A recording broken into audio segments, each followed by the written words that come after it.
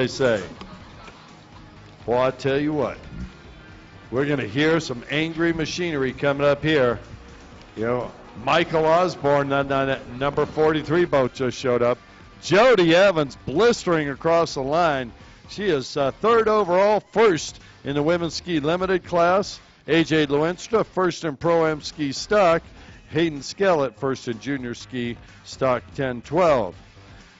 Looks like Kenya Acosta probably second in women's ski limited, with Trinity Klecker in that third position.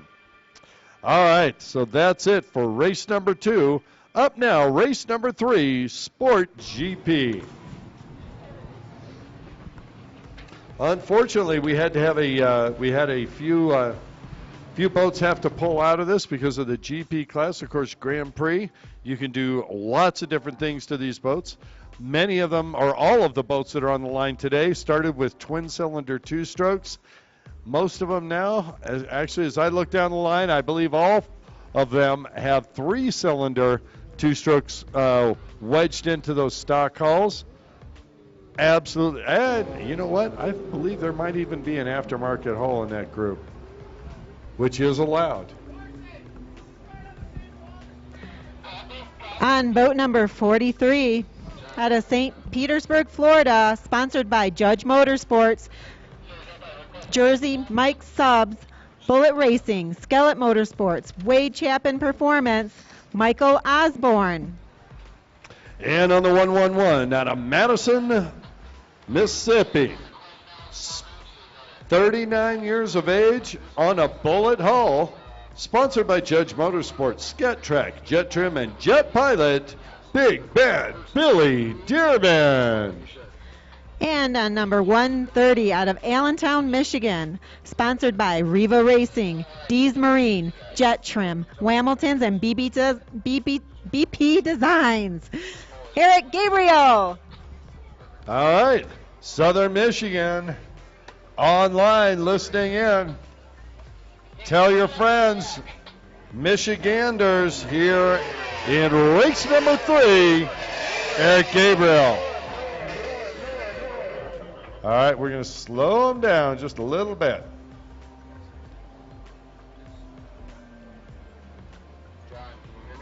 So Eric Gabriel is on the Sea-Doo HX. The other two are on the Yamaha Blaster, but both of them are running the Bullet Marine Yamaha Blaster hull. All right, so that's a made-for-racing hull for certain.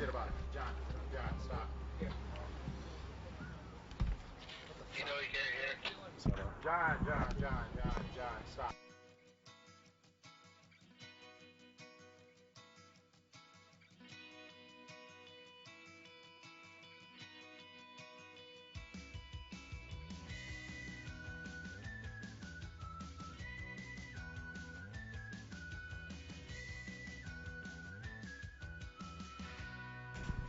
See spectacular art in Reno, Tahoe, USA, such as the Playa Art Park featuring Burning Man sculptures and the Bicentennial Sculpture Park in downtown Reno. Enjoy mural tours, art walks, historical home tours, galleries, and museums. Go to visitRenoTahoe.com. And they're off. Michael Osborne got a strong drive, but Billy Dearman's got position. Dearman taking over. Osborne going to try an inside-outside move. Dearman goes wide. Osborne tries to make the cut, can't do it. Dearman's going to come out in front.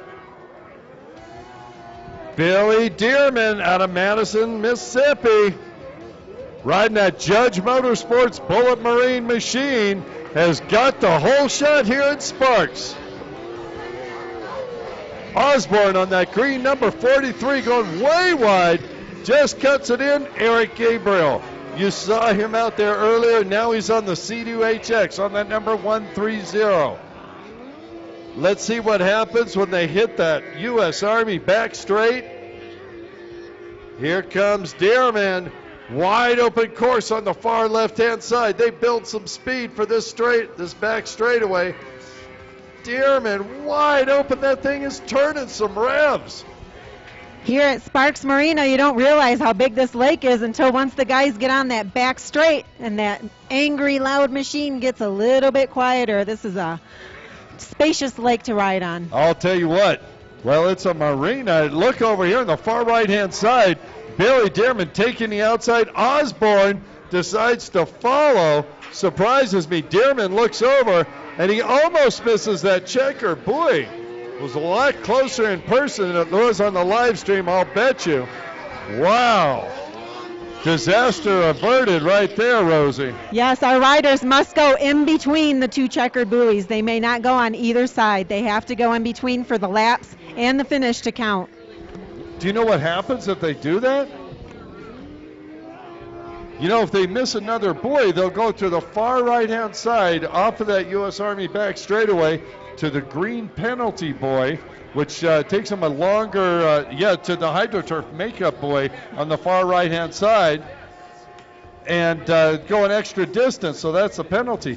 But if they miss the checkers, they can't make it up. They're down a lap. Here comes Dearman. Oh, boy, I'll tell you what. Billy Dearman is driving like a man possessed today. That thing was skidding sideways coming onto the main straightaway here. Billy Dearman, no holds barred today. Yeah, that ride is screaming. He is on. Here comes Osborne, and Osborne now starting to follow the path of Dearman. I think Osborne was not setting up in front of the buoys and trying to react rather than be proactive. Meanwhile, Dearman's looking 2-3 buoys ahead, setting up a smoother line, and it's paying off as he's accelerating away from Michael Osborne out of St. Petersburg, Florida. So we got Mississippi, Florida, and then Michiganders. And with Dearman ahead of him more, he's not worrying so much about getting in and cavitating in that.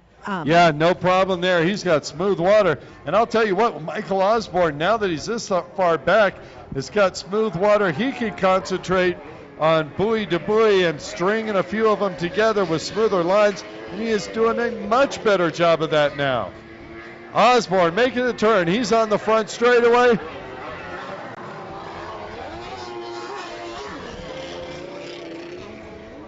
Yeah, these guys want to take these buoys as fast as possible with the least amount of distance buoy to buoy. I'll tell you what, we got Eric Gabriel hitting the front straightaway on that C2HX.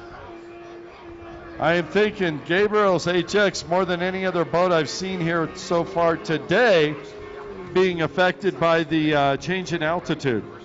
Now remember, those the HX is running a well, actually, I don't know what motor he's got in there. He could potentially have a triple cylinder in there. We'll have to ask him after the race. I think so. Good idea. We got one inside, one outside. Cross flags are out. Half the race gone, half to go. Dearman continues to lead, but here comes Osborne. I wonder if Dearman's starting to get tired just a little bit. He just might be. He's been holding on to that screaming watercraft halfway through the race. And we have Osborne making a little mistake there, but he recovers without losing the boat or falling off the side, which can definitely be detrimental to your race. Well, I'll tell you what, sometimes when you've got that much of a lead, you start hearing sounds underneath the hood that you don't think you've heard before. Is that a clunk? Is that a squeak? Is that a squeal? Is that a miss? What's going on down there? It's gremlins. You can really work your own head up. Then you start to slow down. You don't pay attention to the course. Before you know it, second place right there with you, and you wonder what's happening. Speaking of what's happening, race number 4 coming up. Veterans Runabout Box Stock and Women's Runabout Box Stock combined. You should be headed to the line. Excuse me, my mistake. We swapped them out. So we have Veteran Ski GP, Ski Super Stock, and Ski 4-Stroke. Up next, that's a combined 3 classes. We moved them up in the schedule. Want to see Pete Zernick, Kevin Redinger, Chuck Evans, Mitch Jonas, Matt Rawlings, and A.J. Lewinstra, Gabe Hooper, all of them on the line coming up next.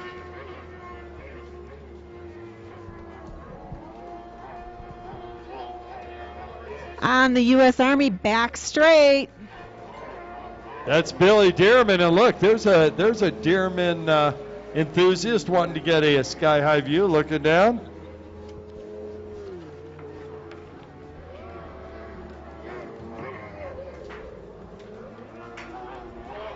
For those of you joining us, this is round 4 of the 2017 Heyday Wake Boats Pro Watercross National Tour. Brought to you by Broward Motorsports, here in beautiful Sparks, Nevada at the Sparks Marina.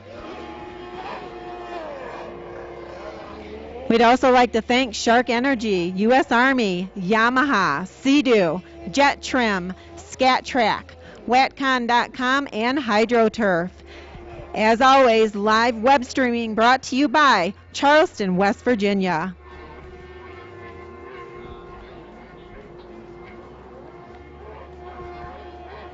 Throw my 2 cents in there. Beautiful Charleston, West Virginia. I'll tell you what, 2 gorgeous places on the tour. Not that they don't all have their own value, but right here in Sparks, Nevada, beautiful, beautiful facility. Gorgeous lawns, manicured, trees all around. We got food. There's a casino right next door. For those of you who want to gain a little extra money for the rest of the trip. Then you get to Charleston, West Virginia, just absolutely gorgeous. Historic Charlotte, West Virginia. Yes, being here in Sparks makes me want to go buy a Heyday Wake Boat and move on over here. Yeah, well, there is a dealer here. I believe one also in Sacramento for the Northern California riders that made it up here. Heyday Wake Boats. They'll be doing some demonstrations out here. We're going to be doing that at the break.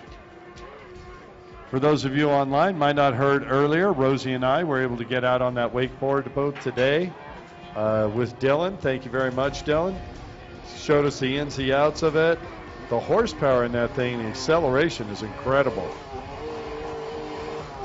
Oh, I hear them warming up down there. Veterans Runabout Box Stock. Excuse me, Veteran Ski GP, Ski Super Stock, and Ski 4-Stroke on the line right now. White flag out, 1 left to go. Billy Dearman continuing to lead. And look out, Eric Gabriel looking over his shoulder. He sees Billy Dearman coming. Eric trying to move out of his way, and he does. Dearman accelerates away. Great sports. Oh! And Dearman hits the eject button on the U.S. Army back straight. The final lap. Dearman has led this race from start to finish. He hits the eject button. Our safety crew, Rob, is there immediately, checking him out. He asked for a hand up. They're going to take him over to his boat. Looks like he's okay. Our safety guy, Rob, checking him out, asking him if he's okay. I see him shaking his head yes. He wants to get back on the boat. Now, Dearman is only in second position right now. If he can get that thing started, he could salvage something from this race. How quickly things change. How quickly they do.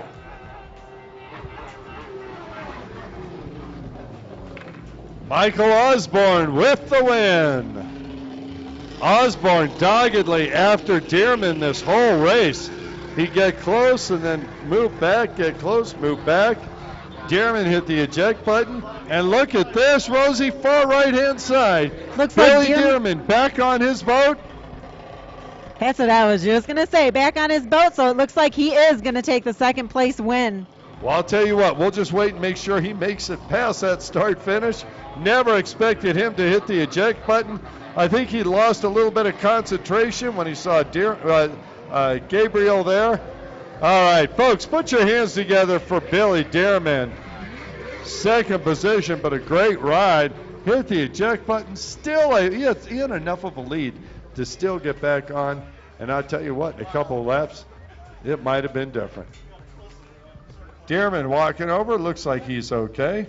And Eric Gabriel on the C2HX comes in. Race number 4. Veteran Ski We need a Jeep. holder. Oh, I'm sorry, Rosie. No, we need a holder to the line, please. If we could have a holder to the line, I think we need just one for the number 150 machine. So down on the line, we have Veteran Ski GP, Ski Superstock, and Ski 4-Stroke.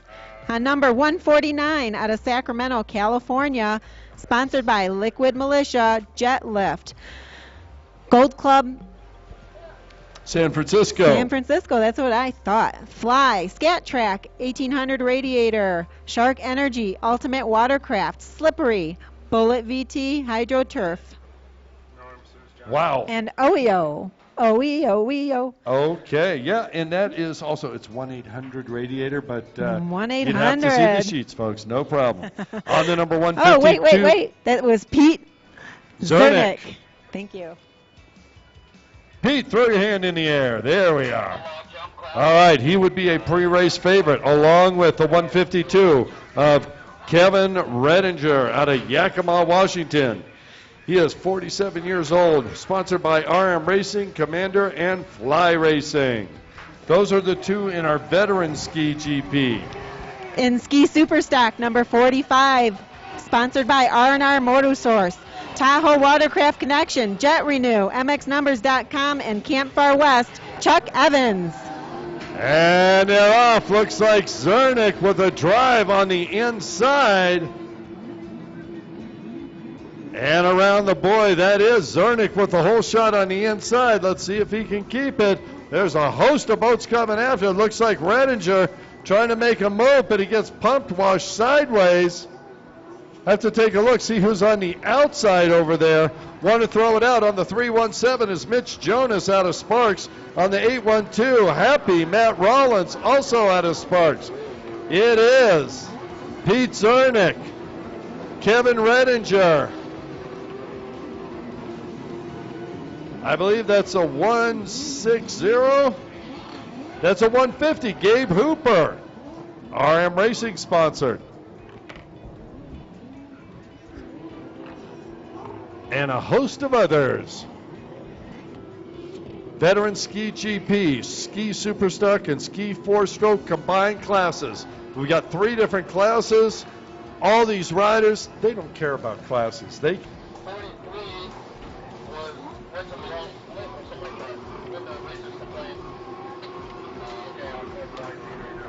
Pete Zernick out of Sacramento. On fire here today, folks. Zernick got the whole shot. He looks over, sees Redinger there, still about 14 boat lengths behind him. Zernick, as we said, veterans. He's been doing this a long time. He's going to pace himself. He wants to have a good distance between himself and second place, but not so much that he's injuring the machine. He's got 2 more motos to go. 1 today, 2 more, or another one tomorrow on that same boat. So he's going to save a little bit of race fuel. Look at him. Next time he goes down that U.S. Army back straightaway, folks, check out Pete Zernick. He gets so far down in the tray you can barely see him. You know, a long-time competitor, and I'm telling you what, this man knows how to ride a personal watercraft. He took the inside this time, Rosie. Wanted to check it out. Here comes Redinger on the outside. Let's see. Did it gain or lose? Gain or lose? I think they're about the same. Looks like we're halfway through the race. So we have Zernick and Redinger. 3rd place, we have Hooper. In 4th is AJ Lewinstra. 5th is Mitch Jonas. And 6th is Chuck Evans. And on number 812 is Matt Rollings. Matt Rollings. We call him Happy from Happy Heating and Air. One of the sponsors of Team Faith, I do believe. All right, far left-hand side of the course on to the U.S. Army back straightaway. Pete Zernick out of Sacramento, starting to really pull out of all the stops. He saw it halfway. Yeah, we do have a rider down on that back straight. Don't know who that is. Check it out. Pete Zernick taking the outside split. He tried the inside last time. Obviously, he prefers the outside. He's got a clear track in front of him. Zernick makes a turn, headed down the front straightaway. Zernick absolutely on fire here. In second place, Kevin Redinger. Boy, look out, Kevin, because Gabe Hooper is starting to reel you in. AJ Lewinstra on that 114. Now, Lewinstra, the only one out here on an SXR 1500F in this class. You cannot even hear that boat go by. But, boy, you can sure see it accelerate. Talk about, a great ride. AJ's got to be super happy about that. He is 17 years old, and he's fighting it out with some of those 43, 41, 47-year-old guys have been doing this a long time. They know all the tricks. Chuck Evans out there on the 45 with his buddy Matt Rollins. We call him Happy. Both Sparks residents.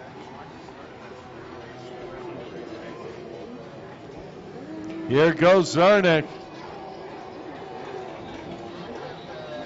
Little bit of fatigue. Martin just might start to pull in there. Oh, and who we got on the hook?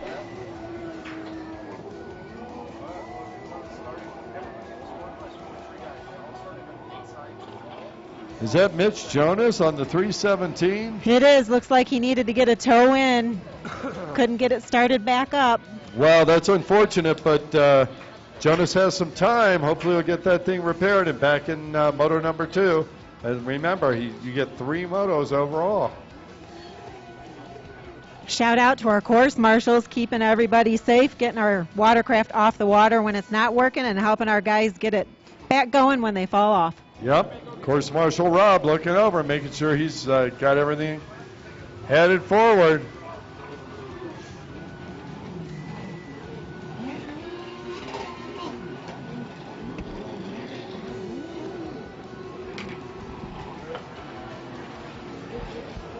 So we have Pete Zernick, followed by Kevin Redinger.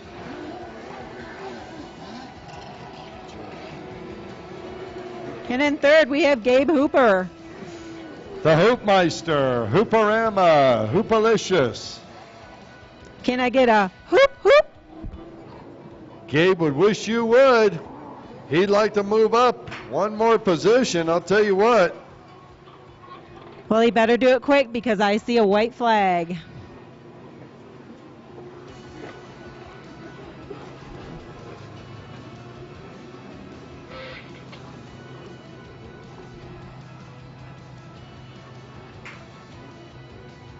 Far right-hand side of the course. Oh, I see some flags coming out. We got laundry going on. White flag going to be shown. And it is. And a checker for Pete Zarnick out of Sacramento, California. Sponsored by Liquid Militia, Jetlift, Gold Club San Francisco, Fly, Scat Track, 1-800 Radiator, Shark Energy, Ultimate Watercraft Slippery, Bullet version 2, and HydroTurf. And in second, we have Kevin Redinger. In third is Gabe Hooper.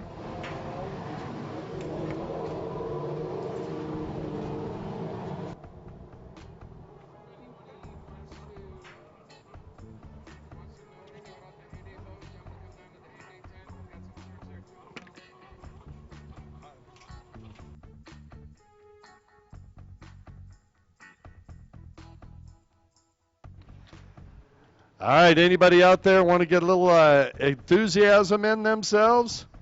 Come on over to the Heyday Wakeboards tent. Get a Shark Energy drink. You can pick up one of our Pro Watercross shirts. There is a fee for the shirts. The energy drinks are free. Thank you, Shark Energy and Heyday Boats, for making that happen for our spectators. And if you haven't eaten yet, look behind you. You see that red tent? Go by and see Scott at Bulldogs up there. All of our staff have been saying it is absolutely fantastic. I'll tell you what, next little break, Rosie, I think we're over there. Oh, I am going to destroy one of those bulldogs.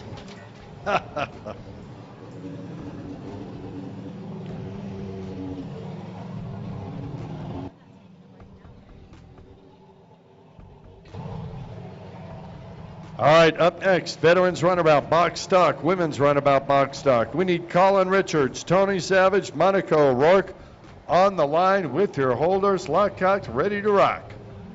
There's Tony Savage. Tony, do you have holders? You need 2 holders.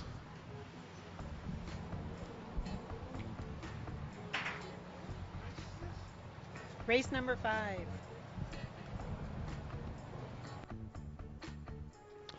So in that veterans runabout box stock class on the number 19 machine out of Anaheim, California, on the Yamaha, sponsored by Yamaha Factory Racing, Webcams, Dean's Team, CRPWC Engineering, and Pacific Motorsports, Colin Richards.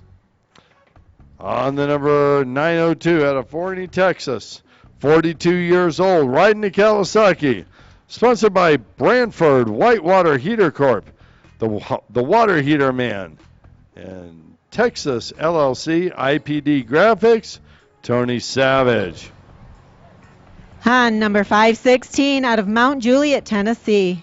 Sponsored by Team Faith Fly Racing, Olins USA, Pirelli Moto, KTM USA, Western Power Sports, Amasol Incorporated, Jet Lift, True Built Trailers, Affordable Heating and AC, SSI Decals, Weisco, Exceed Wetsuits, Ross Products, Industrial Machine and Tool, and Stamen Suzuki. Monica O'Rourke. Wow, that is a mouthful. Indeed. All right, we're trying to get Monica's boat up there to the line. Speaking of mouthfuls, which one of these bulldogs are you going to get? Did you say one? Well, we could get one each and cut it in half. Or we could get 2 each and cut them into our mouths. They also have chips, water, and soda there. All right. I'll go for the double dogs. That banana dog is calling my name.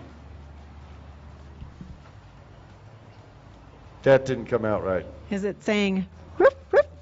It is saying banana, peanut butter, and jelly with a dog on a bun. Crazy different. Got to try something new. You know, you got to try something new every once in a while. Absolutely. 902 needs a holder down there. If we can have a holder, please, for Tony Savage. Couple of holders, please. Oh, one more? All right, if we can have a holder down there, please. Trying to get this rolling. Where? Oh, there's Monica.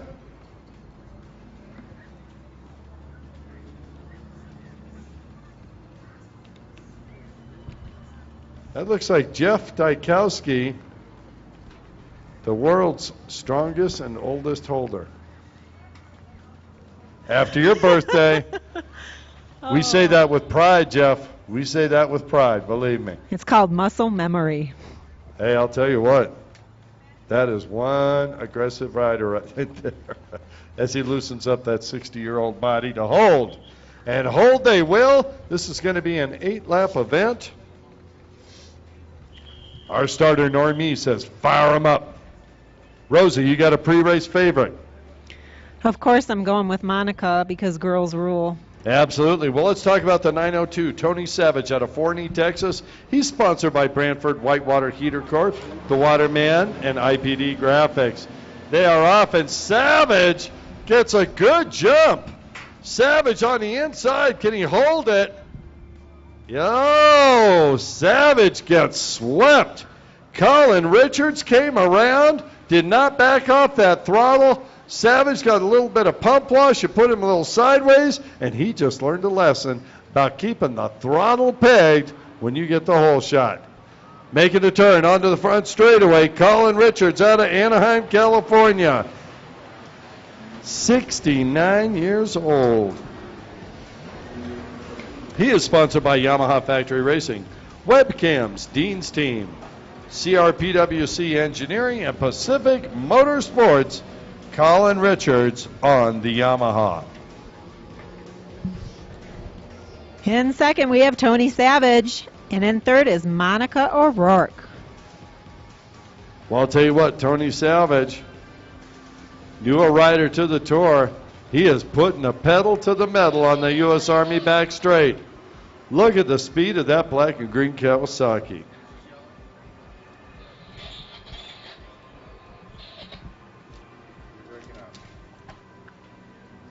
You gotta look for the number on it, Rob. Did that green Cowie just miss that buoy? Yep. Okay, he's a straight.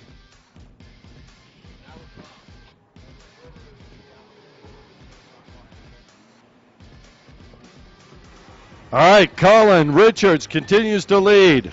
Savage in second. Third, Monica O'Rourke. O'Rourke got a little bit more time than the boys on this. She's on a machine that doesn't have near the horsepower that the other two do. So I wouldn't expect her to get the whole shot or win that way. But boy, I'll tell you what, nutrition or attrition.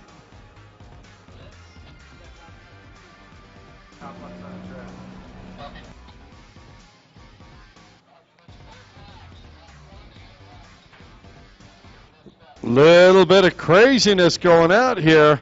I'll tell you what, unofficial.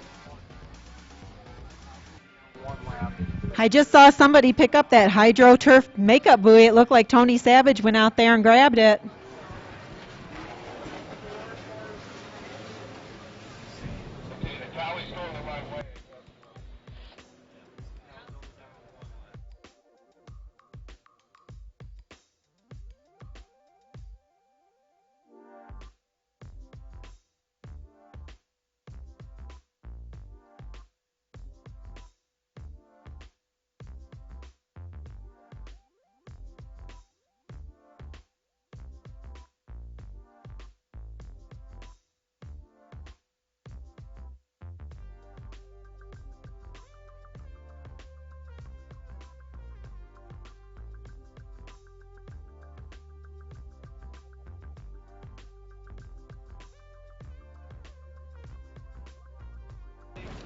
So here's what I'm thinking. We have Shane. Coming up next is Amateur Ski Stock. Amateur Ski Stock, you are next. We are halfway through our race, number 5.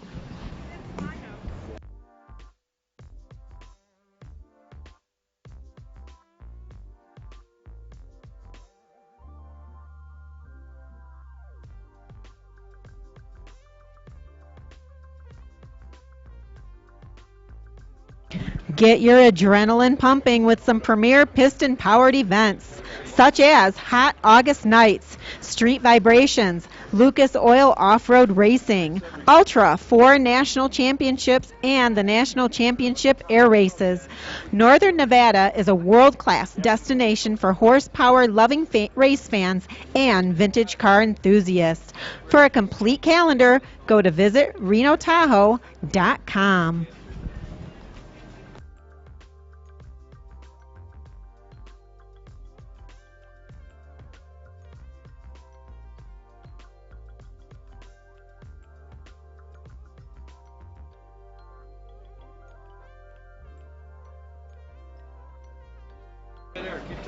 Coming down the front, we have number 19, Colin Richards. On the right-hand side of the course, we have number 902, Tony Savage. And in third, we have 516, Monica O'Rourke.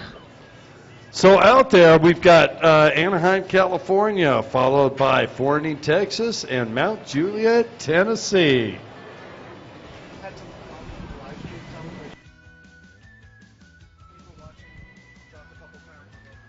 All right, thanks to you watching on the live stream, sponsored by Charleston, West Virginia. Thank you very much, the city of Charleston. We had some technical issues. Thank you for letting us know. We're back up. Should be strong. If you feel that it's not good, please just go ahead and let us know over the internet. We'll pick it up again. Thank you again to those who let us know. All right, on the water, Monica O'Rourke looking over. Leader coming in, trying to lap. Now, I've heard some chatter, Rosie. Oh, yeah, there was some chatter going on about some buoy problems.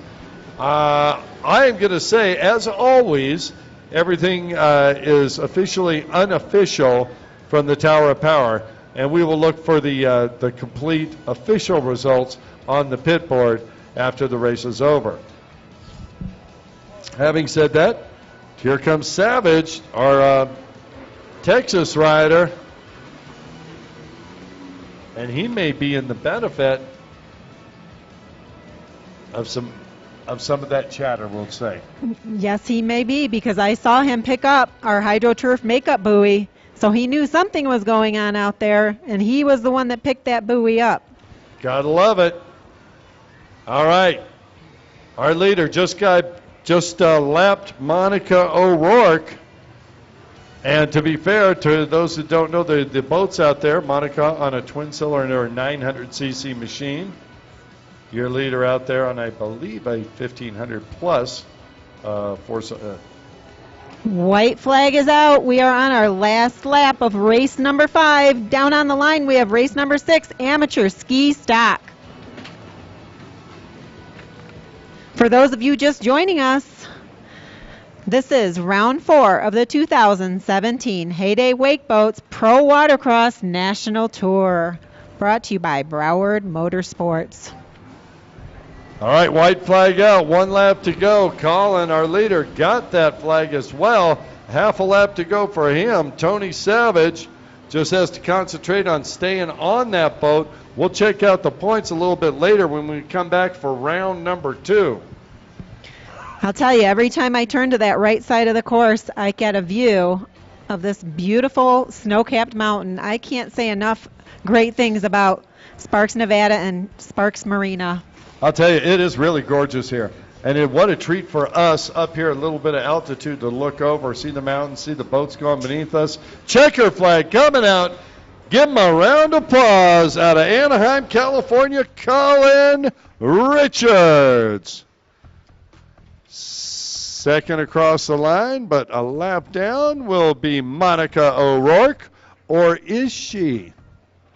I'm telling you. Monica throwing her hands in the air, giving praise. Thank you, Monica. And Tony Savage on that black and green Kawasaki out of Forney, Texas, coming across the line in third. All right. Up next, amateur ski stock race number 6 on the number 26 machine out of Bishop, California. Sponsored by KMG Racing, JC Racing, Bomber Eyewear, Panic Rev Works, H2O Designs, Caleb Kyle. I'll have to work on those. On number 151, out of Castle Rock, Washington, we have Kenya Acosta. She would be a 16-year-old self-sponsored rider, also out of Washington on the 161 Kawasaki, sponsored by RM Racing, Trinity Klecker. Now, Trinity had a little bit of issue in an earlier moto getting that boat started. Seemed like it ran pretty good. Hopefully they'll get that thing locked, cocked, ready to rock for this moto. Up next. On number 316, out of Eaton, Colorado, sponsored by Team Faith, Fly Racing, Olin's USA, Pirelli Moto, KTM USA, Western Power Sports, Amasol Incorporated, Jet Lift, True Built Trailers, Affordable Heating and Cooling AC, SSI Decals, Weisco, Exceed Wetsuits, Roz Products, Industrial Machine and Tool, and Stamen Suzuki, Dawson Newby. And on the 812 out of Sparks, Nevada, we call him Happy Matt Rawlings on that 812 Kawasaki, sponsored by his very own Happy Heating and Air Conditioning and TC Racing and Repair. That's a lineup, amateur ski stock, and they are on the water.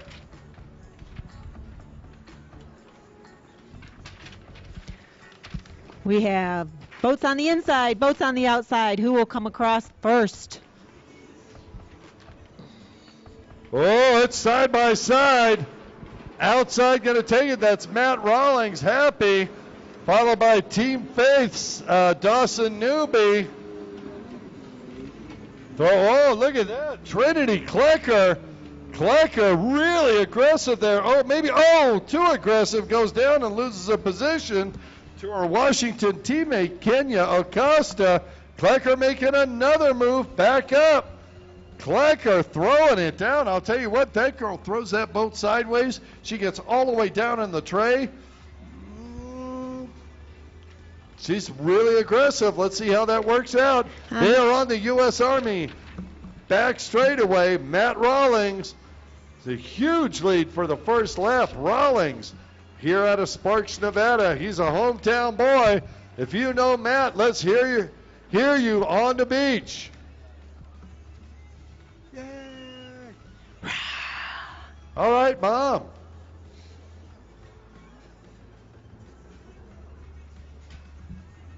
On the right side of the split course. Looks like everybody took the outside. Rawlings looks over. Everything looks good. He's got the lead. Look at the battle behind him.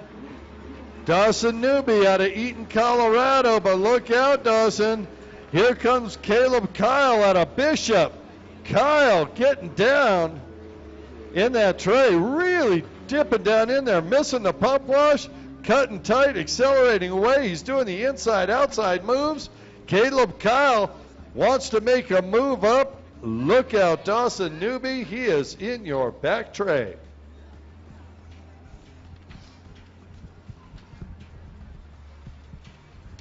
So we going right back into it, or we going to do a break? This is the last one on Moto 1. Yeah.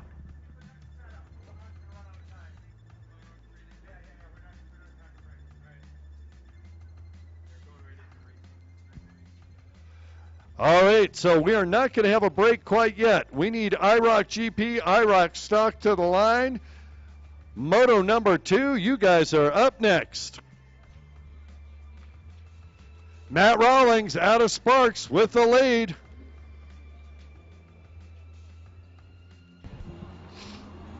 Whoa, that battle for second still raging. Dawson Newby's there, but boy, I'll tell you what, Caleb Kyle, I'm going to start to call him the pit bull. He is not letting go. He's through the pump wash. He's up, he's down in the tray. He's all over that boat. He has taken every different line he can, trying to catch up with Newby. That would be Dawson Newby, not Newby like on the internet stuff.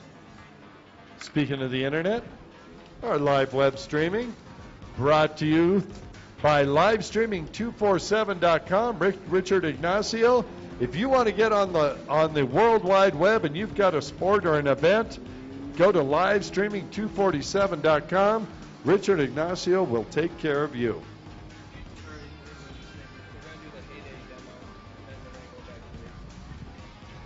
Okay, no problem. Oh, we got a little break here. We're going to, guess what? We're going to have that heyday demo coming out. We're going to see Dylan do that wave surfing. Halfway flags are out. Matt Rawlings looks over. He's good. That wave surfing is absolutely incredible, Rosie. We had the joy of being on the boat, but didn't get in, really get in the water. Taylor going to go out there. They're getting warmed up out there now. Going to show us how it's done. We have Matt Rawlings, Dawson Newby, Caleb Kyle, Trinity Klecker. I see someone down on the right or on the left-hand side of the course. I believe that was Kenya Acosta. That was Acosta, the Washington rider, having a little bit of an issue, but she's back up. Looks like our course maestro, also from Washington, is going to pick up her goggles, take them around. So that heyday boat's going to be coming out. It's going to show us how to do wave surfing. Notice I didn't say wakeboarding. It's wave or wake surfing. Which you can do either one on our heyday wake boats. You can do the wake surfing or the wakeboarding. Yeah, I'll tell you what, man. I really enjoyed my time with Dylan on that machine. I want one. Coming across the front, Matt Rollins.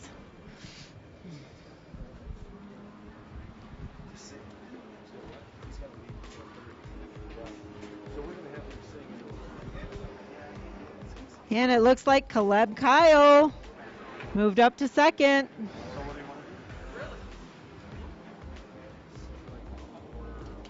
We have Trinity Klecker and Dawson Newby.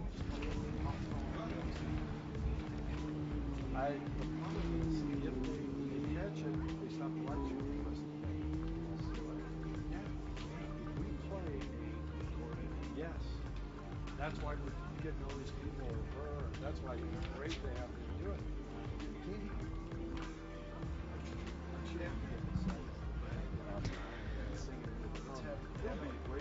And down the U.S. Army back straight, picking up speed.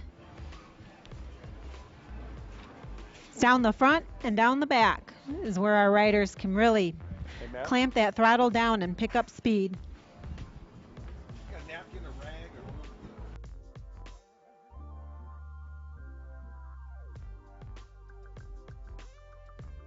So we have a little change in positions here. We have Matt Rollins, followed by Caleb Kyle, followed by Trinity Klecker and Dawson Newby.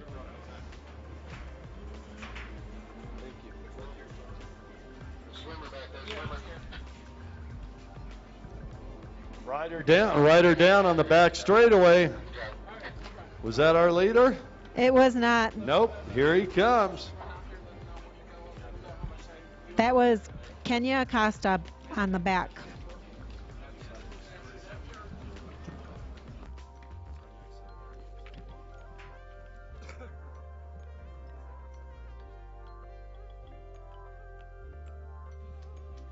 White flag out.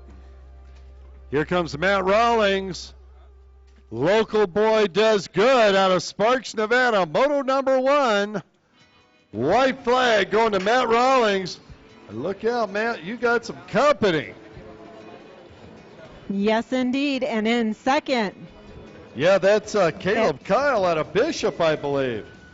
Now, I don't know if Caleb is in that. Oh, we got another rider down on the inside. Late in these motos, I'll tell you what, starting to take its toll as these riders start to get a little bit tired. One more trip around for Dawson Newby out of Eaton, Colorado. Folks, pay attention. Coming up real quick will be that Heyday wakeboard demonstration, wake boat demonstration. Our buddy Taylor going to show us how it's done. It's absolutely incredible. You would have told me growing up as a kid, you could get an affordable wakeboard boat, and then you could do it without a line behind you. I mean, you got to use it to get started. It's absolutely incredible. The guys here told her the last round, they said it was a whole lot of fun. I'm looking forward to being able to get out there at some point during the tour. Checker flag out. Put your hands together. Your wire-to-wire winner, Matt Rawlings. Boy, all kinds of love to Caleb Kyle out of Bishop. He pushed hard, almost made the move. Yeah, that was a close finish. Very exciting. Unfortunately, rider going to have to be pulled in here. When we clear the track, we're going to go ahead and have our Heyday wakeboard demonstration.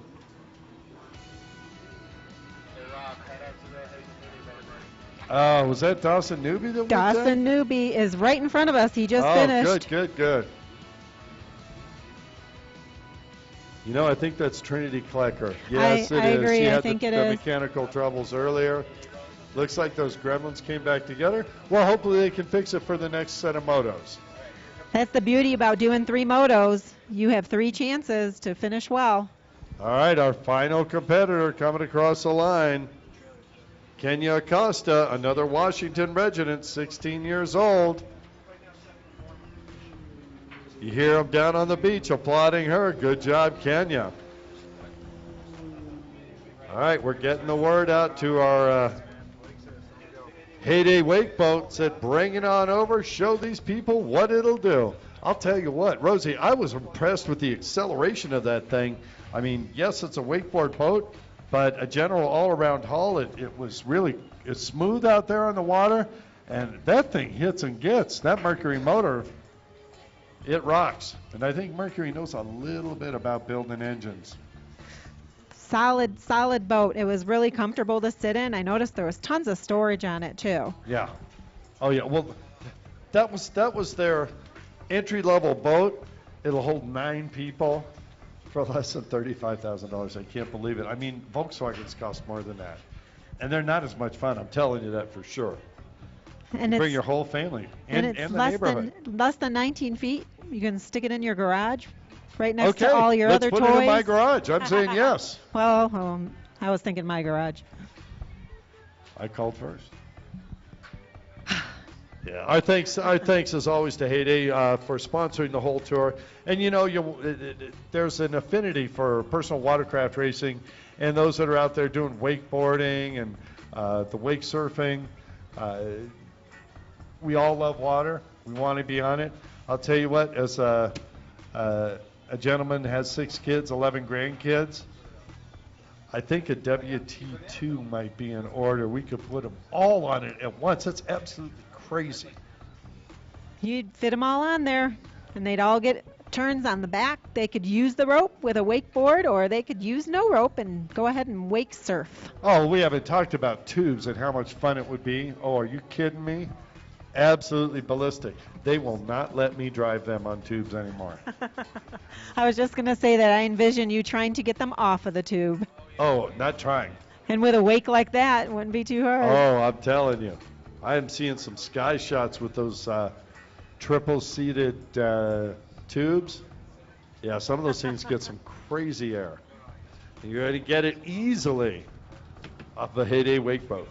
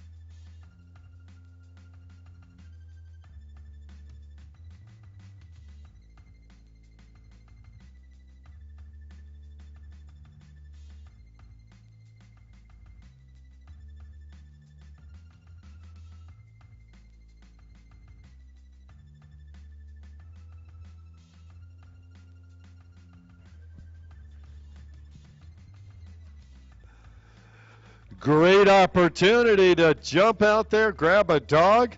We've got the, oh, here comes the Heyday Wake Boat, the WT1. We're going to start out doing some wakeboarding. Okay, so he's out there getting dragged by that boat. And I say drag, I should say pulled. Look at the wake on that thing. We were talking earlier with Dylan, who is in the water now. He was telling me how easy it is to wakeboard behind that, how easy it is to do tricks. He changes the ballast for different types of tricks and different sets. Says that you can go from fully empty to fully loaded in 8 minutes in those ballast tanks. You can control them independently. Absolutely everything you'd want in a $100,000 boat for less than $35,000. Check it out. It's going Goofy Foot, goes back the other side. Colin pushing way back. Oh, massive flip over that wake. And who couldn't? Look at the wake and up and over. I'll tell you what, looked like Dylan was going to take out one of our buoys. He went definitely about twice as high as one of those buoys. Now he set it up for wakeboarding. He's going to come back and do some wake surfing in a little bit. Check it out. Pulls it up.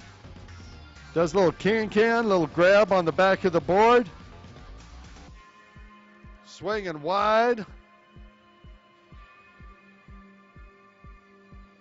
Look how smooth that is out there. Absolutely ridiculous. I even think I could be doing that. Flips it over, reverses, up. A full 360 flip with a board grab and back 180 again. Dylan doing the job out there, folks. Give him some applause when he comes by out in front. He can hear you and get a little bit more radical.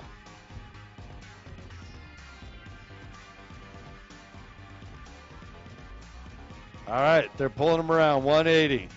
He's getting back, going to get a little drag going here. Goes across his own wake. See the board staying hooked up. That boat staying hooked up. So look at the back. They've got that trim down. Here comes Dylan.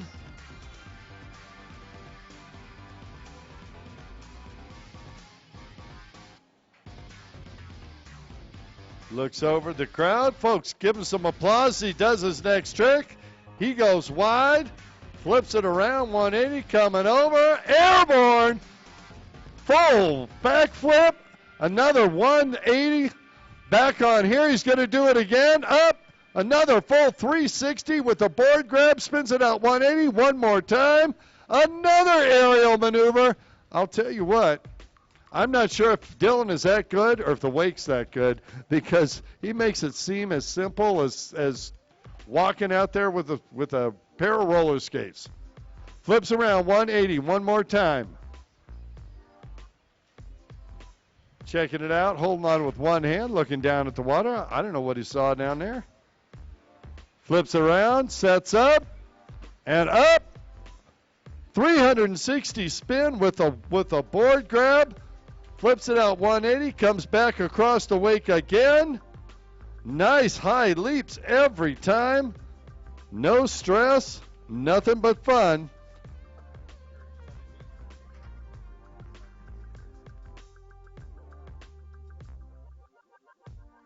All right, they're going to turn around. Now, folks, we've been giving you a little bit of a break, but we're going to start out again. Race number 7, IROC GP, IROC Stock.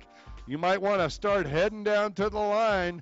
We're going to kick it off as soon as Dylan's had enough fun. Now, that may be all day. No, we're kidding. We're going to get you guys back up and going. So, IROC Stock and IROC GP, we need you headed to the line right now for moto number 2. Here comes Dylan behind the WT1 Heyday Wake Boat. Folks, you can't help but notice the difference in the front of this boat, the hull. Everything designed for maximum wave action and minimum expense. Like to see Kevin Redinger up on the tower of power, please. Kevin, if you've got a minute, come on up, please. Wow, Dylan gets massive air up and over the buoy out there. I don't know if we're going to let that happen again. Dylan getting sideways, jumping off of that thing. I see people back in the crowd with cameras throwing it out. Look at the front of that boat as it comes at you. Specially designed to produce a wake. That's what it's for, and it's doing it. He's jumps another buoy out there. Wow, look at the height that Dylan is getting. Making it look easy. Up and a full backflip 360. Spins it around one more time. Dylan, thanks so much for giving us everything you got out there behind the Heyday Wakeboard, the WT1. Folks, if you're interested, look it up on the internet. There's a local dealer here. There's one in Northern California. There are Heyday Wakeboard boats, dealerships being set up around the country. Before you buy a wakeboarding boat, do yourself a favor. Stop by and check out a Heyday. You can see them online. You can see them in person. Go get a test drive on the water. I'll tell you what, both Rosie and I were extremely impressed with the horsepower, the smoothness, and the adjustability of the wake. Absolutely uncanny what you can do for a boat that's less than 35 grand. One more time, we need Kevin Renninger to the Tower of Power, please. We need your presence. Colin would love to see you. Oh!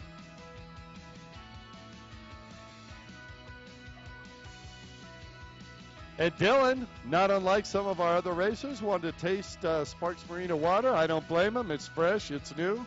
It's here in northern Nevada. It's coming from the snow.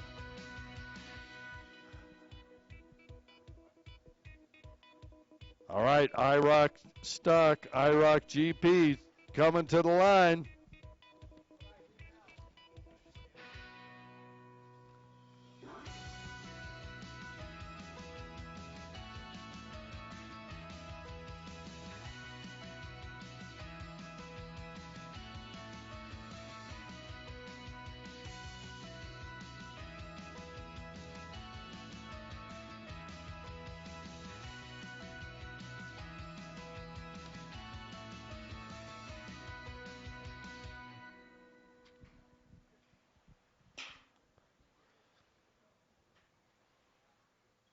All right, Dylan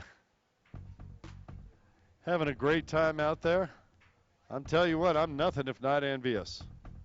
Coming to the line now, IROC GP, IROC Stock. Our second set of motos are starting off.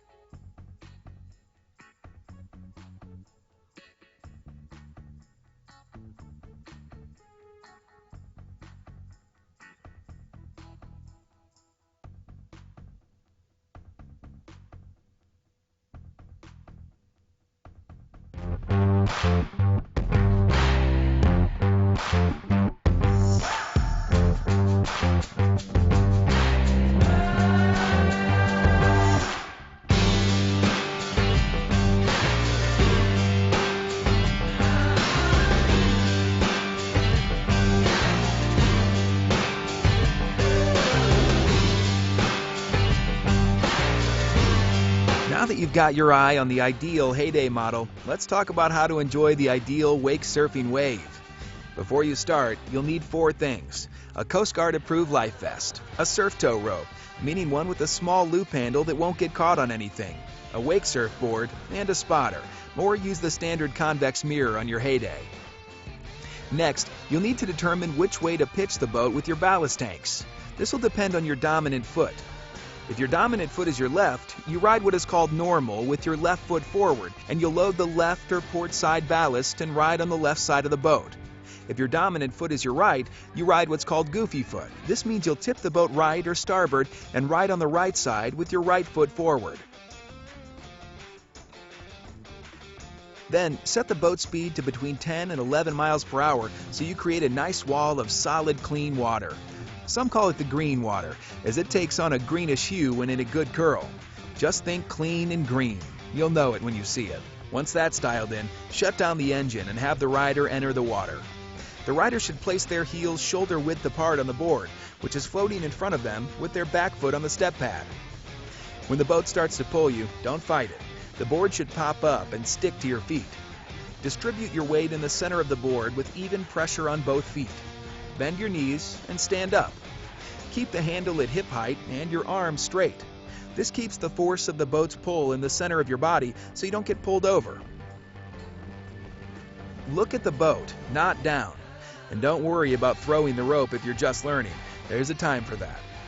In fact, once you're up, let the boat pull you if you're just learning. This is a good time to practice carving. Once comfortable, move to the shoulder of the wave.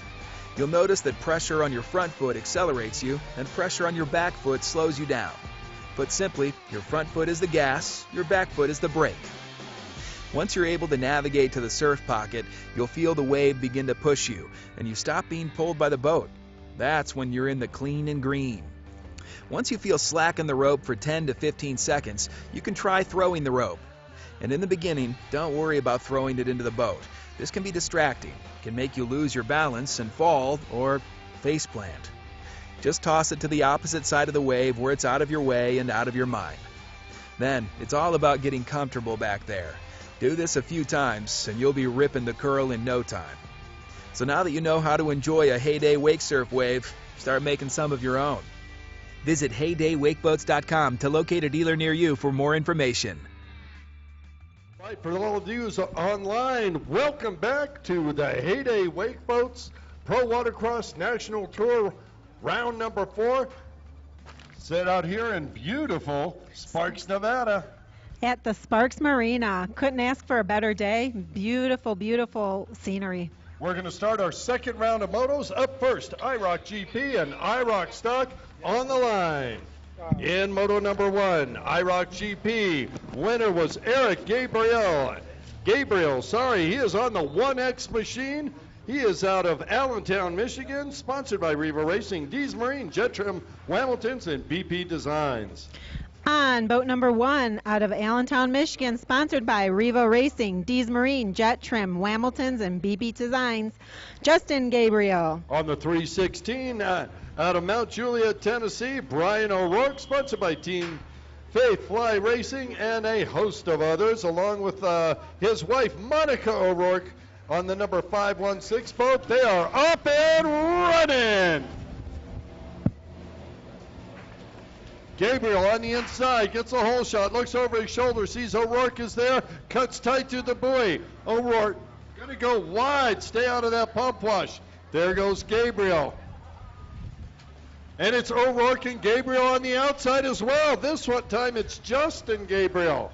Justin Gabriel, well, Monica O'Rourke goes way wide. Whoa, that was close. Yeah, a little bit of experience there. Monica will not forget that action. Here they go. It's Gabriel, O'Rourke, Gabriel, O'Rourke.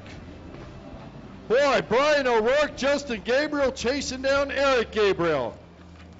John, don't let me forget John. O'Rourke trying to stay on the pump wash, hits it, slides sideways. Gabriel starts to reel him in a little bit, then he gets into the pump wash. Here comes Monica O'Rourke.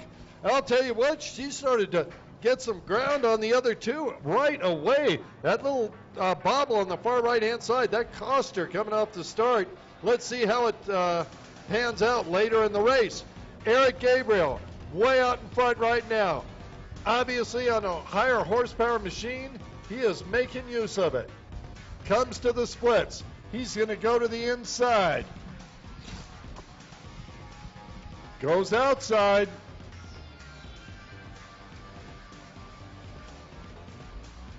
And all of our riders choose the outside this time. Gabriel looks over. Oh! Rider getting airborne. That's his son, Justin. In second place, we have Brian O'Rourke, followed by Justin and then Monica.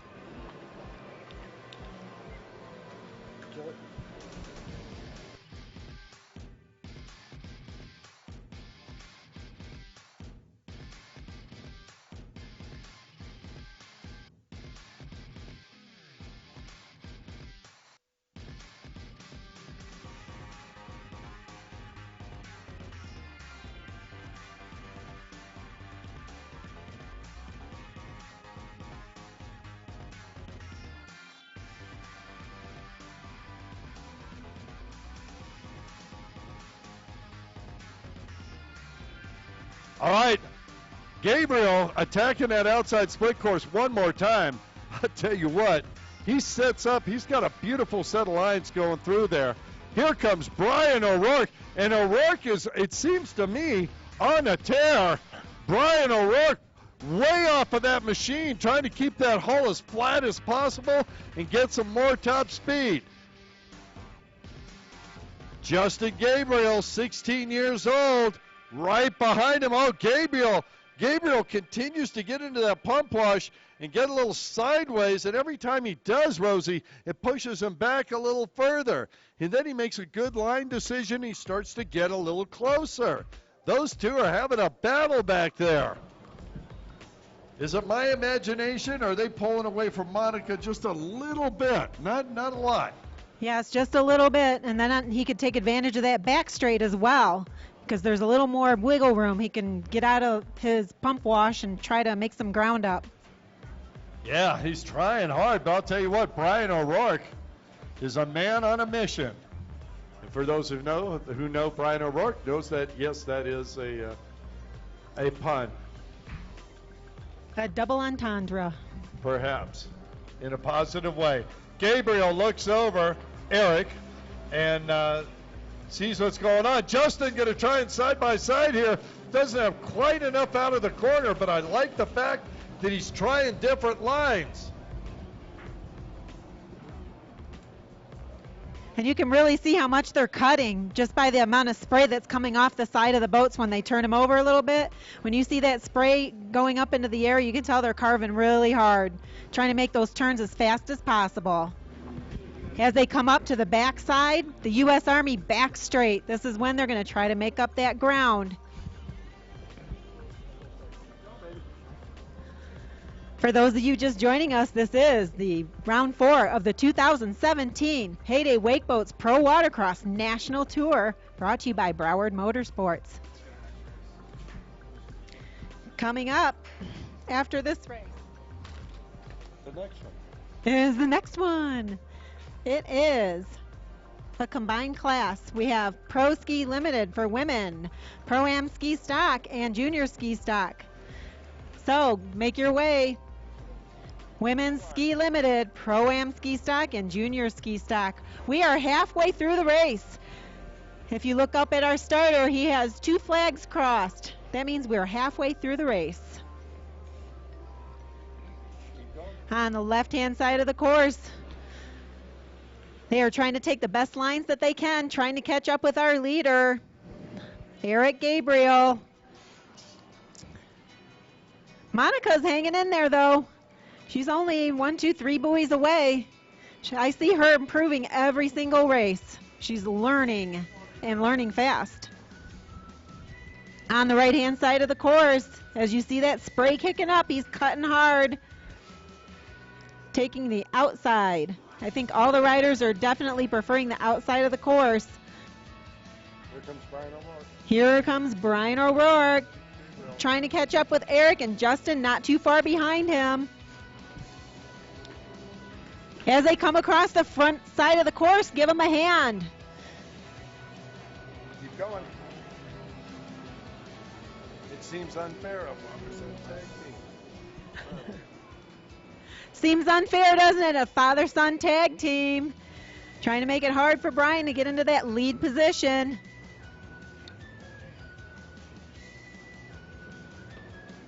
Oh!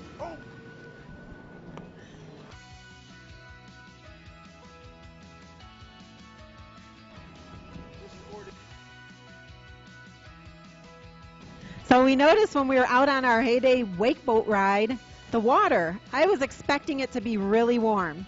What I was told was that it just snowed here. When did it snow here? 4 days ago. So it's kind of like little ice cubes in your water. Cooled it off, which is really great for our watercraft, because the watercraft runs best when the water cools it down for us. So when you're riding in that warmer water, it's harder to get your watercraft cooled off. White flag is out. In front, we have Eric Gabriel. And in second, we have Brian O'Rourke, followed by Justin Gabriel, trying his hardest to catch up. There's a final opportunity for Justin Gabriel to make a move. He's been following Brian O'Rourke the whole time. I'll tell you what, Eric Gabriel out front, he's checked out, Rosie. He's in another zip code. He's another time zone. He is on his way to another moto win. Brian O'Rourke, I think he finished back of the pack last time. He's in that second position. He has not given up an inch. Justin Gabriel, 16-year-old rider, he's been trying everything, inside, outside, different moves. You got to try something. But you know what? O'Rourke is making that boat 8 feet wide. There is no way he's going to let Justin Gabriel by. And I got to tell you, even though the outside seems to be working better for this class, if I was Justin Gabriel, I would have tried the inside. Folks, put your hands together. Your wire-to-wire winner, Eric Gabriel. Oh, he's telling him to keep going. All right, apparently I miscalled that. We're early on our flags. Hey, this gives another opportunity for Justin. Oh, just as I said, he puts it sideways, trying to catch up with Brian O'Rourke.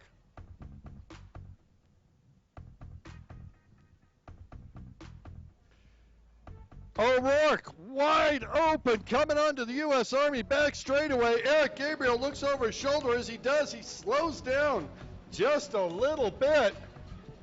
Yeah, he needs to be really careful in this last portion of the race because Brian is on the path. He wants to pass him. If he's not careful and makes a mistake, he's going to open the door for Brian to pass him. All right, I see the white flag coming out now. My apologies for the early call. Gabriel making a turn onto the front straightaway. There goes the linen. White flag out. Final lap. Eric Gabriel, I'm thinking maybe he's wondering if he has enough fuel left in that. And look at this. Justin starting to reel in Brian O'Rourke. I think O'Rourke has got that throttle zip tied. I haven't seen him back off of that throttle all afternoon in this race. Look at me, looking at you, looking at me. That's what, I wonder if he couldn't be checking the rear view mirrors. Eric, stop checking those rear view mirrors. You got the lead, hit it and get it. Here comes Monica. Now Monica O'Rourke starting to move a little bit further back, but I'll tell you what, so proud of her performance, moving up each and every time. Oh, Eric Gabriel goes wide. He was looking behind him, not seeing the course. He's on the outside now. 3 buoys to go. See that checkered flag getting warmed up. Norm Yee says, here he comes. Folks, put your hands together this time for your wire-to-wire winner, Eric Gabriel. Second position, Brian O'Rourke. Third, Justin Gabriel. All our riders doing a phenomenal job out there in the IROC stock, IROC GP. And Monica O'Rourke going to close out the field. She's taking that outside split as well. Rosie, what's coming up next? Race number 8. We have race number 8 with Women's Ski Limited. Pro-Am ski stock and junior ski stock. Moto number 1 proved to be very exciting as Hayden Skellett was right on AJ Lewenstra's tail. Right, and so as we look down our paperwork, we've got 1 winner, 2 winners, 3 winners, 3 different classes mixed up. So even though they may not have finished first overall, which is always the goal, we did have three winners as far as points for the National Series. That's a great thing to get if you don't get, it's a nice, consolation prize to be first in your class even if you're not first overall. First overall, though, that was AJ Lewenstra, the young man from Andover, Kansas. He was never headed. He got out front and hit it and get it. Behind him, 12-year-old Hayden Skellett out of Port Charlotte, Florida. He was second overall. I'll tell you what, these junior ski stock riders that we've had on the tour, they're the future of the sport. Hayden Skellett Hayden among the best out there. Love to see him do that in Moto number 1. I'm sure he's looking for a hole shot in Moto number 2. Yes, he has some very impressive riding skills. And then in Women's Ski Limited, we had Jody Evans finishing third. Third overall. Overall, and she got first in her moto number 1. We have Kenya Acosta and Trinity Klecker rounding out the class.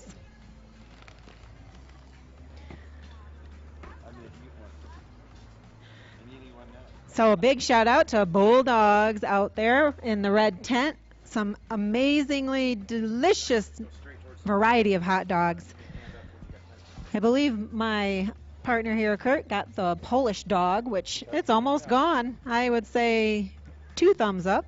And I have a chili dog here calling my name. I'm about ready to demolish it. So big thanks to Scott and Bulldogs. Down on the line, we will be starting race number 8. We're just waiting for the course to, looks like we're gonna make sure one of our buoys are secure over there on the right side of the course.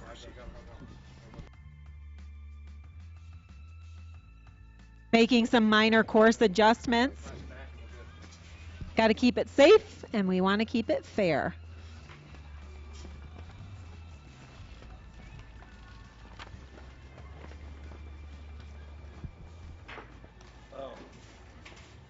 We have our live web streaming brought to you by Charleston, West Virginia. All right, for those of you in southern Michigan that are watching us through the live stream, thank you so much. That was your Michigan announcer, Rosie Bada. Thank you, Rosie. I'm going to let you jump right into your Bulldogs hot dog. I am absolutely loving mine. I'm telling you what, Scott, great job up there. Thank you very much. Don't be surprised if I come back for a different variety. Wow. All right, race number 8, Women's Ski Limited, Pro-Am Ski Stock, Junior Ski Stock 10 to 12 combined on the line. They are fired up, ready to go. Whoa! I'll tell you what, Hayden Scarlett was quick off the bend. The youngest rider in the class is going for the whole shot on the inside. Behind him was Moto 1 winner, A.J. Lewenstra. Lewenstra, an aggressive young rider himself. Hayden Scarlett out in front. Watch this young man out of Port Charlotte, Florida. Battle on the outside. We got a green flag. Oh, rider goes down. They were side by side on the outside. I don't know who went down. We'll check it out as they come around. Hayden Scarlett with the lead. A.J. Lewenstra in second. In the third position, that's the 161, a Trinity Klecker out of Washington. Then her teammate, Kenya Acosta out of Castle Rock. There we go. Is that Jody Evans? It's got to be. Jody Evans hit the eject button. That is our hometown girl right here from Sparks. She looks like she's okay. Going to fire that machine up. Oh, look out, girls. Jody Evans is going to be on fire.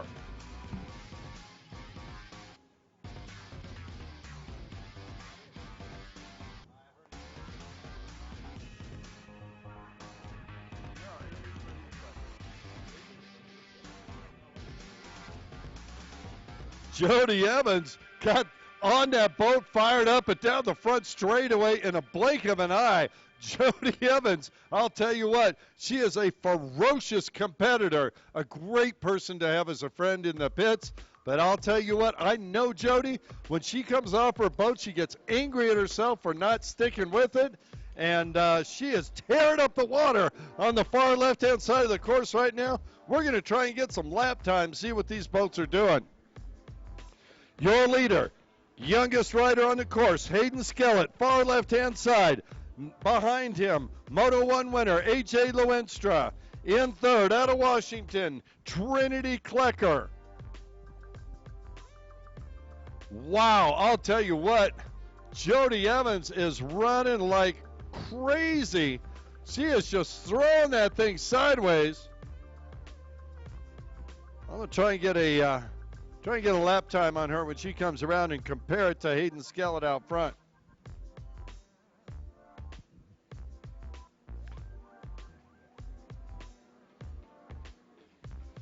Now remember, we've got 2 leaders out there. Hayden Skellett is leading the junior ski stock 10-12. AJ Lewinstra leading Pro-Am ski stock. And at this point, Trinity Klecker out front in women's ski limited. Speak of her, here she comes through the outside section of the split course.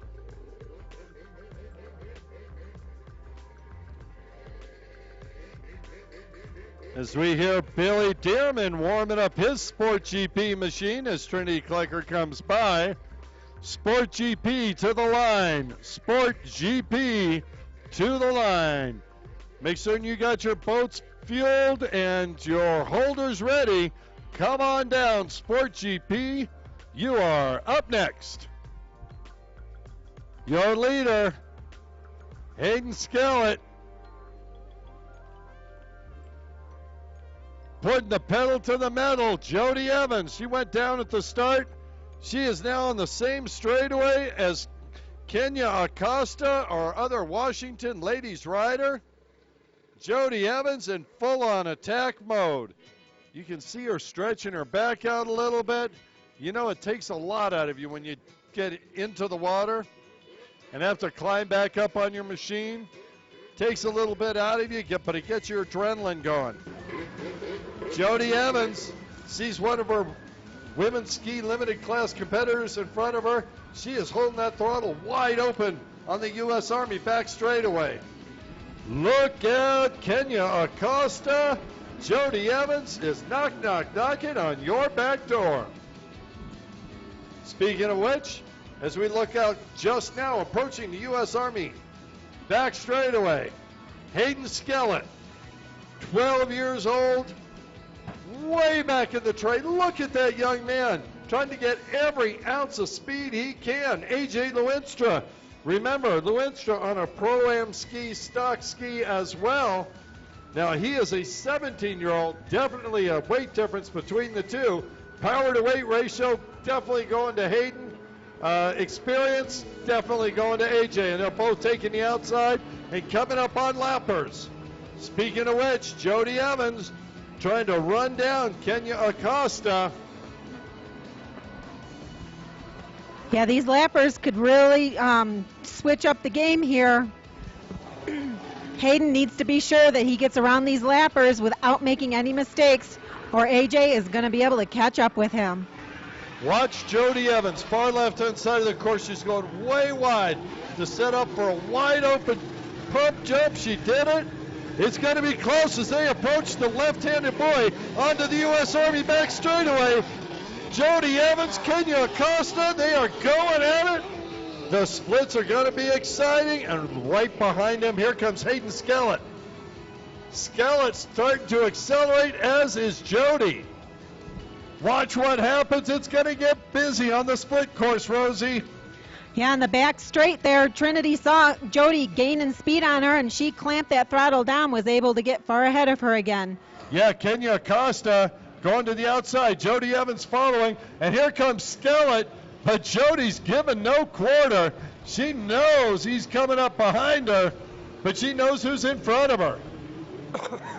Blue and yellow flags coming up for both of our women's limited class riders. As your leader, Hayden Skellett comes around. Jody Evans backing out of the throttle, doing the sportsmanlike thing, leaving the leaders go by. Skellett wide open. Hayden Skellett in the ride of his life right now. He's got lappers in front of him. AJ Lewinstra trying to make a move on the inside, will not make it. Skellett going to sweep on the outside. Skellett gets by, wide open, pitches it sideways. Lewinstra goes by, and Lewinstra goes down. Lewinstra goes down. Skellett up and going. Jody Evans goes wide around him. Wow, I'll tell you what. Kenya Acosta is just holding that throttle. Jody Evans is putting the pressure on. Look at Kenya down in that tray. Jody Evans pulling on the outside. They're side by side now. They're going to the splits. Jody Evans has wore her down. Jody Evans attacking. Who's up on the Jody Evans billboard? Oh, it's Hayden Skellett. Now, let's get real. Trinity Klecker a half a lap ahead, maybe 3/4. The white flag is out. Your leader, Hayden Skellett. He led from the start. He has not backed off since then. A.J. Lewinstra back up and running. Boy, I'll tell you what. He's shaking his head going, man, I wish I hadn't done that. At this point, Lewinstra far enough ahead, I'm thinking he's going to win his class anyway, as will Skellett. The battle is now really in women's limited, and here comes your leader in that class, Trinity Klecker on the 161. She's about to lap her teammate Kenya Acosta, also from Washington. Rosie, what are you thinking? I'm looking at Kenya, and I see her on her knees. I know she is not supposed to be riding this course on her knees. She's going to need to stand up. Well, they talk about physical exhaustion, and it can take over. And look at this. Yeah, Klecker just goes right on by, standing up in the tray. But you know what? Checkered flag. We have Hayden Skellett taking the checkered flag. Race number 8. Folks, when he comes back to shore, give Hayden Skellett a great big round of applause, will you? What a great job for this young man. Also, A.J. Lewinstra, what a great job. Jody Evans, starting in the water like a girl on fire. Congratulations, Jody. Great job for you. A.J. back up, running, says, hey, I don't know, man. Hit the water. I'm all right. For those of you who haven't followed the tour so far, AJ had a hard get off at a log jump at a last round. I talked to him this morning. He says he's sore, but he's okay. Oh, the joy of being 17 years old. Up next, race number 9.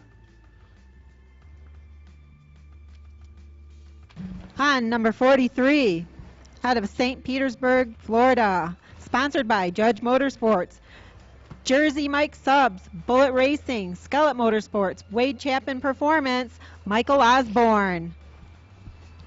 On the 111 out of Madison, Mississippi, riding the Bullet Hull, Judge Motorsports, Scat Track, Jet Trim, and Jet Pilot sponsored machine, Big Bad Billy Dearman. And on boat number 130, out of Allentown, Michigan, sponsored by Riva Racing, Dees Marine, Jet Trim, Hamilton's, and BP Designs, Eric Gabriel. That's your lineup, Sport GP. And they're off. Oh, Osborne. Osborne got a drive early. Billy Dearman goes try and sweep the outside. They're both on that inside section of the split. Osborne on fire out there. Remember, he tried everything to get by Dearman last moto, was not able to do it. He got the hole shot. Now it's Dearman who's going to have to try and make a move. Osborne out front, looks over, nobody there, got a green flag. This is a good start. It's Osborne, Dearman, and Gabriel. These guys are really carving up the course. They are flying out there. I'll tell you what, Michael Osborne did some tuning between motos because he is starting to pull away from Billy Dearman right now. And as they approach the U.S. Army back straight, we have Osborne in front, followed by Billy Dearman and then Eric Gabriel. They are really screaming, though.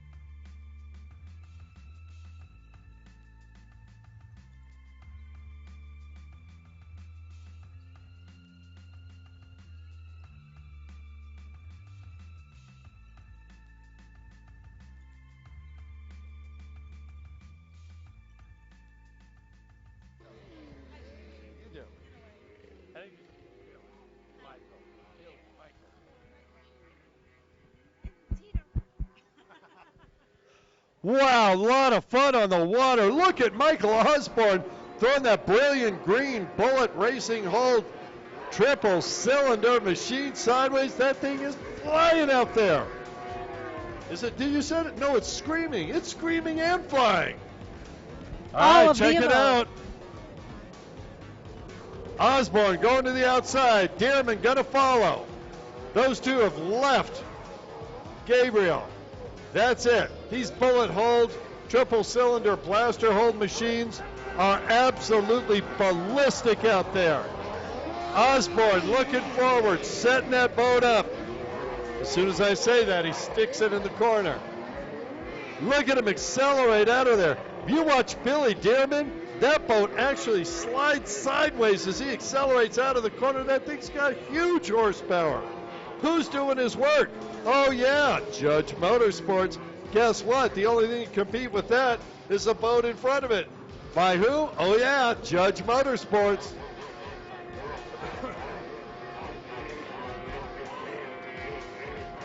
Eric Gabriel on the Sea-Doo, HXL.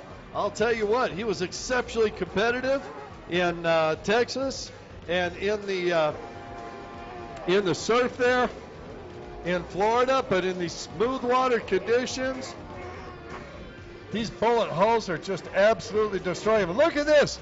Dearman tried the inside. He's got to try it. He's got years of experience. He knows you cannot win the race by just following. You got to try and do something different. So it didn't work. He's got a little bit of track to make up. But now one of the good things is he's got more solid water, less aerated pump wash, so we can set that thing up for a higher top speed. Watch Dearman this time as he comes onto the back straightaway. Rounding that left-hand buoy onto the U.S. Army back straight. Watch the speed. Look how that thing accelerates. It shakes. It's got so much horsepower side to side. Oh, man. As much as I love this, what do we got coming up next? Race number 10. Race number 10, we have veterans runabout box stock and women's runabout box stock.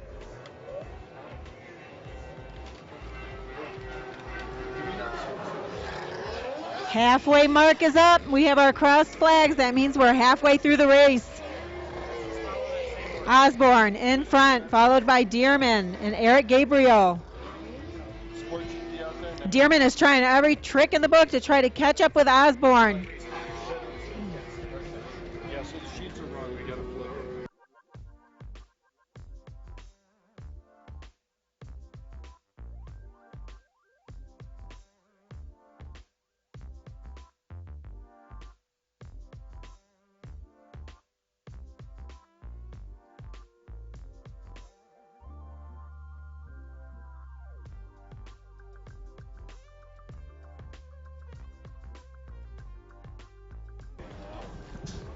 Okay, coming up next is race 10. It is Veteran Ski GP, Ski Superstock, and Ski 4-Stroke. That will be up next, race number 10. Head to the line.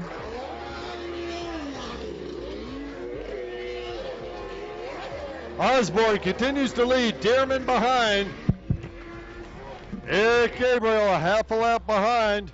He is a spectator, and at this point, he's got to look a long way to see what he's going to see. Talk about seeing. Once again, I know we keep saying it, but what a gorgeous sight here at Sparks Marina. You look across the water, our favorite racers, they're boiling the water. We look up and there's snow on the top of the mountains. Got to love it. Speaking of favorite racers, looks like Billy Dearman is making up a little bit of ground, catching up with Michael Osborne on the left side of the course and into the Army straight. Osborne throwing it sideways. Dearman starting to reel him up. It's going to be tight. Remember, hydrate, hydrate, hydrate. This wind coming up cools you down. It takes more moisture from your body. Get some water. Head on over to see Bulldogs. Talk to Scott. He'll hook you up with some water and a hot dog. Feed the body, feed the soul. Osborne and Dearman, these guys are just tearing it up. They're definitely pushing each other to go faster and faster. Each lap, it seems like they are just picking up speed and going even faster than the last. You know, I'm noticing when they make the right-hand turn around that yellow buoy to get onto the back straightaway here, there's a dip in the water. The wave action, since the wind has come up, is pushing those boats sideways, and they're both of them kind of get a little stutter right there. I'm thinking, oh man, they made a mistake. No, it's just the wave action. And look at this, we're starting to get a few white caps out there. Oh, the referee gets, the better I like it. Of course, I'm not on the machine. Boy, it makes for better racing. Osborne makes a turn, comes down the front straightaway with Dearman right there.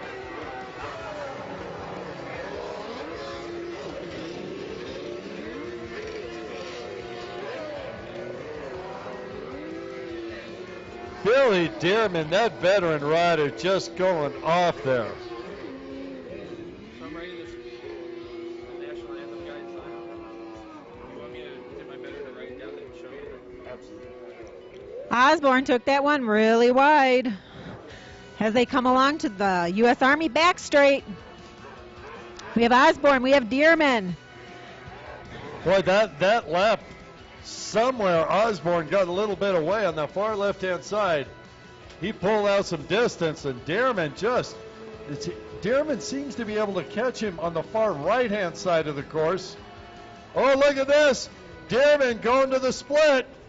He's going to the inside, and Osborne doesn't know he's there. Dearman setting up. Here comes Osborne. White flag, 1 lap to go. Dearman made a move. Oh, and it helped.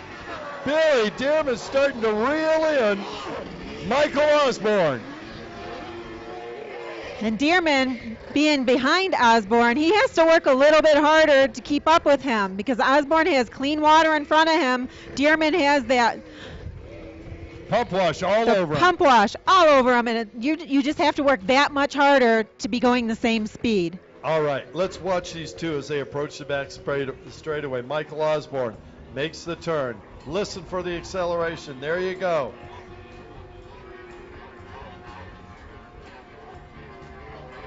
I love the sound of a triple two-stroke.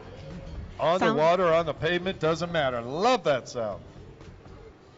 They sound angry in front, and then they sound like mad hornets on the back Final straight. time through. Dearman going to the inside once again. Osborne tearing up the outside. Looks over. Sees Dearman on the inside. Dearman might... Oh, Osborne sticks it just a little. It's going to be closer than Osborne likes. Dearman goes a little wide, and folks, Michael Osborne with a phenomenal wire-to-wire ride.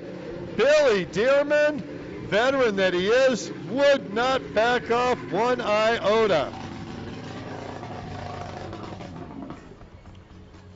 Wow, what a race between those two. Eric Gabriel, he's on a Saturday afternoon ride right now.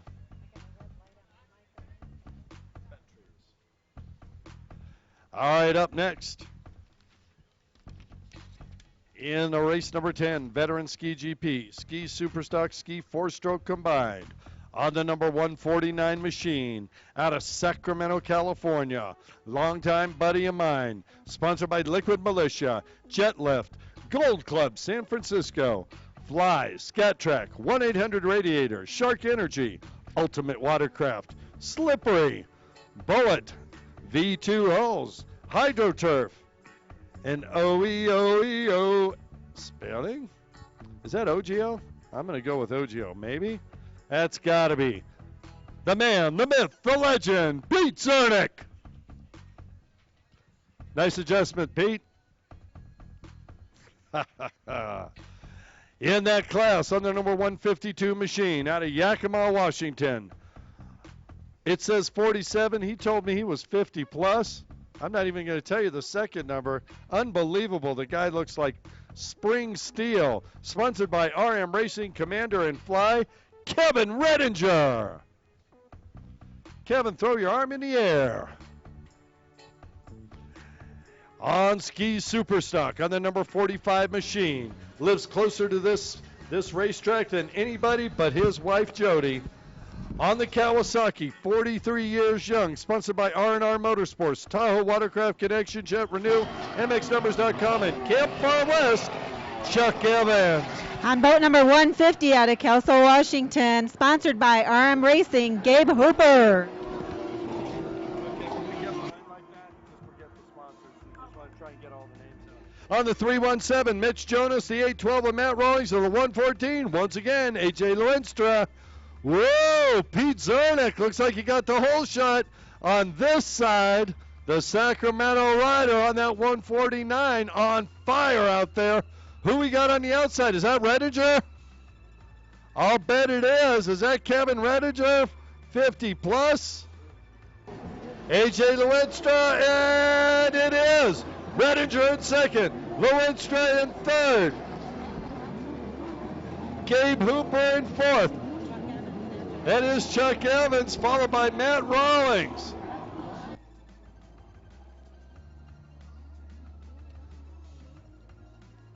And not seeing it, but rounding out the field, 135. I will have to catch that number. Sorry, folks. Wow, Pete Zernick. If you could see this online, Zernick on fire. He is so far down. That machine, Rosie, if you watch the front of that machine, it is throwing water everywhere. That's because it's planted so far in the water.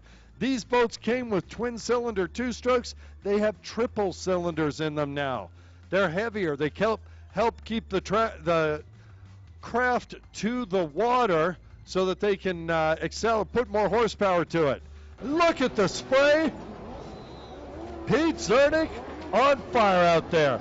Oh, the old man, Kevin Rediger.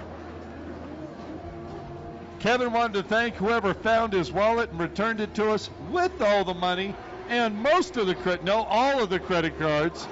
Thanks to you, whoever did that, Good Samaritan. Thank you very much. And in third, we have AJ Lewinstra. In fourth is Gabe Hooper. So we got a 41-year-old, a 50-plus-year-old, and a 17-year-old. There's your top three. What do they say? Youth and enthusiasm can't overcome experience and guile. Sure. Yeah, that's what they say. Absolutely. Whoever they are. I'll tell you who they are right now. Pete Zernick on the front straightaway. He went to the outside, as did Kevin Rediger. Rediger starting to stretch his back out already. He's 50 plus. Why wouldn't he? Pete Zernick throwing that hole sideways. Look at the spray that comes off that boat. Folks, Pete Zernick absolutely dominant in the early stages of this race. He won Moto number 1. Who is that on that 150 machine? Gabe Hooper out of Kelso, Washington. He is one of those Rediger disciples from up in Washington. We have Chuck Evans on boat number 45. And behind him is Matt Rollins on boat number 812. That's a 658 boat. So that would be, I believe he borrowed Ian's boat.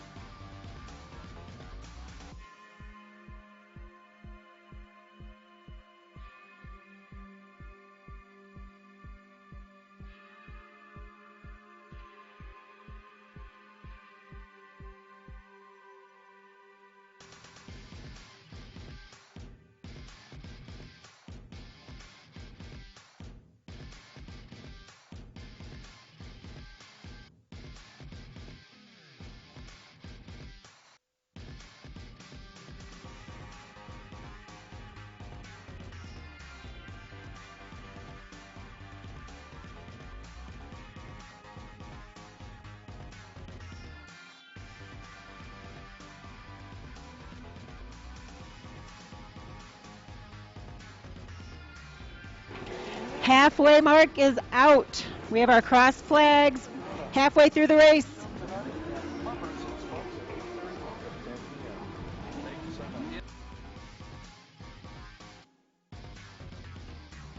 Wow, all kinds of good stuff coming up on this side. Also, right there on the track, out in front, Pete Zernick on that 149 machine. He has been on fire all day today. He is boiling the water. Watch the spray coming off that boat. Triple cylinder, two-stroke, wedged into that hull. We're talking 125 plus horsepower. That thing is screaming out there. Don't miss this number 114, the 17-year-old A.J. Lewinstra. That is the new Kawasaki SXR 1500F. There is 4 cylinders, a 4-stroke snarling monster under the hood of that boat, and you can barely hear it as it goes by. Not too far behind him is Gabe Hooper. I get the feeling they're going to be battling it out before this race is over. Oh yeah, Hoop. Here, local man, Chuck Evans on that 45 boat. Chuck out of Sparks, Nevada, lives a mile and a half from here. He's 43 years young and been making it happen for the last 2 or 3 years. He and his wife Jody have risen to the top of personal watercraft racing. They started just, I believe, 3 years ago. It's amazing how quickly they've ascended, but they are absolutely crazy in love with this sport, and they spend most waking moments thinking about how to go faster and how to make their bodies more in tune with their craft. Another Sparks, Nevada native is Mitch Jonas is out there. He is not on the boat 317 though. He was on that 658, I believe it was. Yeah, that would be, I believe that's Ian's boat. That's another great thing about this community of personal watercraft racers. One of you get in trouble with your boat, another person's just going to offer you theirs. Yeah, Ian Roberts, a Reno racer. How nice of him to give it up to a friend, right? Very nice. Especially when you think about all the man hours and work that they put into these.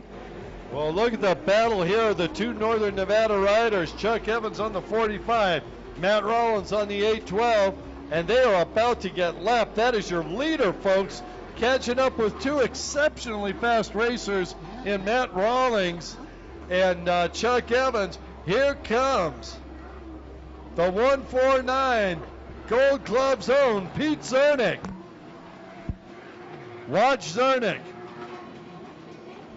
Whoa! And he says that the announcer's curse. Rosie, I knew you were thinking it. I could feel it from here. Zernick, he knows he's way out in front. He looks over his shoulder there real quick, dips down into the tray. It's okay. All right. Let's see what these lappers are doing. I'll make a choice. He's taking the outside, Rosie. Yeah, Rollins, though, happy going to the inside. Oh, and as I say his name, he goes a little bit sideways. That's going to hurt him. Here comes Zernick. Oh, Zernick going to have a lot of power on this straight. Here comes Zernick, and he wins the race.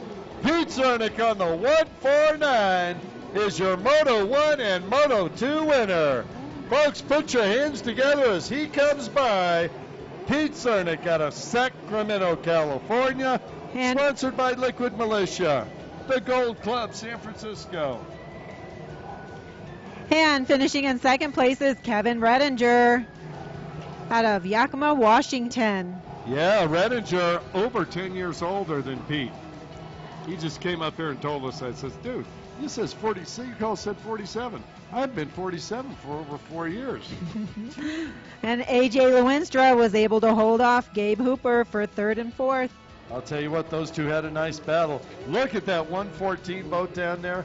I'll tell you what, like the looks of that SXR hull, the SXR 1500F. It's a little bit longer, a little bit wider, and there's a little bit of controversy, but boy, no controversy for A.J. Lewinstra. He rides the wheels off that thing.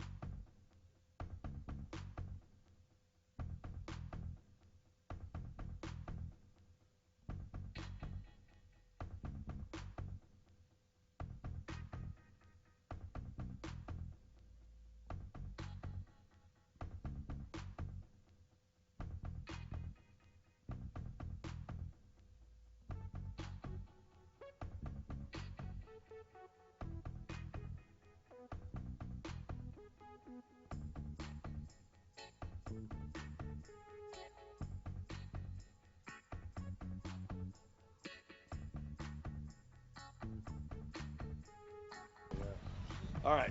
Race number 11, we have veterans runabout box stock and women's runabout box stock on boat number 19 out of Anaheim, California, sponsored by Yamaha Factory Racing, Webcams, Dean's Team, CR Personal Watercraft Engineering, and Pacific Motorsports, Colin Richards. All 69 years young of him.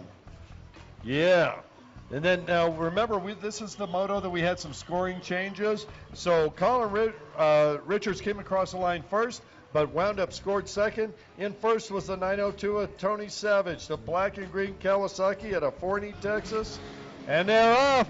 Whoa, look at that. Savage got a huge hole shot on the inside. Monica O'Rourke on the outside. Now, Monica's seriously underpowered here, but a nimble craft that she's on. Let's see what happens.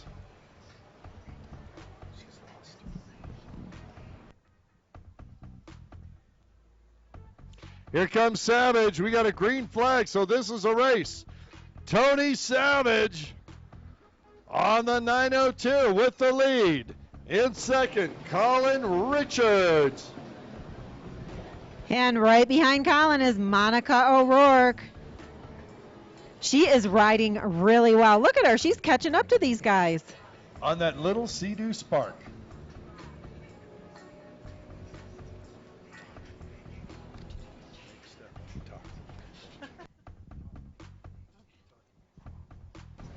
All right, coming down the backside, the U.S. Army back straight. Tony Savage out in front, followed by Colin Richards. These guys are screaming along the back. I think they have these boats dialed in.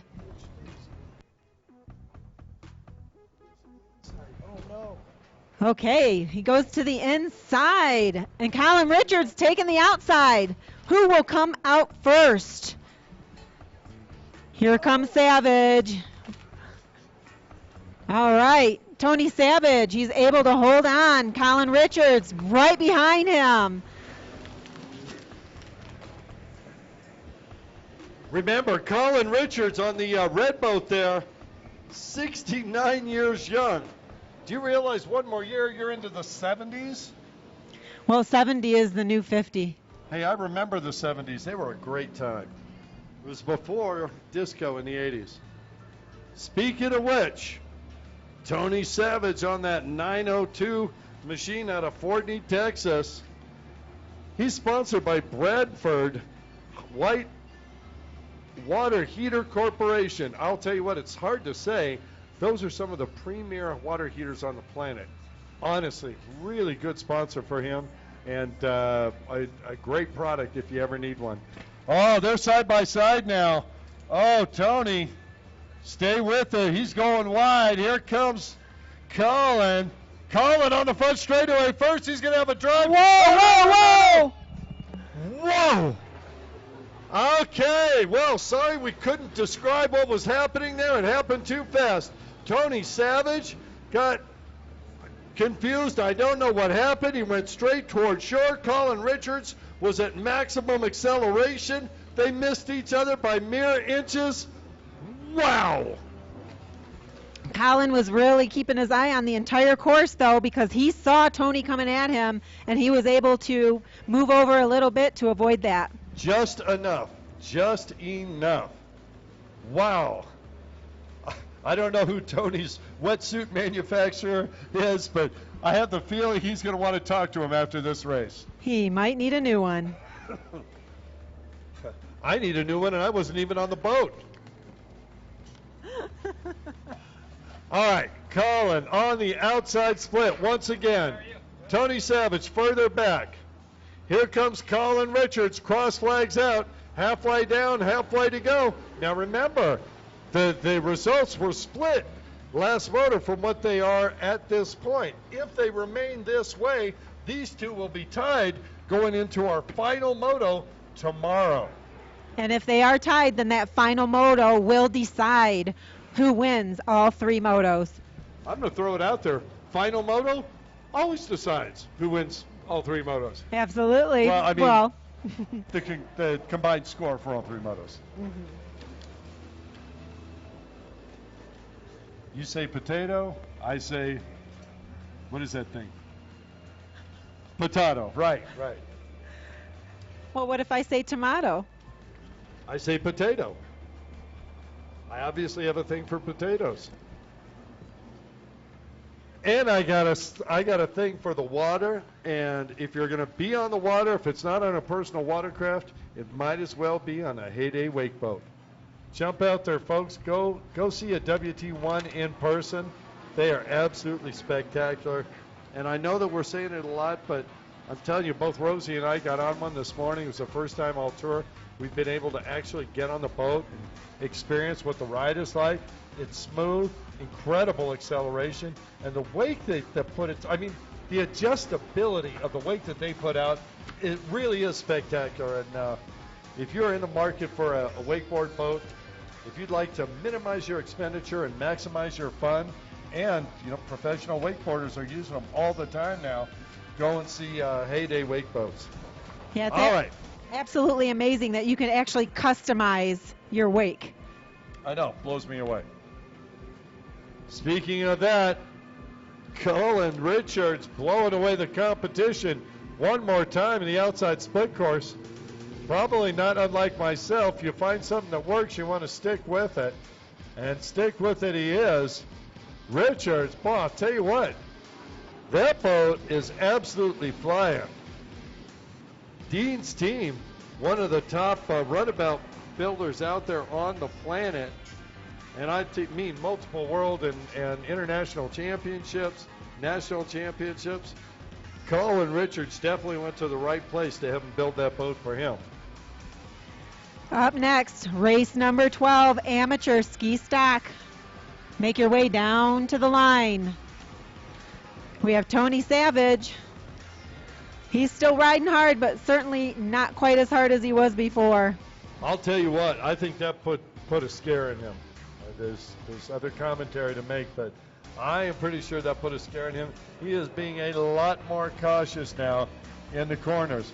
And I think what happened is his hand slipped off the bar as he was trying to make that turn. The boat hooked up, and he just stayed on. And as he stayed on, the bar went the wrong direction at the same time as he pulled the throttle. It's scary for anybody. White flag out. One lap to go. Colin Richards looks over, shakes his head. Yes, I understand. One more, and I'm king of the day. Colin Richards out of Anaheim, 69 years old. And what a great feeling when you can come across that finish line in first place. That'll put a smile on your face for a whole month.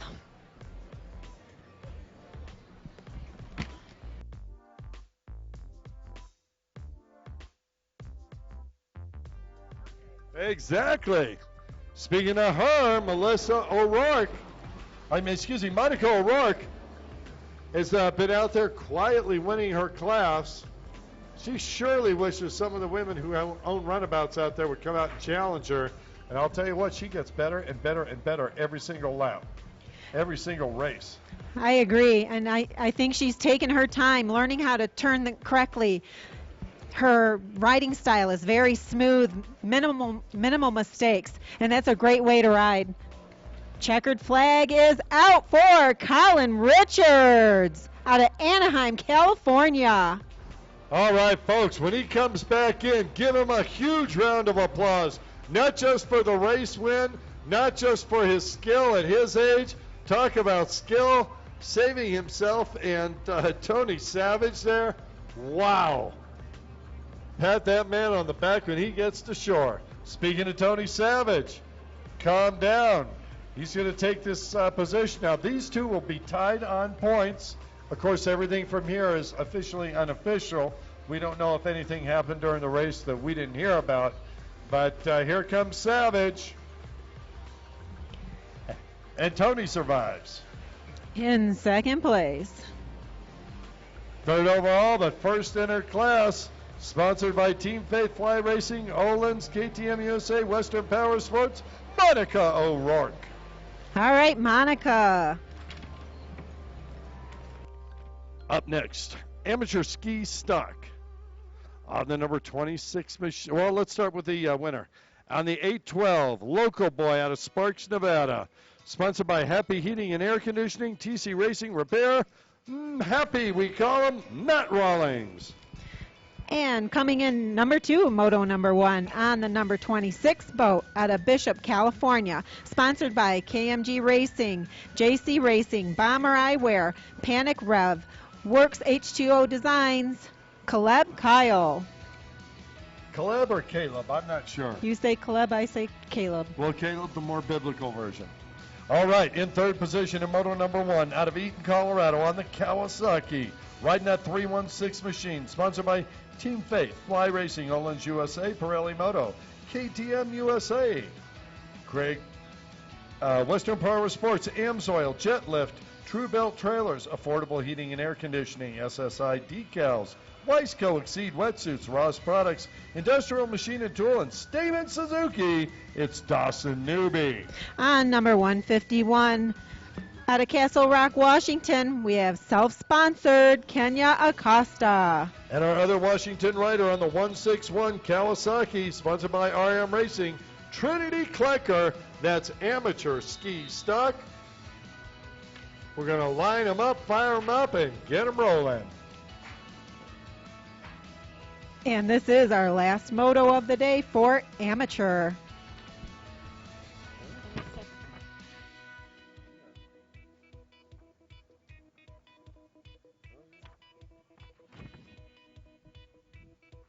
All right, so two sets of motos today for our amateurs. Then we're going to start the pro show. Pro show, going to go have 2 sets of motos there, 1 each tomorrow to finish it off, and on goes the tour. I'll tell you what, Scott's still up there. You know there's still good food available. Still cooking, Scott? I'll tell you what, it was great. I'm going to send somebody up because I can't leave this position. But I am absolutely thrilled with Bulldogs. They did a great job in feeding our staff. Thank you very much. If you folks are hungry at all, jump up there to that red tent on the grass. Go see Scott and his crew. Bulldogs kicking it down. If you've got a company and you've got a corporate event, you need food, go see Scott at Bulldogs. You got a party. Everybody likes to party. Go see Scott at Bulldogs. I don't know. I just can't think of a reason not to go up there. With so many incredible special events, entertainment, and activities to enjoy in our destination, what's the best way to stay informed so you don't miss a thing? The Reno Tahoe USA e-newsletter. Go to visit renotahoe.com to sign up.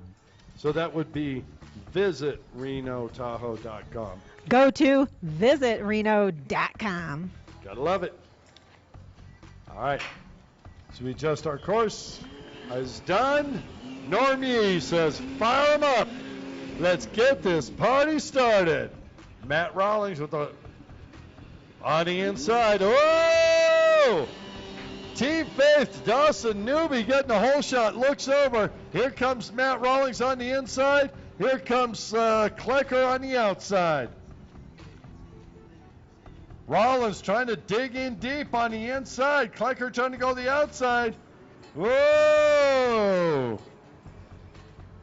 Getting crazy there on that inside split. Who's on the outside? They're on fire. Is that Caleb Kyle again? I'll bet it is. Look at that.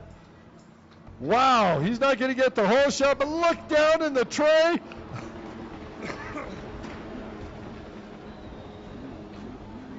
And Caleb makes the move, pushes Matt Rawlings wide. Klecker jumps in behind Caleb Kyle. Woo! What a move by Kyle. That is a 32-year-old gentleman out of Bishop, California. He was not going to back off that throttle at all. And, you know, he looks strong out front, Dawson Newby, but look out, Dawson. You got a couple of motivated riders behind you. Caleb Kyle and Matt Rawlings they have got you in your sights. And Caleb Kyle, is he on his knees? It appears so, but I'm not sure. I can't tell if he's just pulling all the way back, but it certainly looked like he was on that back straight. We'll have to stand up next to him on the shore and see what it looks like.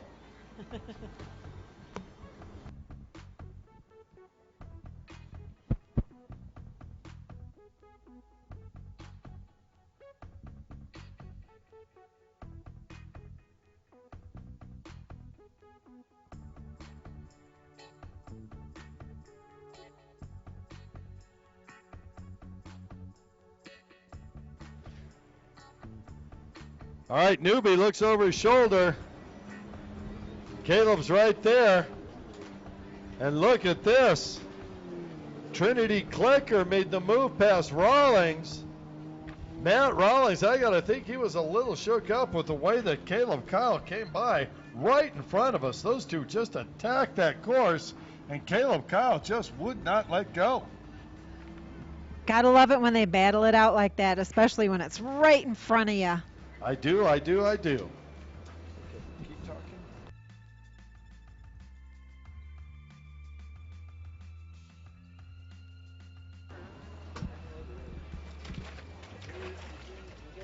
All right, Dawson newbie, Caleb Kyle, taking the outside course. Looks like all of our riders are opting to take the outside of our split. Dawson checking it out behind them, seeing where Caleb is.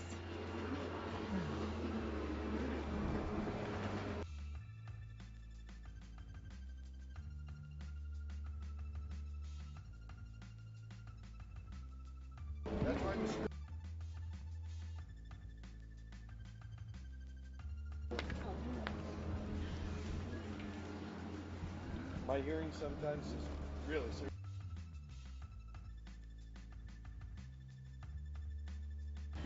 All right, on the back side of the course, the U.S. Army back straight. Correct.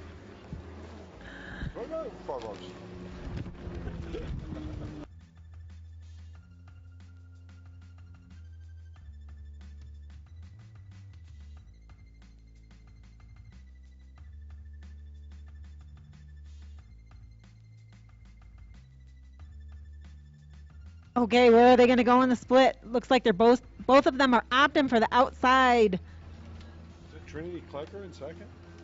The girl?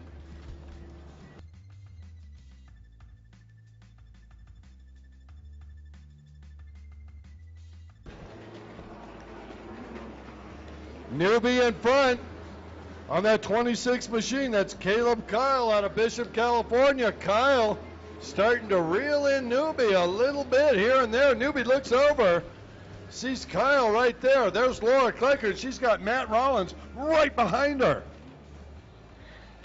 We have Trinity next, and then right behind her, Matt Rawlings. Caleb Kyle. Caleb Kyle is starting to reel in Newbie. On that U.S. Army back straightaway. There they go on that U.S. Army back straightaway. Newbie better make sure that he rides as clean as possible, or Caleb is going to try to take over. Which way are they going to go in the splits? Okay, which way are they going to go in the splits? Here we go. Dawson on the outside. Caleb on the inside. Who is going to come out on top? Dawson taking those turns well. Kyle taking them well also, but wasn't good enough because Newbie is still in the first place position. We got another battle, second and third.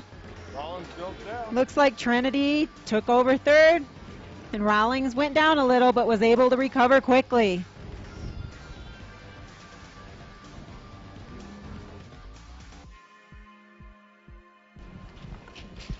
Is that Kyle? Can he make a move? Or Newbie? I think so.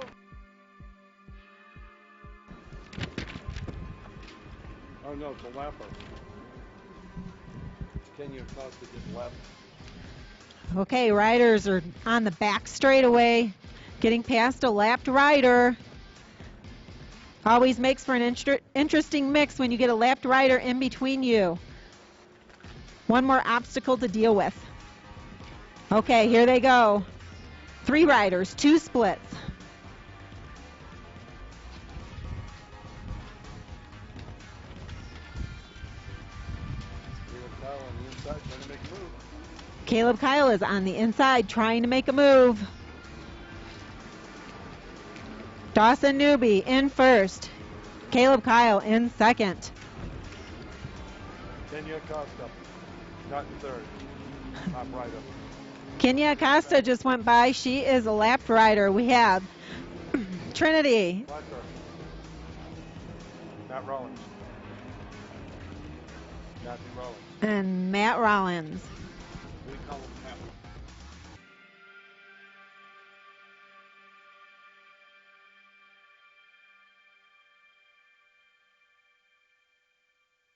I'm sure that I say things too, and I just don't notice.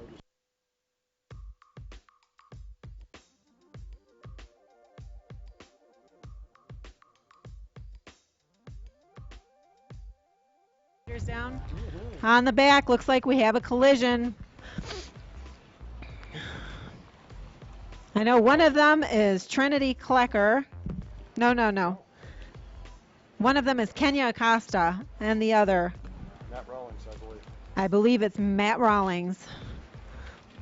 We'll know for sure when we see our riders come across the front. White flag is out. One more lap to go. We have Newby, followed by Caleb in first and second.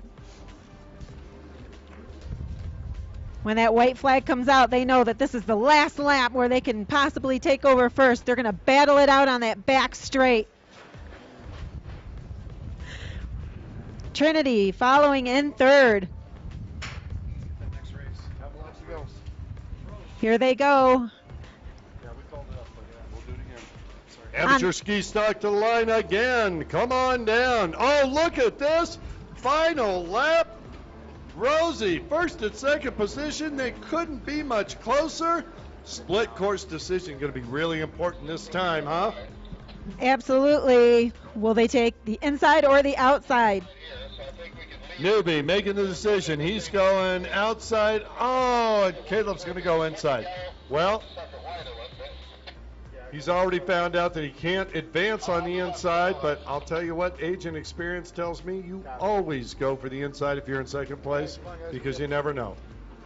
All right, amateur ski stock, you guys are supposed to be on the line. We are going to pull the trigger in about 3 minutes. Amateur ski stock, excuse me. Oh, that's the last one? Put your hands together. First place, Dawson Newby. And in second, we have Caleb Kyle. That's the last amateur race. Trinity Klecker Going into the pro show now, so if you see a ski class, it's going to be... finishing in third. It's 5 o'clock, so For those of you just joining us, this is round 4 of the 2017 Heyday Wakeboats Pro Watercross National Tour, brought to you by Broward Motorsports. We are at the beautiful Sparks Marina in Sparks, Nevada. I'd like to give a shout out to Shark Energy, U.S. Army, Yamaha, Sea-Doo, Jet Trim, Scat Track, Watcon.com, and HydroTurf. As always, our live web streaming is brought to you by Charleston, West Virginia. Okay, we're going to... I want you to say what? What do you mean?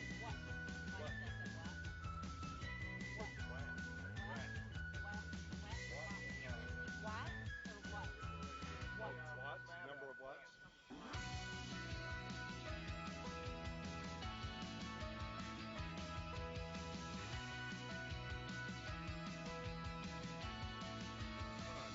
We need Pro Runabout GP, Pro Runabout Box Stock Combined Class to the line.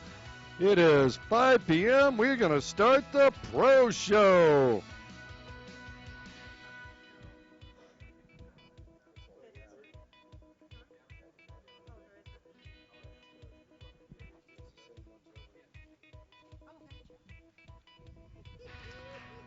All right, folks. One more time. We need Pro-Am Runabout GP, Pro-Am Runabout Box Stock to the line.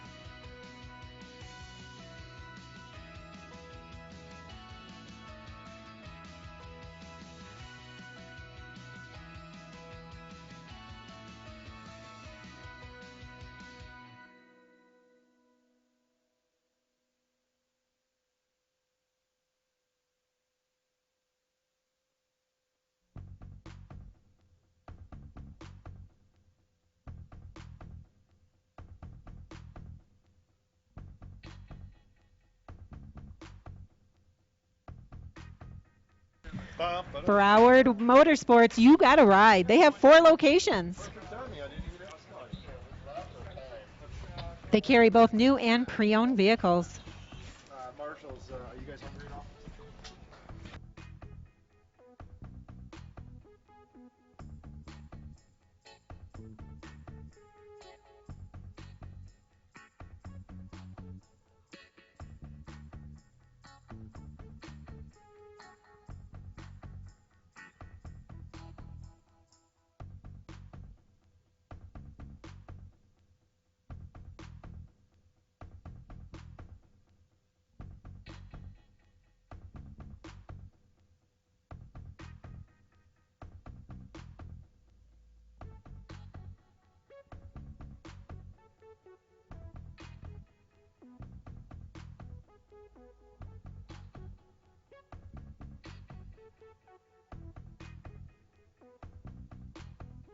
Coming up is our pro show.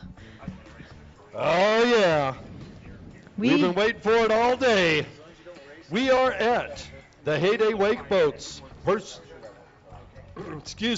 Watercross National Tour, round number 4, presented to you by Broward Motorsports. We are at beautiful Sparks Marina in Sparks, Nevada. I cannot get over this view. The view is absolutely fantastic. I guarantee it. For those of you online, we have a big shout out and our thanks to you for the live web streaming brought to you by Charleston, West Virginia. We'll be out there soon. And of course, live streaming 247.com. Richard Ignacio, thank you for everything you do. And of course, the entire Pro Watersports crew, Pro Watercross crew. You guys have been fantastic out here, making changes. I'll tell you what, some of these buoys are anchored with 180 feet of rope per buoy. This is not an easy course to set up, but what a beautiful course, what a beautiful body of water to be on. Sparks Marina here is absolutely gorgeous. If you see behind us, I'm sure you are, of some of those shots, just beautifully manicured. What a great place to hold a race, or just come for the weekend, right? Absolutely beautiful. All right. Pro show going to begin in just a few minutes. We need Pro-Am Runabout GP, Pro-Am Runabout Stock, all of you to the line.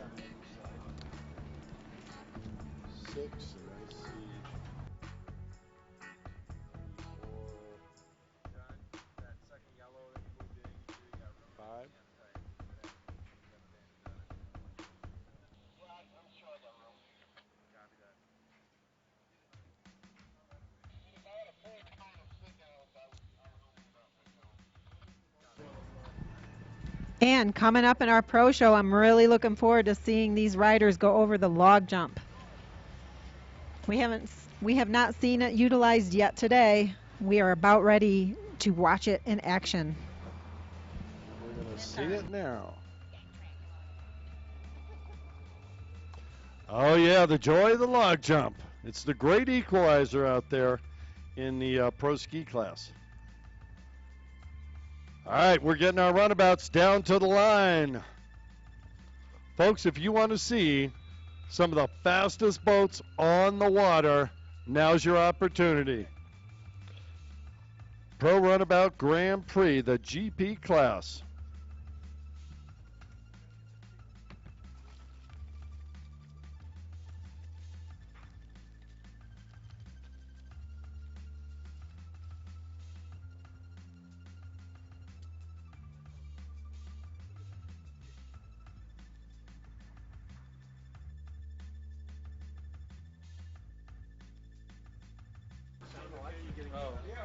version. Mike's ready. Hey guys, ready?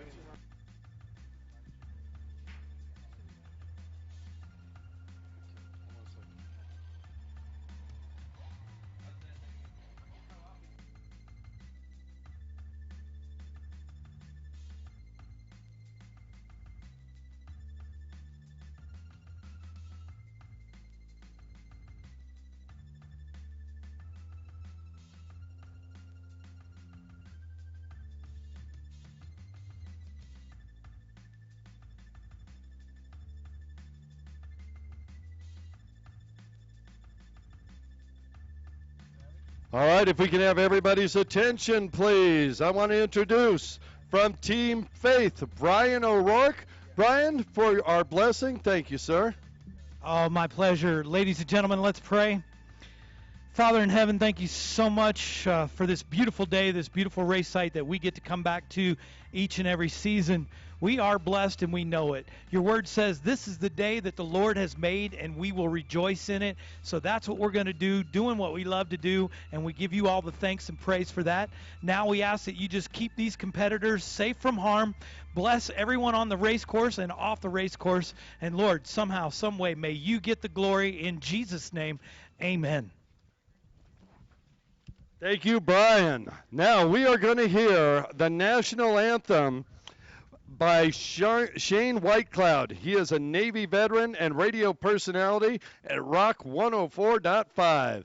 He also works with the Veterans Resource Center of America, rapidly housing our homeless veterans.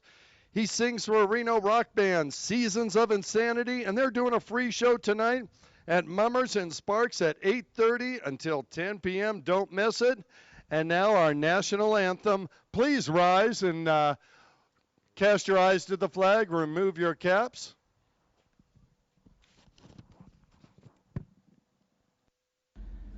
Oh, say, can you see by the dawn's early light what so proudly we hailed at the twilight's last gleaming, whose broad stripes and bright stars through the perilous fight o'er the ramparts we watched were so gallantly streaming, and the rocket's red blare, the bombs bursting in air, gave proof through the night that our flag was still there.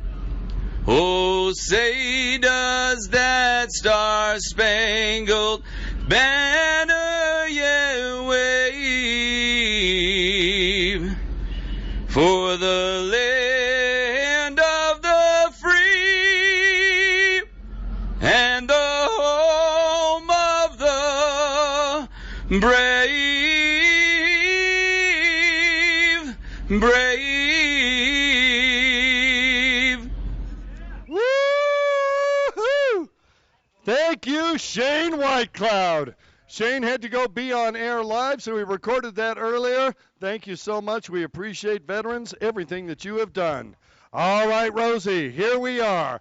We're at round number 4 of the Heyday Wake Boats Pro Watercross National Tour, sponsored by Broward Motorsports. We're starting the Pro Show, Pro-Am Runabout GP, Pro-Am Runabout, box stock combined, on the number 8 machine out of Rydell, Georgia, sponsored by Metal Roofing Manufacturing, Dean's Team and Riva, Jeff Dykowski. On number 19 out of Corona, California, sponsored by Miller Racing Works H2O, Brandon Warner. On the 110 machine out of Bradenton, Troy Snyder. On number 711 is Sean Connor. And on the 902, Tony Savage.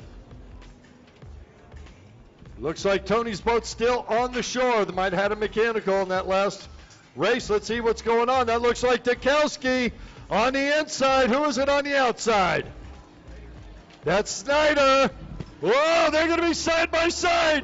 Snyder's got speed. Dykowski's got position. Dykowski takes the whole shot. Snyder in second. That's Brandon Warner in third. And Sean Connor out of Sparks in fourth. Wow, Sean Connor, an offshore champion in his own right, coming out to the closed course. Glad to see Sean out there. Jeff Dykowski turned 60 years old last week. We talked to him, he was 59. He says, yeah, until tomorrow. Dykowski gets the whole shot. We were talking earlier today. He says, you know, last race I was sandbagging a little bit, letting the other guy wear himself out. I said, well, Jeff, I can only call what I see it. Apparently he took that to heart. He gets the whole shot, and Dykowski is starting to pull away from multi-time champion Troy Snyder on that 110 machine. Snyder out of Florida in that second position. Dykowski out of Georgia. Two East Coast riders coming out to Reno, leading the way in this first moto.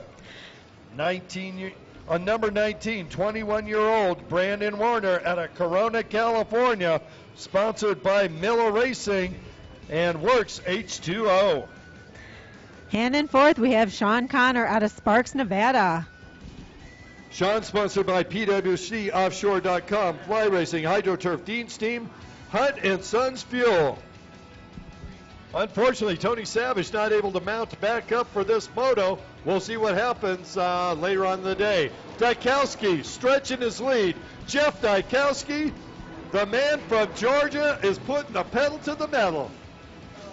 He's making good decisions. He got a whole shot off the line. He is not looking back.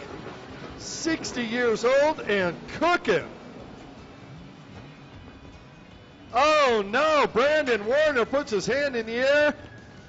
We're hearing some bad noises coming from that machine. See if he can get it going. I think that's an overheat warning sensor. Look at Dykowski stretching out that lead. Coming up to the split side of the course, he is going to take the outside. The wind shifted on us too. Yeah, Dykowski out there with Snyder in tow. I'll tell you what, Warner, you can hear it all the way up here. There's an overheat, I believe an overheat warning sensor going off. I don't know if it's real or not. We'll see if that machine keeps running. How unfortunate for Warner. He was in a great spot moving forward.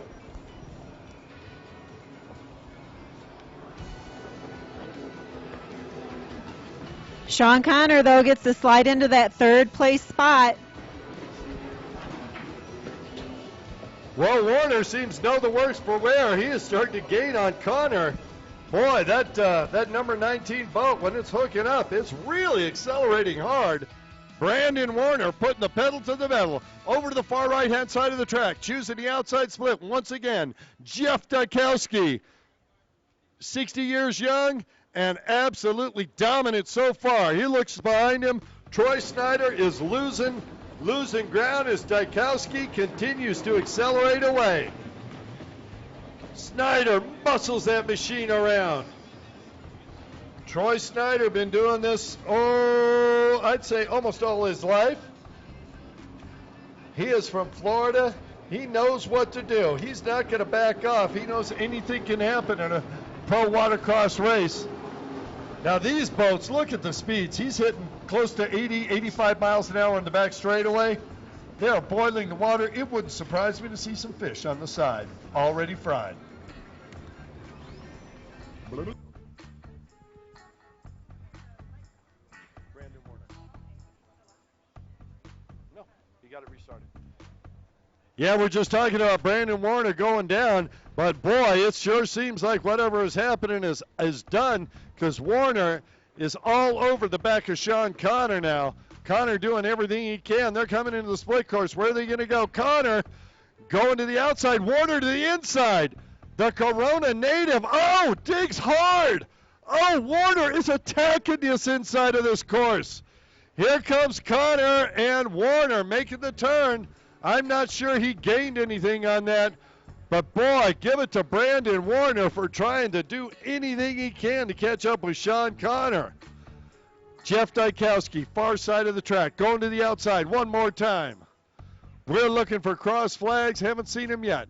Dykowski on the outside, riding the race of his career right now. Dykowski straightens it up down the front straightaway. Oh, man, Rosie. I'm starting to see it. We talked about it earlier, but I'm seeing it on both our front rotors. Starting to see those elbows bounce up and down just a little bit.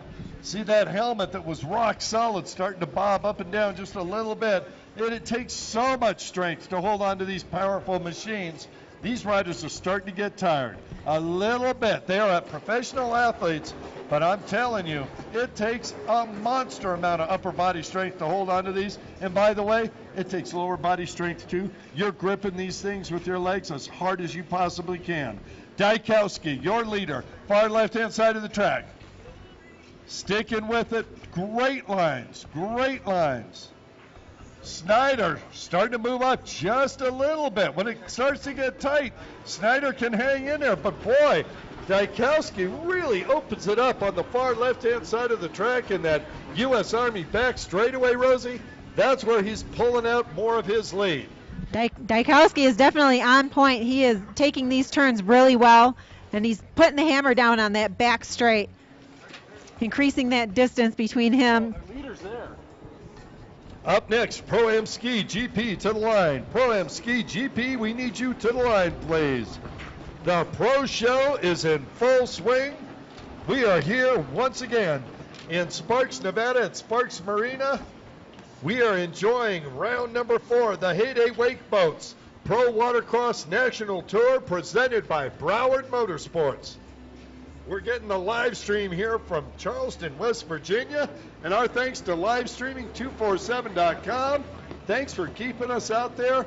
The world is watching, and they're watching some great rides right now by Jeff Dykowski. Hey, John, we're okay right now, but the yellow at the end of the front straight, but the log jump got pushed off to a drop off.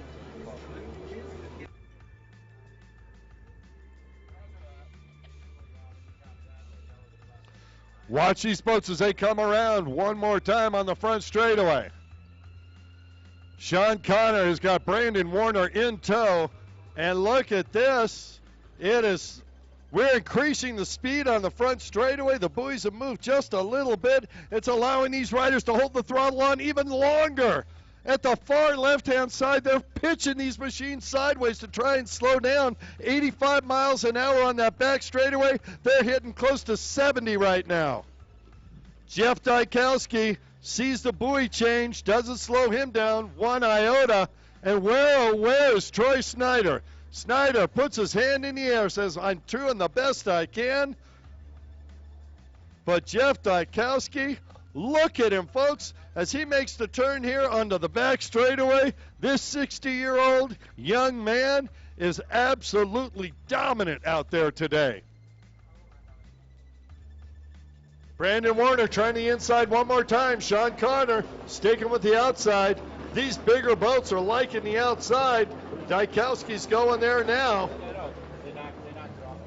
Dykowski, he might be able to catch up with some of these riders. He might be lapping into the field.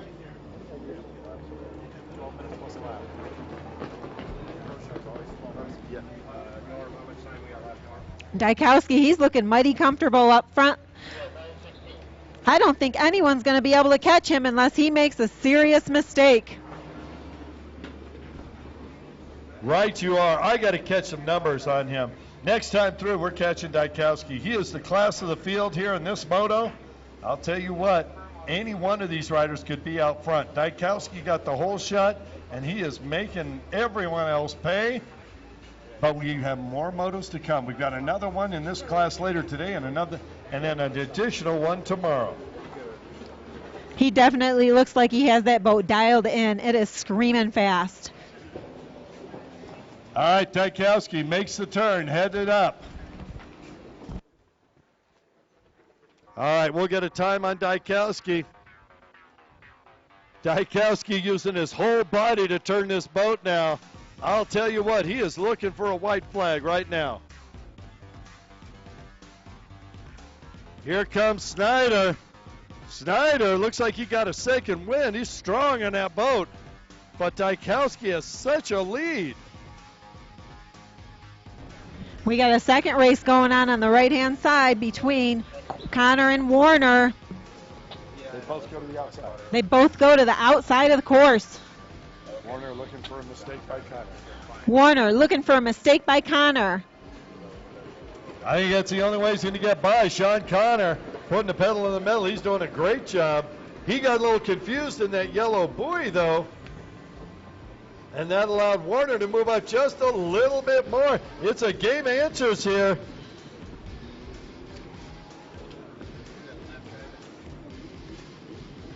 Yeah, it's looking like Dykowski is going to catch up to that fourth place spot.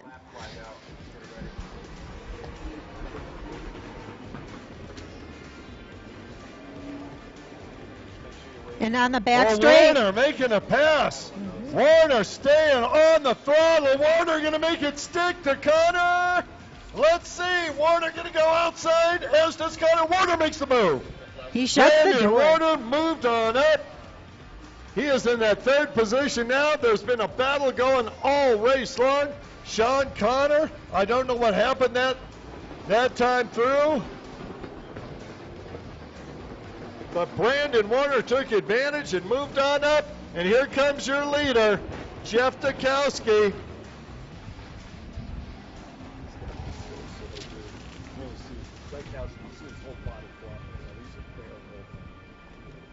Jeff Dykowski, far left-hand side of the course. He is in position to lap third and fourth right now, folks. That is absolutely ridiculous. Jeff Dykowski out of Rydell, Georgia, sponsored by Metal Roofing Manufacturing, Dean's Team, and Reva. They put together a boat for him, and look at this. Jeff Dykowski setting up with a lapper in front of him. Where's he going to go? Dykowski likes the outside. I think he's going to back off, let that lapped rider get into the straightaway and see if he can't pull him on the other side of the course. Oh, white flag coming out. One lap to go. Jeff Dykowski, and I don't think Dykowski saw the white flag. I don't think he knows that he only has one more lap to go. Troy Snyder knows. He sees that white flag. Ooh, Snyder barely making inside the checker buoy there.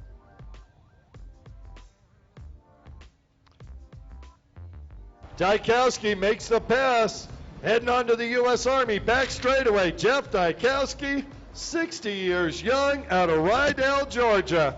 He's going to make a decision in the splits. If he stays upright, he is going to be your Moto 1 winner by a long shot. Dykowski on the outside. Folks, I'd like to see you standing. Let's hear it for this 60-year-old man, your wire-to-wire winner, Jeff Dykowski. A tip of his hat to the Lord. We love that. In second position, Troy Snyder. We see Sean Connor come across. Looks like Connor had some sort of issue. Snyder kind of taking his boat silently to shore here. They're going to work on that before the next moto. And here comes Brandon Warner. Man, what a trooper Warner is. And I believe Warner's in that third position. Wow, what a great race. What a lot of fun. Up next,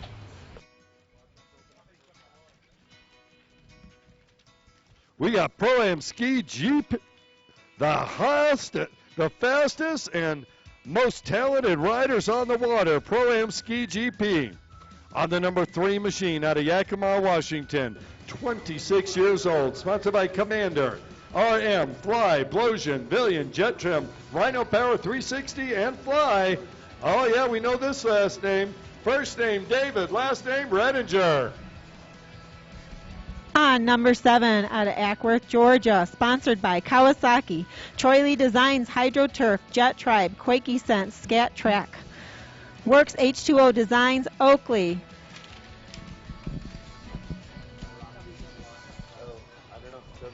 WWR Products, Craig Warner. Sorry, give me a second. Sorry, little microphone interruption there. Out of Sacramento, California, my buddy on a 149 bullet hole machine, sponsored by Liquid Militia, Jet Trip, the Gold Club, San Francisco, Fly, Scat Track, 1-800-Radiator, Shark Energy, Ultimate Watercraft, Slippery, the Bullet V2 hull, Hydroturf OEO, I believe OGO, the Master of Disaster. Put your hands in the air, Pete Zernick. On number 150, the 16-year-old out of Kelso, Washington, sponsored by RM Racing, Gabe Hooper. On the 201 machine out of Gardnerville, Nevada, sponsored by Commander Industries, The FAM, C4 Performance, and Testa Motorsports, Thomas Pagan. And on number 658 out of Sparks, Nevada, sponsored by Commander Fly Racing and Liquid Militia, Ian Roberts. That's the lineup. Race 14, Pro-Am Ski GP.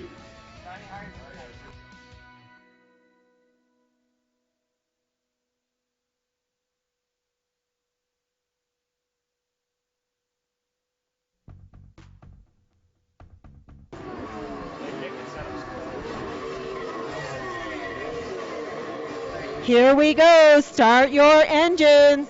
Oh, man, there's some real fast riders and some fast boats. Ooh, got a little bit of a problem. I'm going to try and get that 702 machine fired up. Thomas Pagan trying to get that thing running. He's going to pop the hood, see what he sees. Let a little air in. Maybe that'll clear it. He got it going. Oh, Craig Warner looks on fire out here. Pete Zernick right next to him. This outside's going to be exciting as the inside. I'll tell you, I really couldn't call it. Oh, Redinger with a hole shot off there. Ian Roberts going to try and drive. Not going to happen. Zernick going to try and sweep on the outside. Zernick is sweeping on the outside. Wow, look at the speed of these GP machines. Redinger on the inside. David Redinger out of Washington. Hole shot on the inside. Here comes Zernick on the outside. Redinger with a hole shot. Zernick in second. Ian Roberts, and it's up and over. Zernick in second. Roberts in third. Oh, they battle. Ian Roberts pushes Pete to the side. These guys have raced together for years. Oh, Pete is not going to be happy with Ian. Watch what happens out in front. David Redinger absolutely boiling the water with that machine. David Redinger, what a hole shot. Rosie, he is on fire. In second, it's Ian Roberts, followed by Pete Zernick. There's Craig Warner. Gabe Hooper is following Warner, and then we have Thomas Pagan. Thank you for catching up on the at the back of the pack there. Our riders taking the outside. Redinger makes the turn. He's got the lead. In second, Ian Roberts.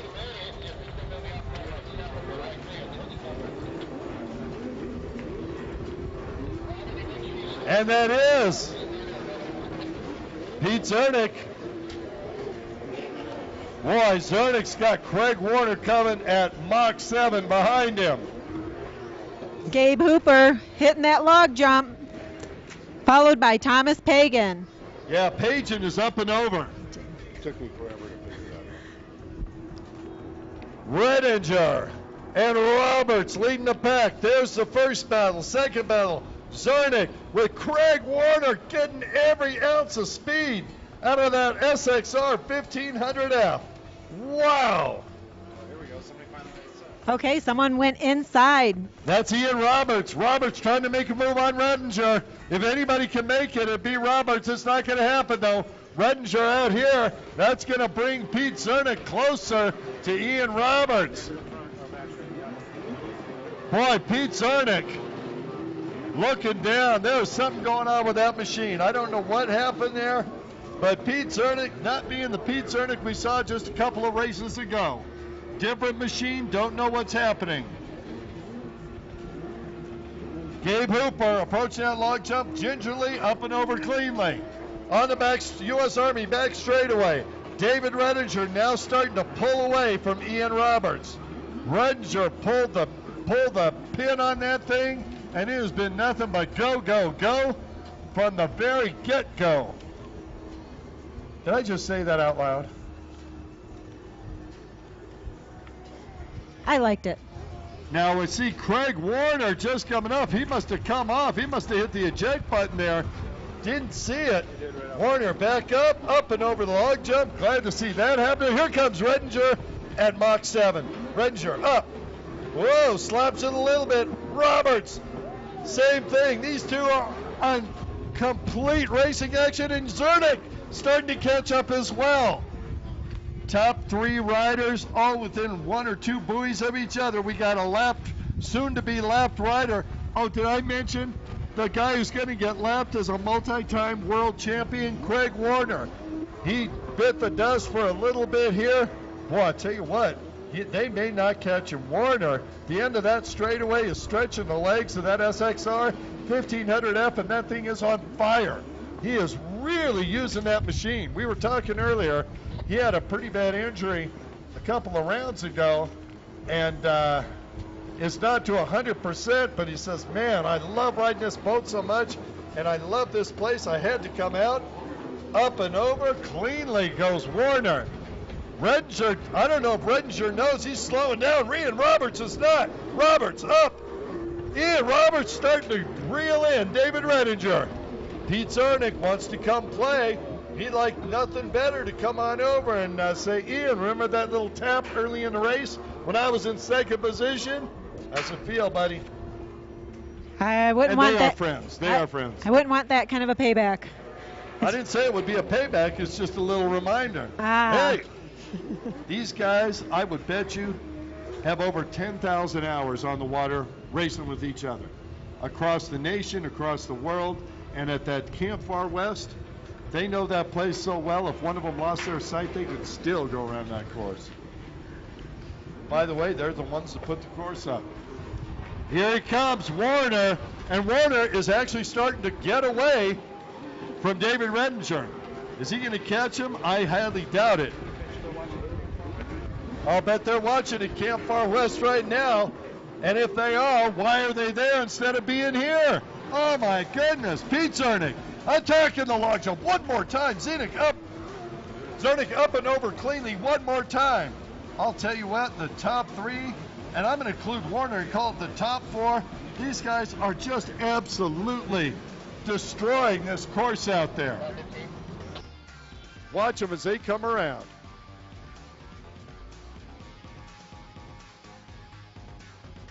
Yep, Redinger still in the lead. Craig Warner is in front, but Redinger is almost a lap ahead. Warner doing everything he can to make sure he never gets lapped in this race. Remember, it's a combination. Oh, Warner sticks it hard, and we've got a lapper in front of him. That's Thomas Page, and look at Warner coming at speed. Up and over, Warner going to dive in. He pushes Page in wide. Oh, and Redinger hits down. Here comes Roberts. The hole left by the previous 2. Redinger comes over. There's a big hole on the other side of the log jump. Redinger goes down. How can you stand it, Rosie? I can't. I'm over here freaking out. This racing action. I don't blame you. I get that feeling myself every once in a while. Got to love it. I'll tell you what, great racers on great boats in a beautiful venue, a great course sponsored by a fine manufacturer and some great shops. I'll tell you what, I feel blessed to be here today. Rosie, thanks so much for coming all the way from Michigan. We are getting to watch some great racing action out here. Pro Watercross at its finest. Craig Warner, multi-time champion, up and over, putting that SXRF through its paces. David Redinger starting to slow down on this log jump now. Roberts, not so much.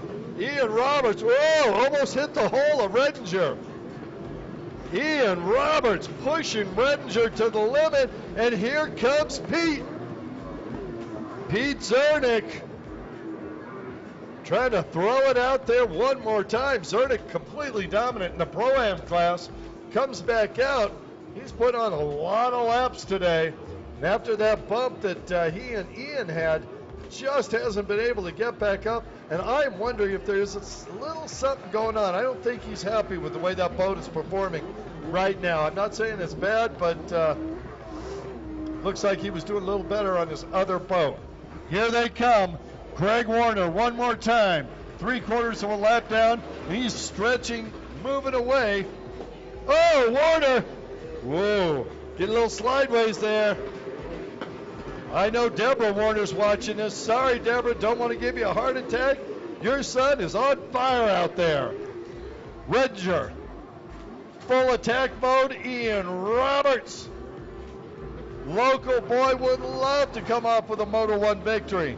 The only one standing in his way is Redinger. David Redinger from the Flying Redingers out of Washington. Personal watercraft family for decades and decades. They put a lot back into the sport, and we thank them so much. David Redinger out here on the Pro Watercross National Tour, showing us how it should be done. But look out, David. Ian Roberts has not backed off one iota, and he's now starting to chase you through the outside. Warner still looking strong. Log jump up. Clear, over. Here comes Redinger. Big hole from that big Kawasaki. What's Redinger going to do? Oh, he's up cleanly. Good one, David. Roberts, sky shots it and recovers. That gives Redinger a couple more boat lengths, Rosie. Absolutely. I thought I was at the freestyle show for a moment there. You are. This is the greatest show on the planet. This is the Heyday Wake Boats Pro Watercross National Tour. It is presented to you by Broward Motorsports. To our online friends, we want to thank, of course, Charlotte, West Virginia. Thank you so much. And Richard Ignacio, live streaming 247.com. I'll tell you what, if you want to get on the World Wide Web and have it done well, call Richard Ignacio at livestreaming247.com. A phenomenal job. Warner coming to the log jump. Sky shots it, recovers. He is on fire, folks. Here comes Redinger. Redinger slows down, approaches, up, over, cleanly. Ian Roberts at max velocity. Roberts going to have to gamble now. The time is ticking off the clock. We're doing 12 minutes plus a lap. It is coming down to the end.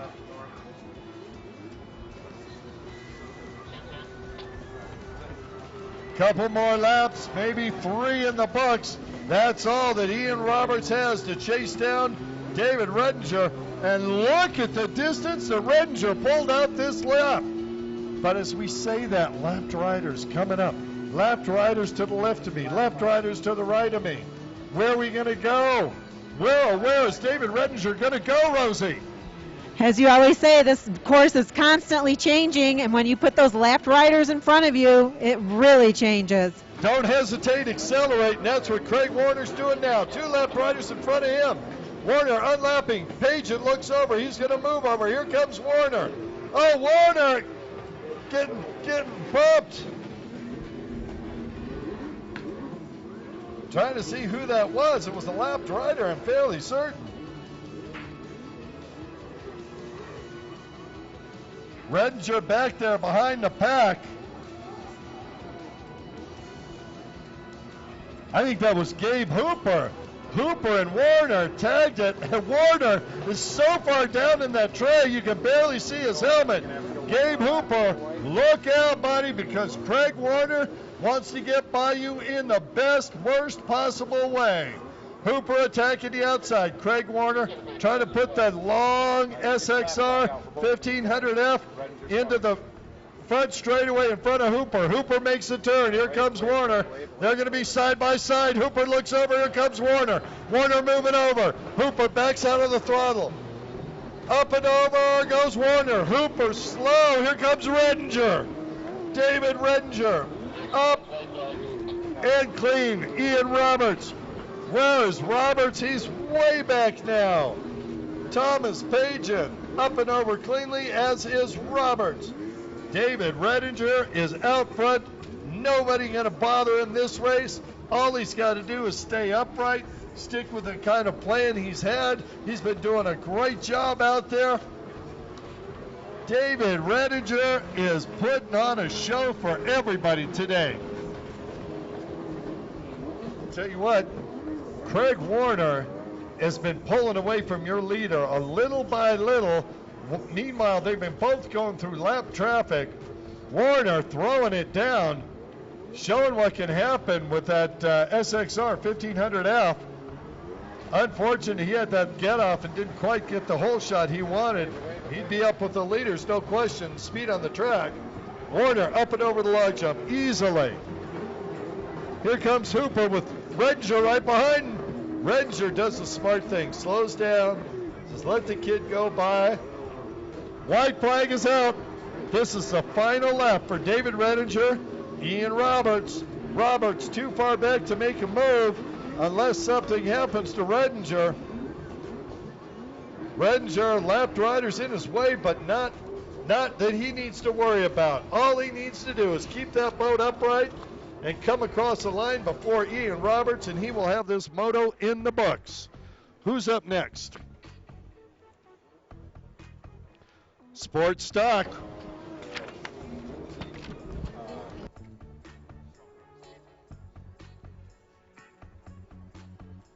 Here comes Warner. He's making the trip through. He's going to get the white flag. He'll get one more lap of practice. Behind him, Gabe Hooper. Also going to get one more lap. Behind Gabe, checkered flag coming out. Folks, show your appreciation. Yell it out. David Redinger, your wire-to-wire winner. Yeah, buddy. Great job out there by Redinger. Second place, Ian Roberts, local boy. Ian Roberts, right here out of Sparks. This is only one moto out of 3, so we'll see where it goes.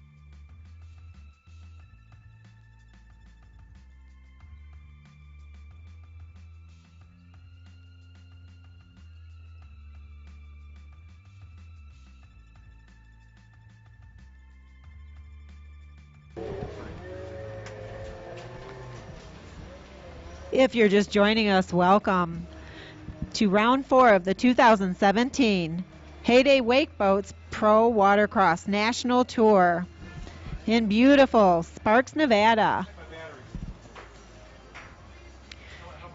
Heyday Wake Boats are powered by Mercury. We'd like to give special thanks to Broward Motorsports, Shark Energy, U.S. Army, Yamaha, Sea-Doo, Jet Trim, Scat Track, Whatcon.com, and HydroTurf. As always, our live streaming is brought to you by Charleston, West Virginia. On the line, we have race number 15, Sports Stock.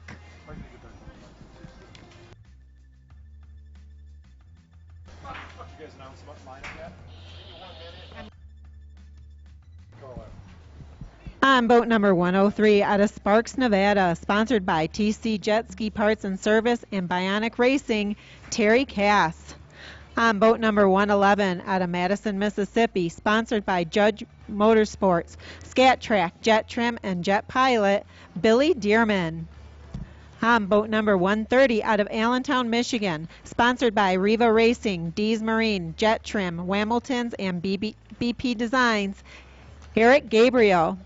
On the number 301 out of Newark, California, on the Sea-Doo, sponsored by Brian Boells, Ultimate Watercraft, HGM Racing, Scott's Custom Wiring, Big Bad Rod Bigman. On number 910 out of Cumming, Georgia. Sponsored by Team Faith, Fly Racing, Olin's USA, Pirelli Moto, KTM USA, Western Power Sports, Amasol Incorporated, Jet Lift, True Built Trailers, Affordable Heating and AC, SSI Decals, Weisco, Exceed Wetsuits, Ross Products, Industrial Machine and Tools, and Stamen Suzuki, Jeff McPhail. Jeff McPhail having the New York phone book worth of sponsors there. That's nice to have that kind of support. Rounding out the field on the 959 Sea-Doo out of Marysville, California. Sponsored by Green Earth Landscape, Mike's Jet Ski, and Morris Cycle Supply, Eddie Clavel. That's the roundup and race 15 Sports Stock. Oh, I'll tell you what, we got blasters. We got HXs. Looks like we got about an equal mix. It's going to be an exciting race.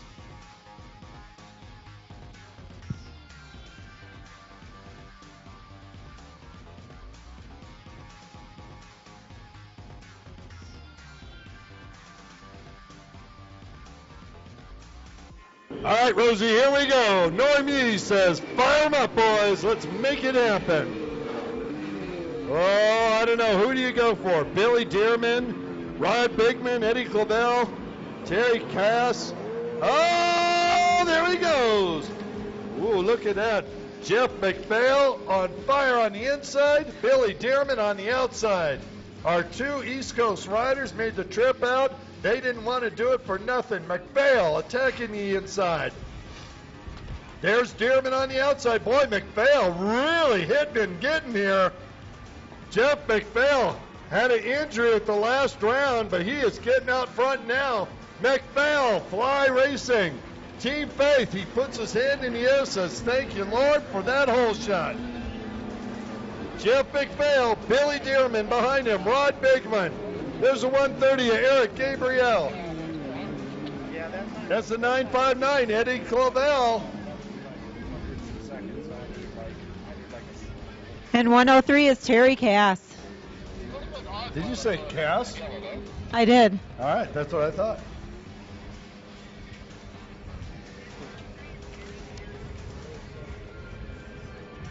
Coming down the U.S. Army back straight. Jeff McPhail, followed by Billy Dearman. I'll tell you what, Jeff McPhail has been trying all tour long to get out front. He's great. He's got a lot of faith, okay? He's part of Team Faith. Really nice young man. I've seen him in the pits. He got injured. He's had things happen. He says, you know what? I've got faith, Kurt. I know that I'm going to get out front. We've been working on the boat, and he's out front now. I don't know if he'll stay there. He's got Billy Dearman behind him. You want to talk about a veteran that knows all the tricks? Billy Dearman is back there. Jeff McPhail is out front and pulling hard. We got anybody from Team Faith down there? Let's hear it. Fourth and fifth battling it out. I'll tell you what, they are going side by side. Eddie Clavel and Eric Gabriel. Eric Gabriel made that trip out here too. I'll tell you what, Rod Bigman in that 301. He comes out to race occasionally. He's been doing this a long time. Watch these riders on the U.S. Army back straightaway. Jeff McPhail in front. The distance between he and Dearman seems to be increasing minutely every lap. I'm not saying he's getting away, but I'm sure don't think he's getting reeled in. Billy Dearman behind him. McPhail, cautious through there. He wants to make it clean, get on that straightaway, and let that Team Faith power take over. Here he comes. Jeff McPhail, Billy Dearman. Might be a little closer this time. I don't know, Rosie. Yeah, I think Dearman gained some ground there on the split. Here comes Bigman. And here comes Bigman. He is currently in third. And, of course, we have our battle between fourth and fifth with Eric Gabriel and Eddie Clavel. Looks like Eric is ahead of Eddie. Sorry, it's Eddie Clavel, and I only say that because I've said it for many, many years now. Clavel, great to see him out here. putting everything out there in the Pro Watercross National Tour. He is this kind of competition doesn't come to town very often. Eddie Cavell making it happen for himself. We have some local talent here too from Sparks, Nevada. Oh, Terry yeah, Cass Terry Cass. on number 103. Whoa, what's Dearman going to do? McPhail going to the outside. Dearman starting to attack. But every time Dearman gets close in here, he runs into that pump wash. McPhail looks over his shoulder, sees him right there. Jeff McPhail looks over. He is pulling hard on that boy right now. I'll tell you what.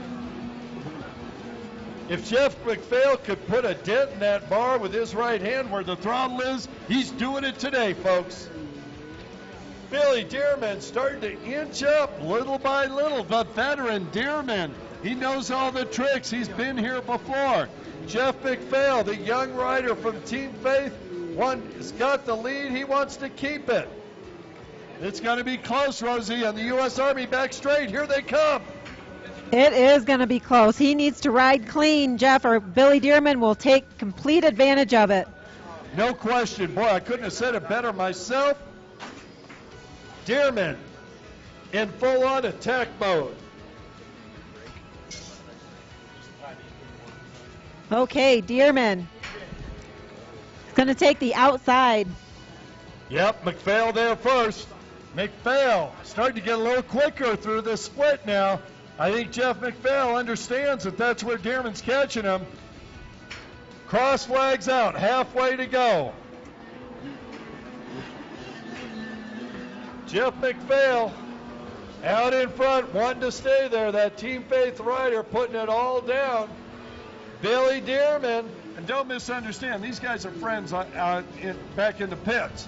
But on the water, Billy Dearman wants nothing more to have Jeff McPhail in his rearview mirrors.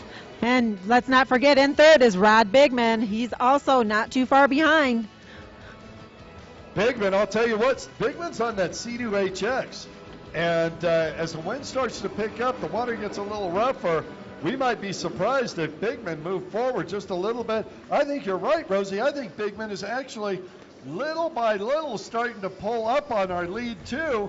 And remember, halfway flags were just a few moments ago. Okay, you got it for the next 2 minutes. Don't stop talking. On the right side of the course, Jeff McPhail in first. Billy Dearman trying to catch him. He is in second place. Looks like Dearman once again made up a little bit of ground on the split section. Jeff McPhail looking behind him. He sees Dearman knocking on his door. He better put the hammer down. In third, we have Rod Bigman, and in fourth, Eric Gabriel. Keep going. Eric Clavel in fifth. And our local talent, Terry Cass. Approaching the U.S. Army back straight. Look at Jeff McPhail. He is pulling him. I'm telling you, he's gaining ground on that back straight and a little bit on the front straight. But on that split side of the course, Billy Dearman is definitely making up ground. I think you're right, Rosie. Absolutely. As you were talking, I was watching. And exactly what I was thinking. McPhail starting to stretch it out a little bit. But then every time they get in the outside split, I think Jeff's a little bit afraid to attack it the way he would before that injury. And that allows Dearman to start to reel him in a little bit. That strategy, though, could be a smart thing because if he's a little more careful, he's not going to make a serious mistake and give Billy Dearman the opportunity to pass him. Yeah, Dearman, like we've said multiple times, the veteran. You know what? I just have this feeling that Jeff McPhail is going to prevail. Here comes Eddie Clavel on that 959.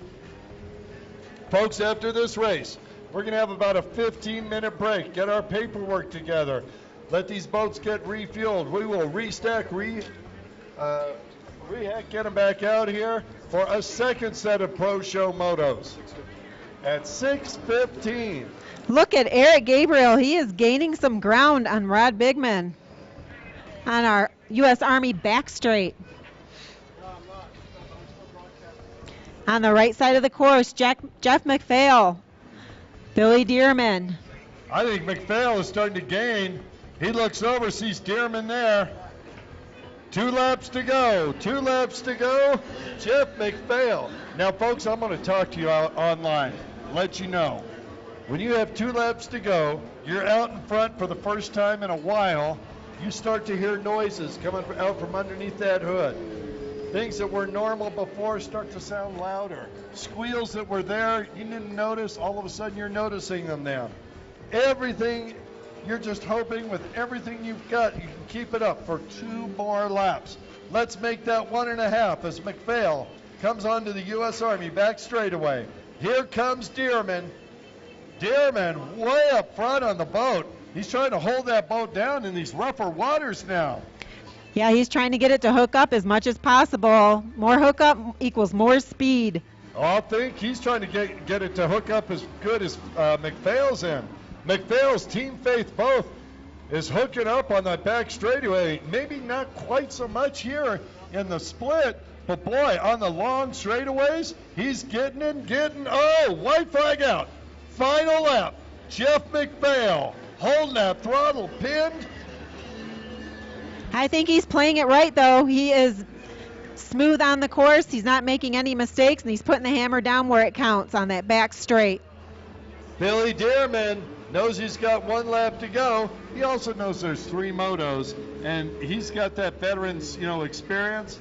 You know what? I'll follow the kid. Let's see if he makes a mistake. If he doesn't, I'll get the whole shot next moto. That's a veteran's point of view. Having said that, Jeff McPhail, final time, U.S. Army, back straightaway. McPhail, Team Faith machine, wide open. Billy Dearman doing everything he can to move up with his Judge Motorsports Scat Track Jet Trim Jet Pilot powered machine. McPhail, gonna make the move one more time. Outside, where's Dearman gonna go? Is he gonna go inside? Nope, he's going outside. He knows what works with that hull and that boat. Folks, put your hands together. Let's really hear it. First time winner on the tour this year, Jeff McPhail. And in close second is Billy Dearman. Dearman shaking his head like I couldn't catch the boy this time. Yeah, Jeff has got to be thrilled to beat Billy. And in Rod third. Bateman getting that third. Thank you. Fourth is Eric Gabriel. Followed by Eric Clavel. Eddie Clavel, excuse me, Eddie. And finishing up the class is Terry Cass. Wow. All right, we're going to have a short break. And then get right back to it. Not that far, but yeah, in that direction.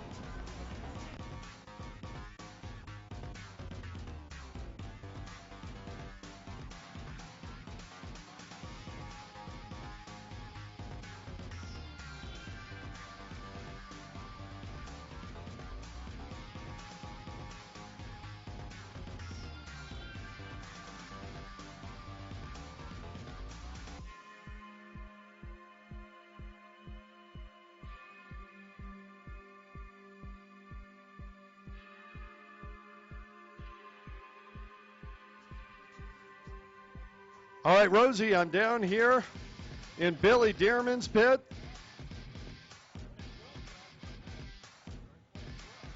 Surrounding himself with nothing but winners. You see Troy Snyder, Tim Judge, Jeff Dykowski. Boy, all the top talent is down here. So, Billy, Jeff McPhail got a whole shot. really nice young man. I know you guys are friends in the pits. You were working him hard on that outside split, not quite able to make it. How did it feel out there? What are you predicting for Moto 2? Well, we're gonna pick a different start on the inside-outside split, and we're gonna, if we get right next to him on the band, then hopefully we'll even it up a little bit, and we'll see how the next race goes. Absolutely. Anybody you want to thank while you're out here on the live stream? Judge Motorsports, Scat Track, R&D, Jet Trim, and Jet Pilot. They all keep me going, keep us fast. They have been for 24 years. I was going to say, man, you've been doing this at least as long as I have. You're always out front. Thank you so much. Great ride. Look forward to the next one. All right, back up to you. We're going to go look for Jeff McPhail.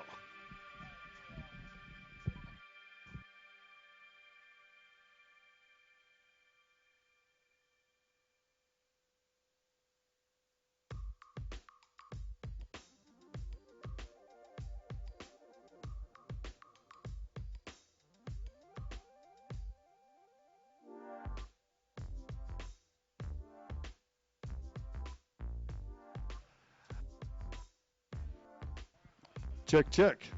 All right, back down here, same winners. Troy Snyder. Troy, you and I have known each other for over 25 years. At 94, you showed my son the way around out here and helped him out a couple times. I really appreciate it. You're always in front of the pack. I saw you're shaking your head out there, and you're what's going. You know, when we don't have you know, a full line, it's kind of tough when the starts are off. And you know, you watched even Billy's last race when, you know, he whole shots his side, comes out in third almost. It's tough, and then you watch us all take the outside split every lap after lap. I mean, let's do something to the track. You know, not picking on any of the officials, but you know, if the riders know, I hope the announcers can see it as well. Well, it's an age-old.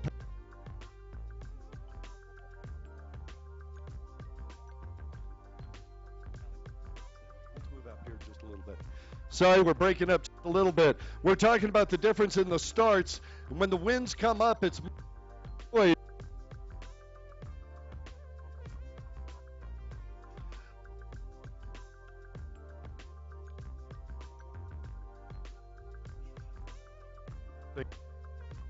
What? Again. AJ, what do you?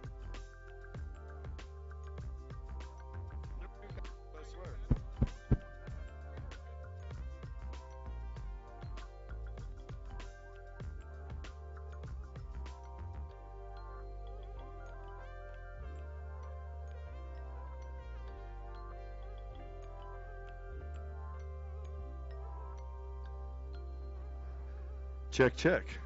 All right, so I think more than electricity, it was distance. Distance being a problem. We were just talking about, Troy, about the different splits. Later in the afternoon here, the winds come up. It's changed the course a little bit. And, of course, you know, you can't change it all the time. One of the issues that the course marshals have here is 180 feet of rope on all these buoys. So trying to keep them consistent is difficult. I'm sure they'll adjust it before the second set of motos. Any plan you've got for moving forward next time? Yeah, now we get, you know, a pick on the line, so I'll just line up, you know, let's line up on the same side with, you know, the other guys as fast. So, you know, we'll just beat him right there if that's what we got to do. You know, we'll take the course out of the equation, basically. Well, I know you're always on fast equipment, built by Snyder. What, you know Jeff Dykowski pretty well? Yeah, Jeff's a good guy. I mean, I've known Jeff a long time. We've been drag racing each other, racing each other. We're kind of grandpas together, so, you know, we've been racing forever. He's a great rider. I don't take nothing away from him. He puts a lot of effort into it, you know, works on his own boat. You know, lucky for me, I do got Tim Judge with Judge Motorsports, and, you know, I've only lost once here in Reno, and since we've been coming, maybe, AJ, 4 or 5 years we've been here. So, you know, your tuner means a lot here at this race because of the altitude, you know, and, you know, it's just a weird place to race at. Beautiful site. Love Reno. And hats off to AJ this year. He put together one of the best crew that he's had in a lot of years. Course marshal, you know, person doing a great job as the race director, and I can't complain too much about anything they got going on this year. Yep, Troy, I am right there with you. AJ Handler and the Pro Watercross team. I was blessed to be asked to announce for them, and I'll tell you, been on the tour like yourself many, many years, and this is an excellent staff, great sponsors. Good luck. Moto number 3 happening tomorrow, and you are right. With TJ on your side, I'm sure he's going to attack that thing. All right, good luck. Thank you very much. Jeff McPhail, if you've got a minute, can you come up near the Tower of Power? We can't come to you.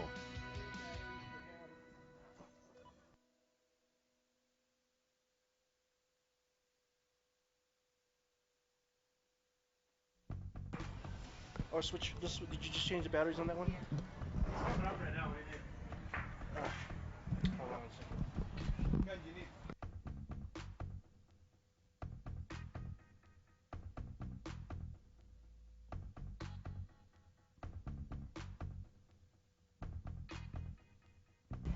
Okay, we're taking a little break, and then we'll be going into moto number 2 of round 4, the 2017 Heyday Wake Boats Pro Watercross National Tour. Brought to you by Broward Motorsports, Shark Energy, U.S. Army, Yamaha, Sea-Doo, Jet Trim, Scat Track, Watcon.com, and HydroTurf. As always, live web streaming is brought to you by Charleston, West Virginia.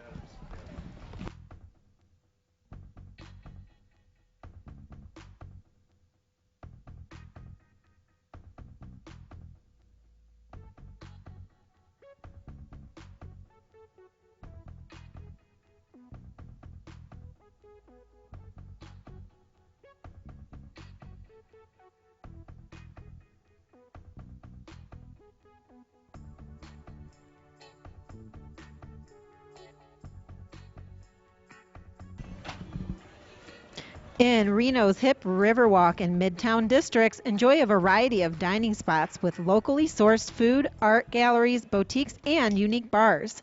You may even stumble upon live music in Wingfield Park. Take part in monthly wine walks, beer crawls, and enjoy food trucks serving everything from classic barbecue to gourmet desserts.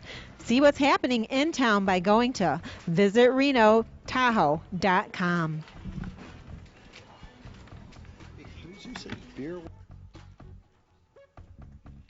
Wine walks and beer crawls. Why do they call them beer crawls? I think I know. Because once you have a few, you'll be crawling to get the rest. All right, if we can hear out there Jeff McPhail, we'd love to give you an interview after that moto. If you're not ready for that, if you would just send one of your staff by. All right, well, we'll do that a little bit later. 3 more minutes, and we're going to start the second set of motos for the Pro Show. This is the Heyday Wakeboards Pro Watercross National Tour, round number 4, presented by Broward Motorsports. Our live streaming provided by Charleston, West Virginia. And as always, live streaming 247.com, Richard Ignacio. Big shout out to our on-water crew. Thanks for the job you do. What a beautiful sight. The clouds are starting to roll in. It's making it flatten out a little bit, cooling down the temperatures. You know what that means, Rosie? A little more horsepower, a little more go juice. And we'll be starting our Moto 2s with our Pro-Am Runabout box stock.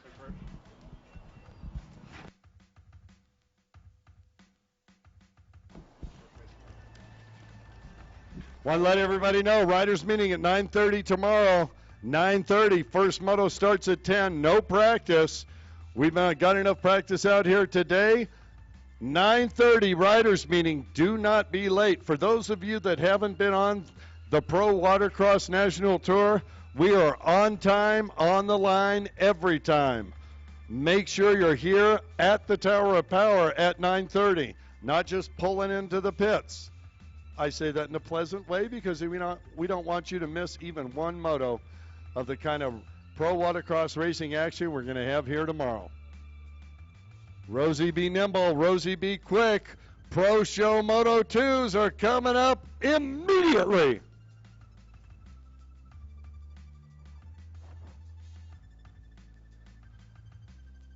Big shout out on the tower Thanks so much, Normie, Doreen Nolenberg.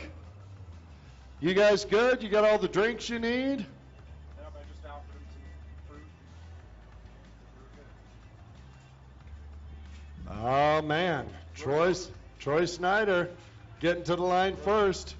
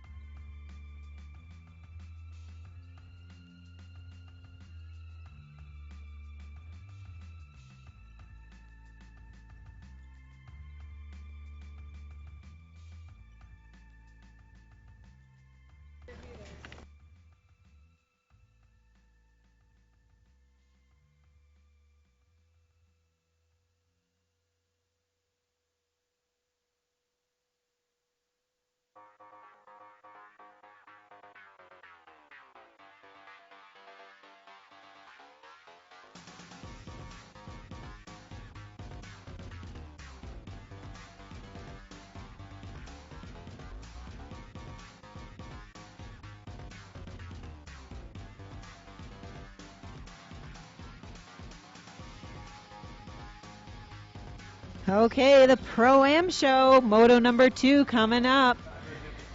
We are in beautiful Sparks, Nevada at the Sparks Marina. Couldn't ask for a more beautiful day.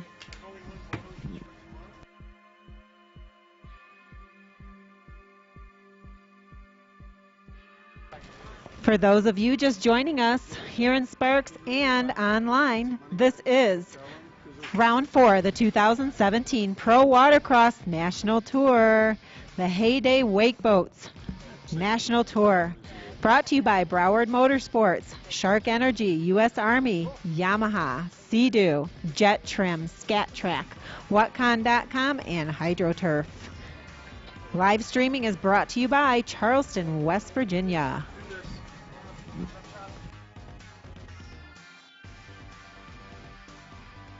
Race number 16. Can I have our Pro-Am runabout box stock riders down? Jeff Dykowski, Brandon Warner, Troy Snyder, and Sean Connor. Make your way down. There's Jeff Dykowski warming up his ski. After watching him on that first moto, I think it's pretty warm.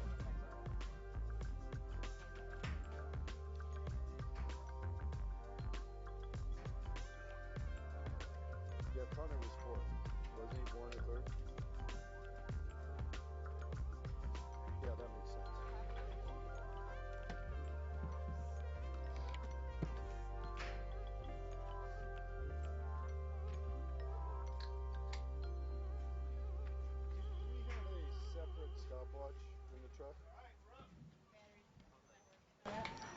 All right, start your engines. Pro-Am runabout box stock. Whoa, ho, ho. Troy Snyder looks over at Jeff Dykowski. He called it in the interview. Wow. A little crazy. Sean Connor there having a little issue. Dykowski hit sideways. Troy Snyder makes the turn. Green flag. Snyder in the lead. In second, Brandon Warner. In third, Jeff Dykowski. And in fourth, Sean Connor. Boy, everybody made it through safe. There was a little heartbeat stop there. Woo-hoo. Yeah, I think they were really carving that side in, trying to make that sharp turn, and it just sent up a spray that totally blocked their vision. And I'll tell you what, having raced runabouts before, the pump wash that comes at you when you get behind one of these boats is absolutely brutal. It can literally push you right off the boat. Speaking of right off, Troy Snyder is getting a lead right off the bat. Snyder motivated after that first moto, second place position.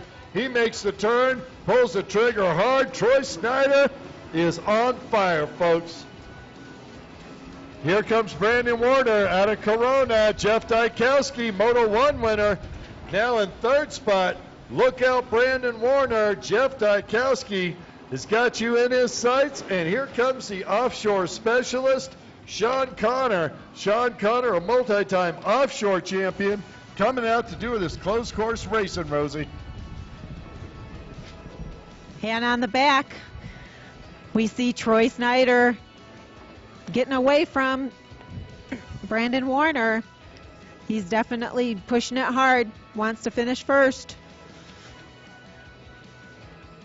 They both take the outside of the split, as does Jeff Dykowski. Boy, Snyder made the turn onto the front straightaway. That machine just hunkered down and the water started to accelerate away. It was crazy. You see Brandon Warner. Brandon Warner's only 21 years old. Troy Snyder is old. He is, he's getting up there. So early in the race, Snyder physically he's going to be up front. But this kid, this 21-year-old kid, is going to try and wear down the old man. Well, you have endurance versus muscle memory. So you might have a little more endurance as a younger person, but as you get older, you definitely get that muscle memory. And I think we have a little more determination when we get older. I'll tell you what I have a lot more of? Lactic acid buildup. I was going to say aches and pains. Yeah, well, that too. Jeff Dykowski. I'll tell you what, that Moto 1 battle with Troy Snyder, Dykowski, at the end of that moto, we were making commentary up here among ourselves that Dykowski really holding on hard to that boat, as you must. These things are brutally fast. Dykowski at 60 years old doing a phenomenal job to hang on to that machine. Troy Snyder out in front. Judge Motorsports power in full effect. And right behind him, we have Brandon Warner, followed by Jeff Dykowski and Sean Connor. Brandon of that Racing Warner family coming out of Corona.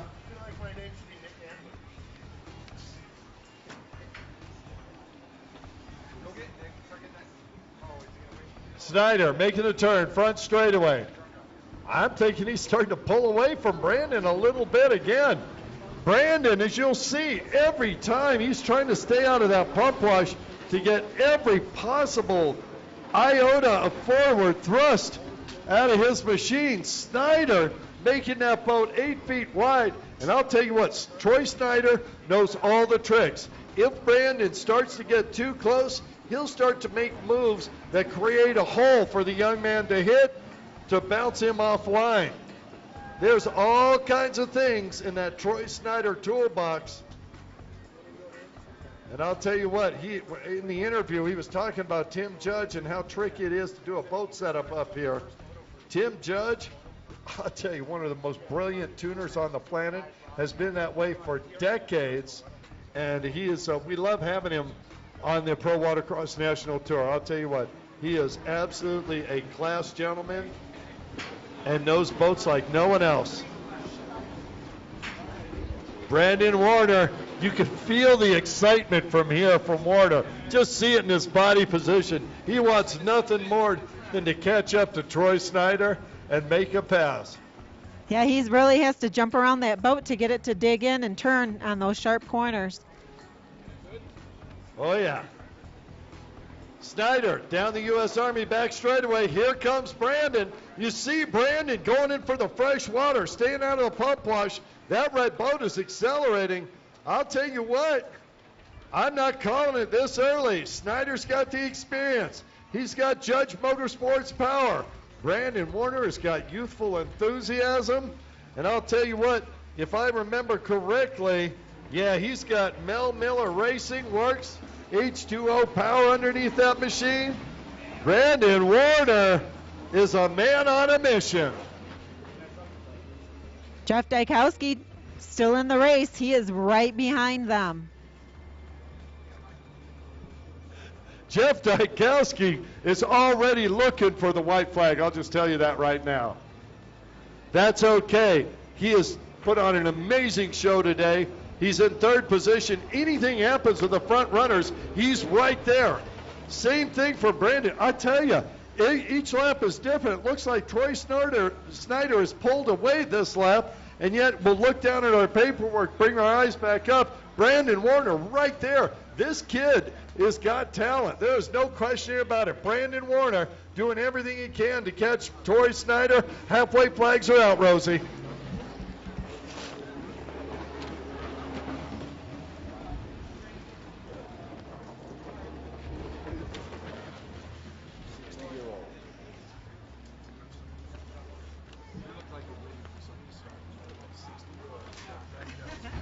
Well, it was last week.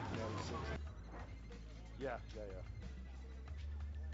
Right, we got to update the paperwork. It says Jeff Dykowski's 59. I say, yeah, last week he was. This week he's 60. Next week he might be 62. I don't know. Yeah, I know. We'll look at the paperwork. Here they come again. Troy Snyder. Brandon Warner in tow. Snyder throwing up that big, I'll tell you what, as the sun is going down, this place is getting even more gorgeous. The spray from these boats with the background of the mountains with the snow, this beautiful lake, absolutely gorgeous visual. I hope all of you on the live stream are appreciating it. Thank you, Charleston, West Virginia, and live streaming 247.com for letting the rest of the world see this gorgeous venue. Troy Snyder hitting the U.S. Army back straightaway at full throttle with Brandon Warner in tow. And you know what I'm seeing? Is Snyder is getting a little more of a jump off of the red buoy onto the back straightaway, and Warner is actually catching him at the top end just a little bit. That would say that Troy's boat is set up for a little bit more acceleration, and Warner's a little bit more top speed. Of course, it could be the potential weight difference. I'm not saying anything about Troy, but that is one thick individual rider right there. He's got hands like a shovel, I'll tell you. Jeff Dykowski not slowing down one iota. Here comes Dykowski.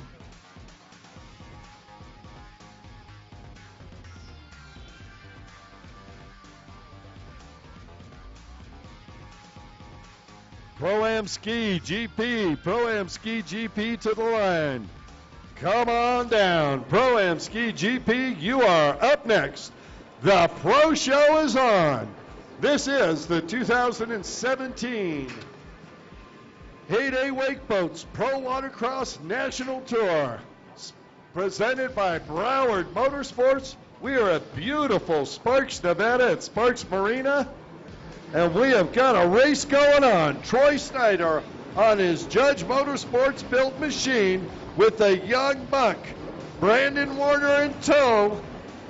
And the old man out there, dominant in moto number one, Jeff Dykowski, back in third, looking for either of the youngsters in front of him to make a mistake. He is right there to pounce.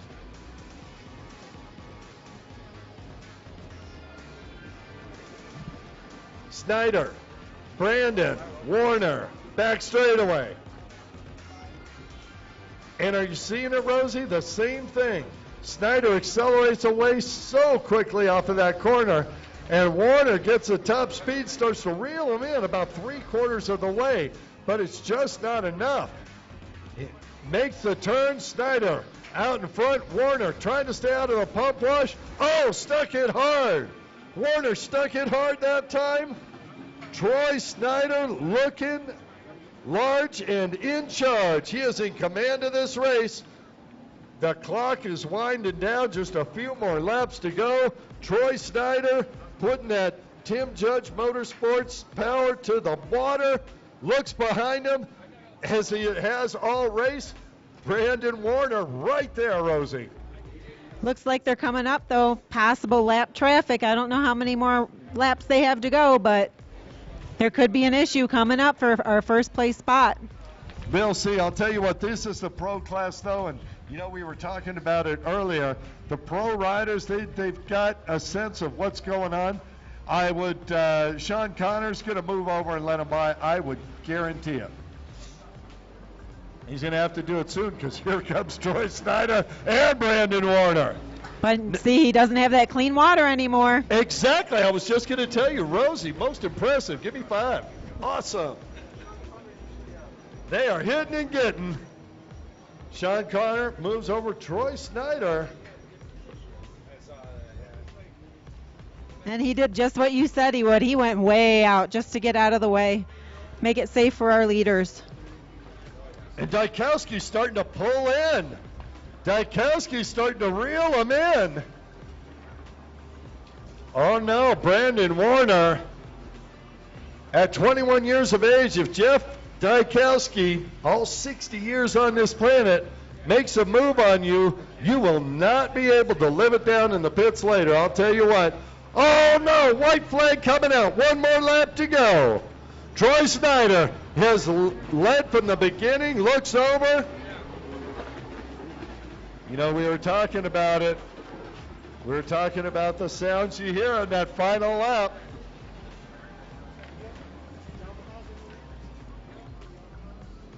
Snyder, Warner, Dykowski, Connor.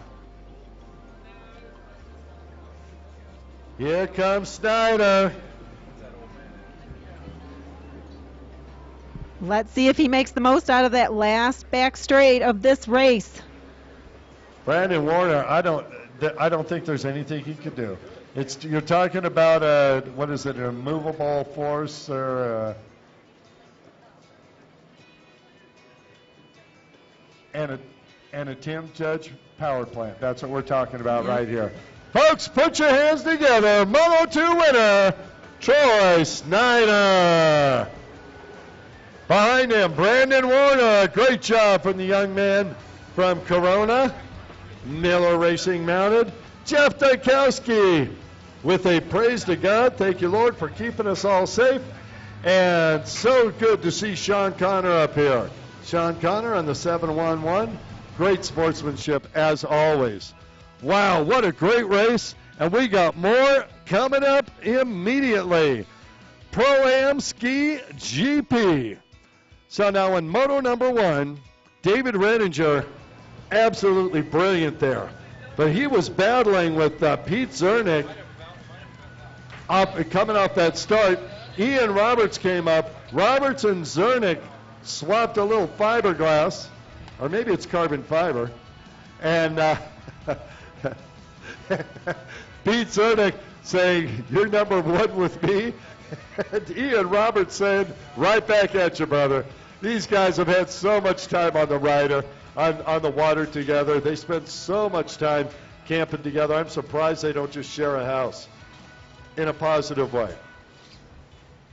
Anyway, so it was Redinger with the win. Second went to Ian Roberts. Third was Pete Zernick. Fourth was Craig Warner. Fifth was Gabe Hooper. Sixth was Thomas Pageant. Now I want to talk about Craig Warner. Craig Warner didn't get the whole shot he would look for. And then he had a little get-off issue on the inside, didn't see what happened. Boy, when he got back on that machine, he was cutting lap times faster than anyone. So Warner, one to watch here in this second moto. Let's see what happens with, now he is the only one mounted on that SXR 1500F.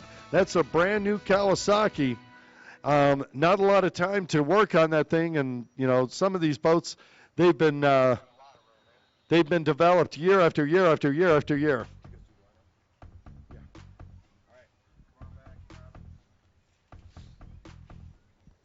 Further down, Thomas Pageant, a local boy out of Gardnerville, had a great ride, stayed strong. Little issue with the log jump one time, came right back, was nailing it. I'm looking for a great race. How many Redinger fans we got out there? How many Ian Roberts fans do we have out there? How many Pete Zernick fans? How many Craig Warner fans? All right.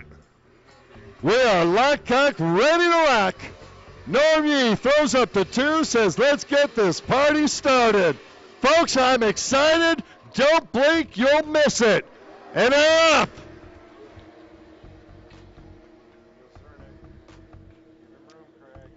Nope.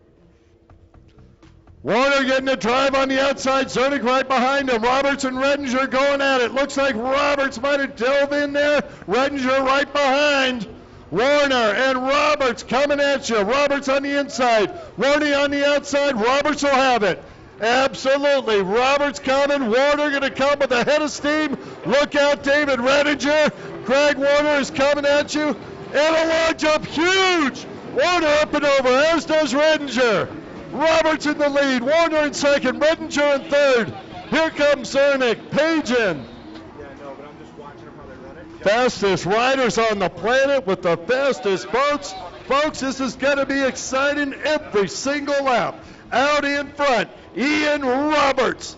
Local boy makes good. He is leading moto number 1. Behind him, multi-time world champion Craig Warner with David Redinger right there. And Pete Zernick starting to pull on Redinger. Oh, man, this is going to be exciting. And behind Pete is Gabe Cooper, followed by Thomas Pageant. Here they come.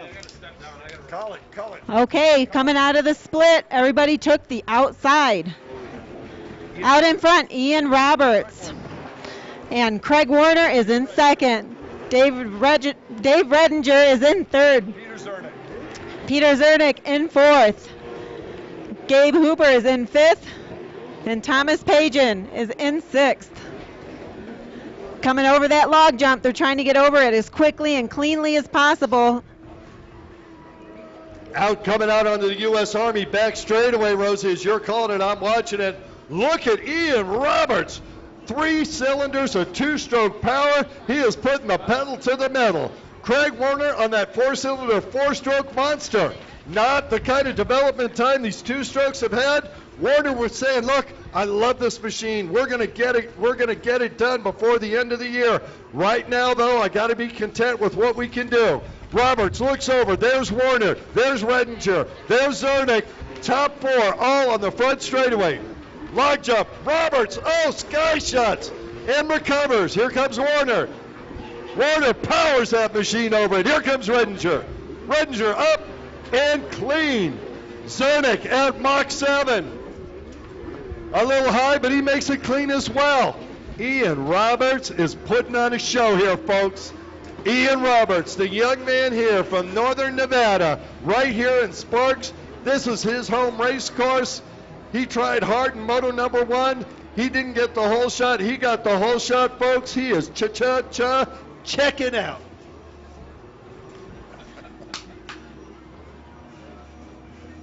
Well, that's how he feels. I'll tell you what, behind him, Craig Warner, you don't get to be a multi-time world champion by thinking the race is over in 3 laps. He is digging that big machine in, trying to make use of everything that 4-stroke has got. You can barely hear that thing coming down the front straightaway. Roberts up and over. Here comes Warner, log jump. Cleanly. Here comes Redinger. Redinger at speed. Sky shot, but makes it. Pete Zernick not slowing down at all. Wow, Zernick just throws that two-stroke up in the air and recovers. Ian Roberts on the U.S. Army back straight. He has got a half a straightaway lead over a multi-time world champion. You think he's not happy? He's happy. By the way, Ian Roberts has been an expert world champion as well. Watch Warner, everybody taking the outside. Split course really not even in play anymore. The outside's what's working. The wind has changed this course, and we're using what we got. And who's using it the best right now? That's Ian Roberts. Log jump coming at you. Roberts, beautiful job. Here comes Warner at speed, that 1500 ripping. He uses the weight, pushes the log jump down. Redinger approaches. Buddy hop up. Sky shot, lands it. Ooh, Pete Zernick starting to reel in Redinger a little bit. He's charging that log jump hard. He is really doing is. what he can to catch up. Where are you seeing him starting to catch up, Rosie? Where is Zernick making that move? I've been looking up front. I know you've been watching the back markers for me. Is it over on the right side? It's definitely on the right side. He is carving it up good on that side of the course. And then when he comes along this front straightaway, he's charging hard at that log jump, trying to make up any ground that he can. Well, I tell you, he is really, Pete Zernick is hitting that log jump at a higher rate of speed than anybody. Ian Roberts approaching. He knows he's got the lead. What's he going to do? He's going to back it down, take his time. Nice. Easy.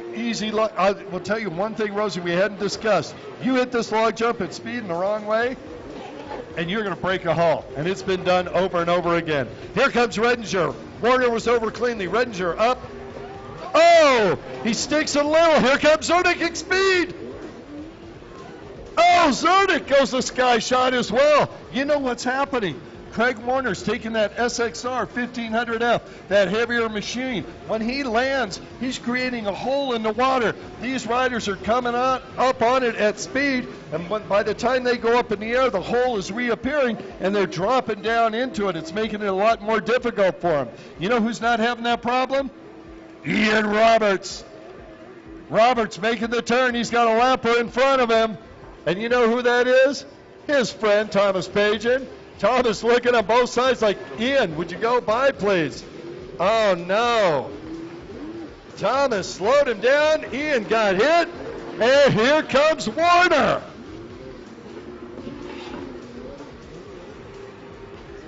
Pagan moves over. Let's Roberts have the line. Here comes Warner. Pagan slows down. He knows the leaders are coming. I'll bet you he moves over and lets Craig Warner by. Watch it as it happens. Roberts onto the U.S. Army back straightaway. Here comes Warner. Thomas Pagan stretching his back out. Warner down in a racing crouch. He is trying to minimize wind blast, doing everything he can to get maximum speed out. But with Thomas, Pagan bails. Pagan bails. His hand Looks is like up. Warner went by safely. He's got his hand in the air. Wow. Thomas Pagan was on the back of that tray doing everything he could to try and stay in front of Craig Warner. I'm not going to say he wanted to help his friend Ian Roberts, but I'm not saying he didn't. Roberts now has extended his lead. Here comes Warner, Mach 7 at that jump, up and over. Craig Warner has got this thing down. He is hitting that log jump, I think, better than anyone right now. I agree. He is hitting it very well. David Redinger, something in his head with this log jump. He was attacking it at moto number 1. Now he's slowing it down. I don't know what's going on with him. Roberts, almost 3/4 of a straightaway lead now. I don't know how much time we've got. I hope it's only an hour or two because I love this kind of racing action. And you gotta love it when you get it from the Heyday Wake Boats Pro Watercross National Tour.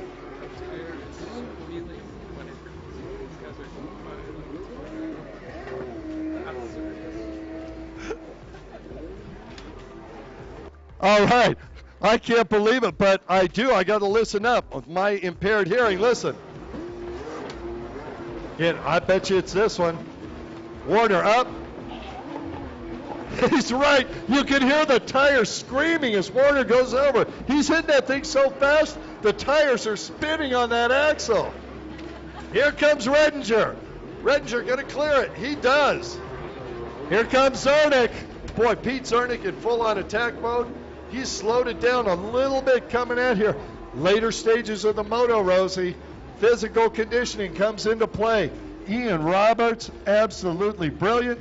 Craig Warner fighting injuries. I'm telling you. I talked to him earlier. I've seen him at each of the last few rounds.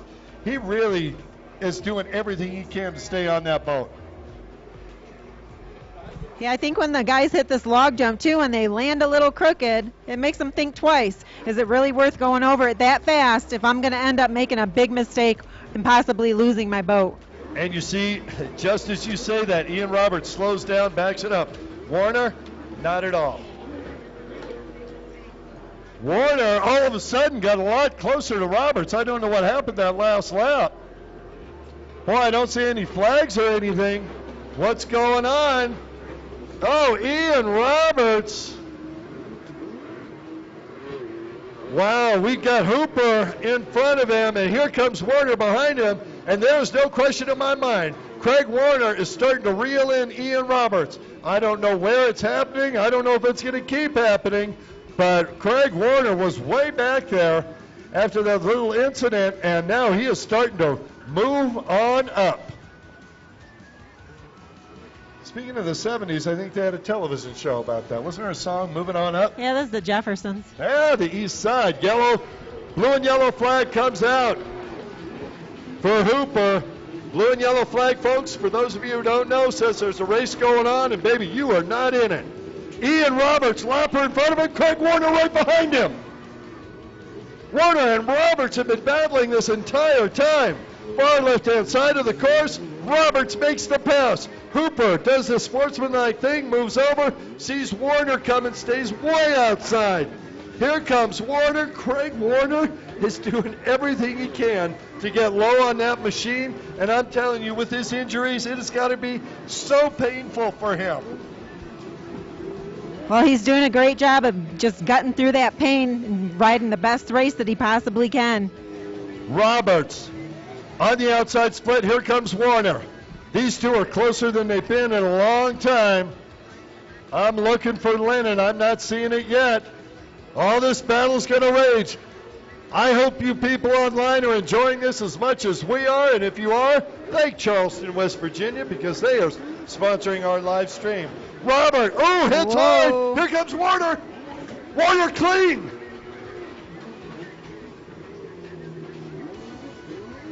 Roberts throwing that triple cylinder two-stroke over. I'll tell you what, Ian Roberts is like watching a ballerina. He is so smooth on that machine. He has been doing this for such a long time, as has Craig Warner, of course. Craig Warner has got new boat syndrome. It's a new hull, it's a new engine, it's new pumps, new everything. He's learning to ride it, and they're just now starting to find the tricks to try and put a little performance in them.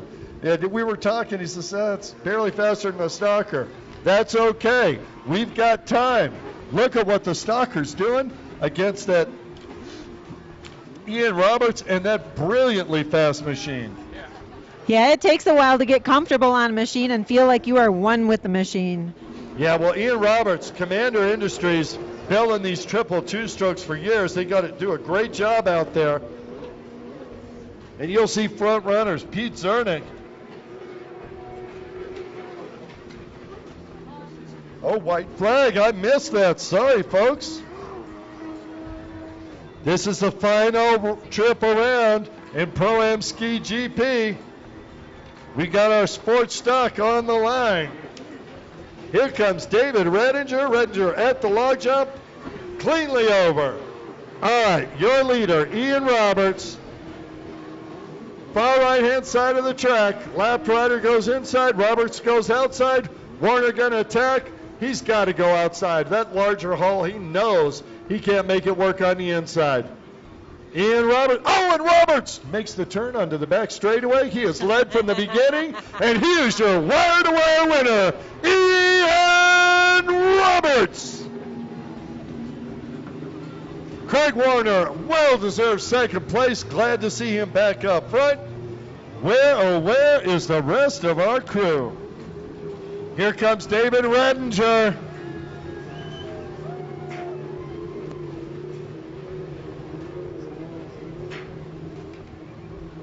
Gabe Hooper comes by. Hooper was got lapped, but great sportsmanship. Gabe, 16 years old. Boy, to be out here with these guys. And here is David Redinger, followed by Pete Zernick. Wow, how about a round of applause for the Pro-Am Ski GP? What a race, folks. To quote one of my favorite NBA announcers, if you don't like that, you don't like Pro-Am, Pro Watercross racing. What's up next, Rosie? Up next is race number 18, Sport Stock. We need all Sport Stock down to the line. Well, in Sport Stock on the number 103 machine out of Sparks, Nevada, riding the Yamaha. Sponsored by TC Jet Ski Parts and Service and Bionic Racing, the local boy, I say boy, 57 years old, Terry Cass. On boat 111 out of Madison, Mississippi, sponsored by Judge Motorsports, Scat Track, Jet Trim, and Jet Pilot, Billy Dearman. On the number 130 Sea-Doo out of Allentown, Michigan, 42 years old, sponsored by Reva Racing, D's Marine, Jet Trim, Hamilton's, and BP Designs, Eric Gabriel.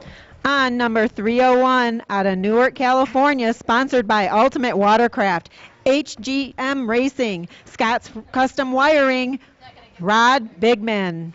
On the number 910 machine out of Cumming, Georgia, on the Yamaha, 37 years old, riding for Team Faith, Fly Racing, Olin's USA, Pirelli Moto, KTM USA, Craig Shoemaker's Western Power Sports, Ames Oil Incorporated, Jetlift, Truebill Trailers, Affordable Heating and Air Conditioning, SSI Decals, Wiseco, Exceed Wetsuits, Ross Products, Industrial Machine and Tool, Stamen Suzuki.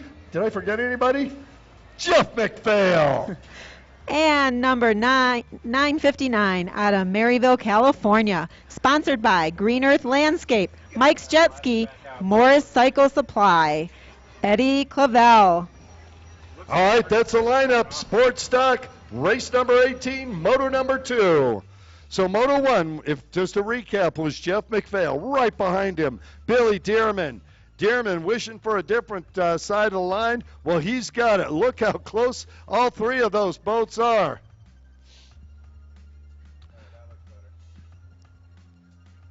So we got Dearman, McPhail,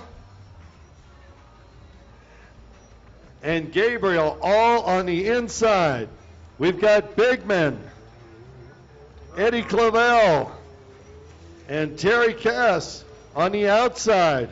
Ready, Norm? Sea-Doo HXs, they like to sweep. They're going to like that outside.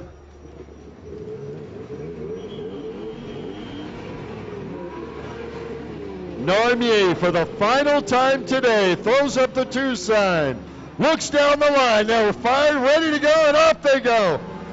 McPhail and Dearman side by side, and McPhail jumps ahead by 2 feet.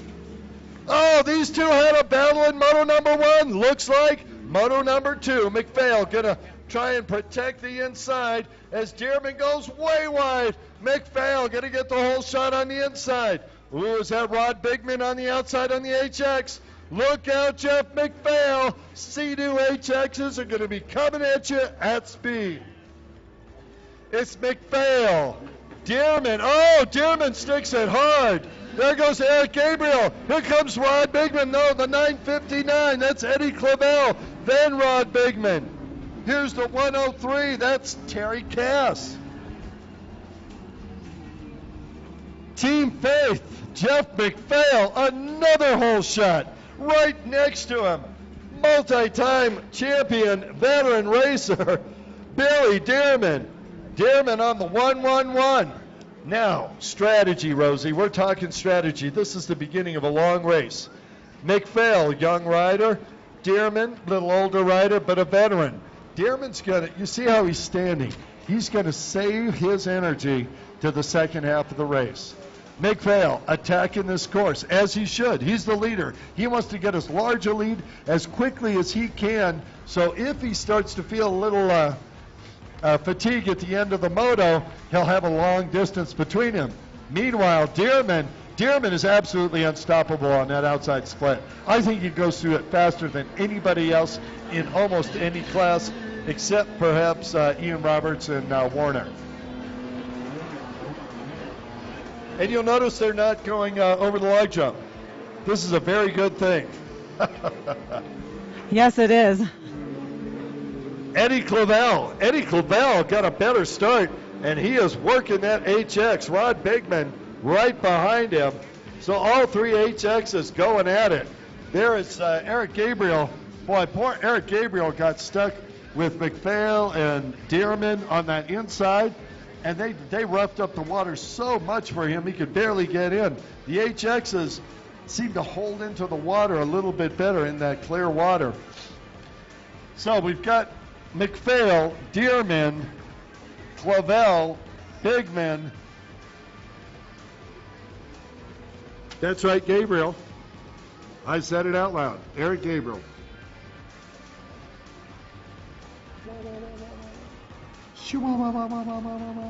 Jeff McPhail. Jeff, please stop looking over your shoulder. He's really looking over his shoulder. I think he's a little bit nervous. That's because he knows Billy Dearman has got it in his head that he has to pass him this race. Well, I'll tell you what else. He's looking over at Team Faith. He's looking over every single time. He wants to give them a win in the worst way. Jeff McPhail, really a great friend of Brian and Monica O'Rourke and Team Faith. And there's nothing he would like better in his life right now than to bring home a Team Faith a victory. Yep, he's getting encouragement right from the shore. I think he's getting it from all around. All right, Billy Dearman holding steady in that second spot. I don't know. It looks to me like Jeff McPhail is starting to pull away, little by little. Now McPhail, I'm going to say it out loud. He's doing a great job, but this outside split is not his forte. Billy Dearman, on the other hand, is like a surgeon through here.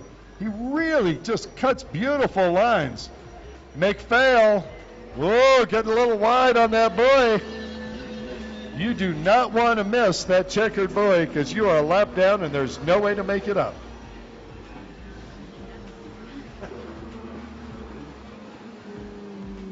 McPhail, far left-hand side of the course. Dearman just getting on it. Here comes Clavel.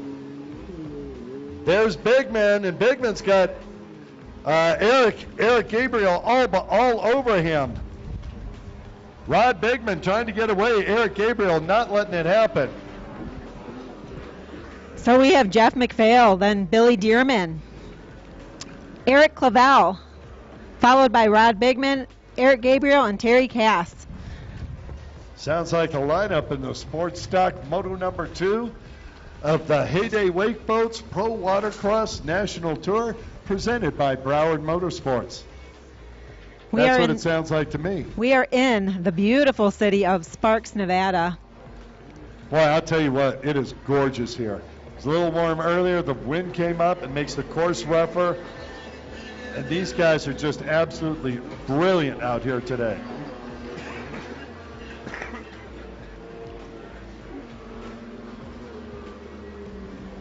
I think it helps having this body of water to ride in. It's nice and cool, good for our machines.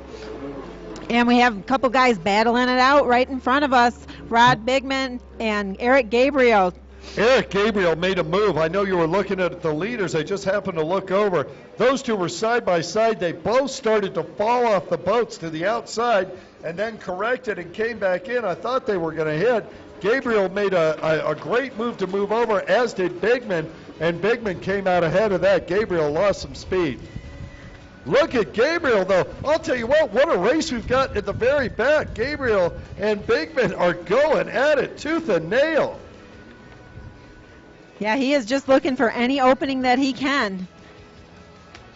Trying to get on either side of that wake,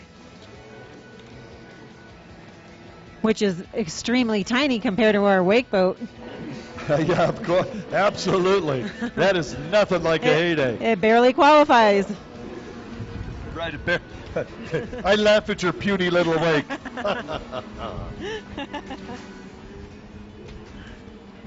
Okay, Jeff Leaders McPhail. continuing to go far left-hand side of the track.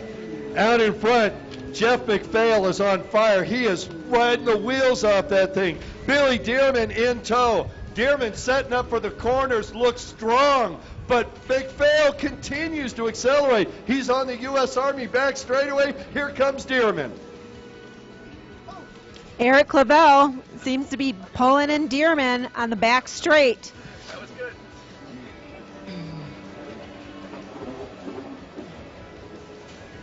I think Clavel is catching up with Dearman on parts of the course, and then he gets back ahead of him. Well, I'll tell you what, let's look down there. We're talking about Eddie Clavel, 37 years old. Billy Dearman, 39 years old. I'm not sure when this paperwork was last updated, though. We'll go with 39 for Billy. Jeff McPhail on that Team Faith machine, and I'll tell you what. Oh, he goes sideways. Here comes Dearman. McPhail slid it sideways. I was just going to say, I saw the bruises on Jeff McPhail's leg earlier today. He is in pain. Folks, there's no question about it. He is gritting his teeth. It is really painful to ride a blaster like this in this kind of conditions. And when you've got a rider like Billy Dearman right behind you, you can't let up for a second. McPhail did here. It started to slide sideways. Immediately, Dearman is there. Boy, this race isn't over. He did a really good job of recovering, though, getting right back on track. Well, you can see it now. McPhail's starting to sit down a little bit. He wasn't sitting down before. That leg injury is starting to take a toll on it. If Dearman can catch up in this far right-hand side at each and every lap, he might be able to catch McPhail. McPhail, you can see it. He cannot push down on the right side of the boat. He is injured, and it's starting to come into play. McPhail trying to cut tight to the buoys. He wants to make it difficult for Dearman in any way he can. But you can see it in the right-hand corners. McPhail can't push down hard enough. He's not cutting as tight as he has been all day long, and Dearman is starting to reel him in. McPhail making a right-hand turn. He's coming up to the U.S. Army back straightaway. Dearman is starting to gain. It's a left-hander. Let's see what he does. McPhail tries to get up. He can't. He's holding on with everything he can. He can barely hold on to that machine. You can see it. The position on the boat, and Dearman. We were talking about him standing up before. He's in full-on attack mode now, Rosie. He's going after it. He could smell it.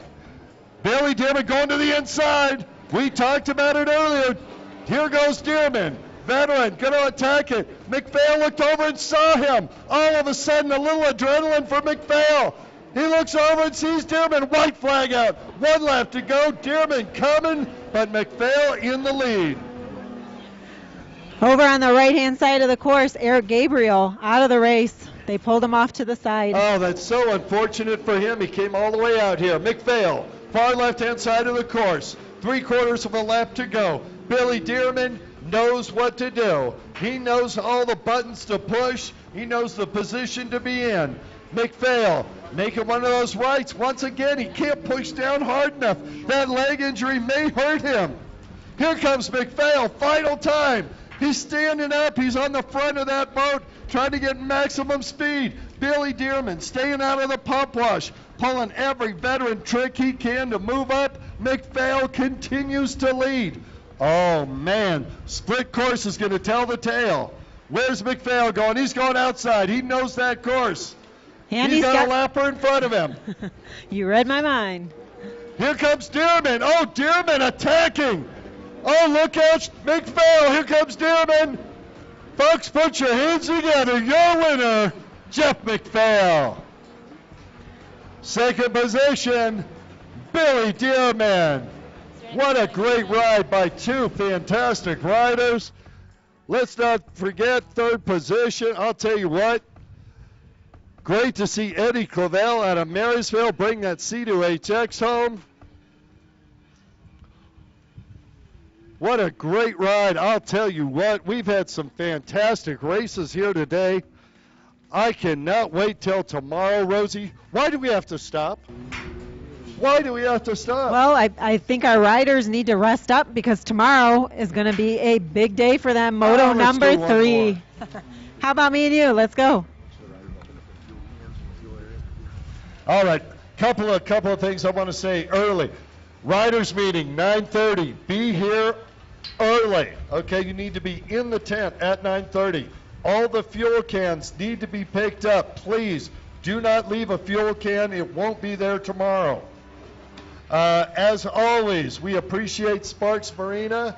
And as you walk out, if you see any garbage, please pick it up. Put it in a receptacle. We do appreciate it. I want to give a special shout out to everybody here.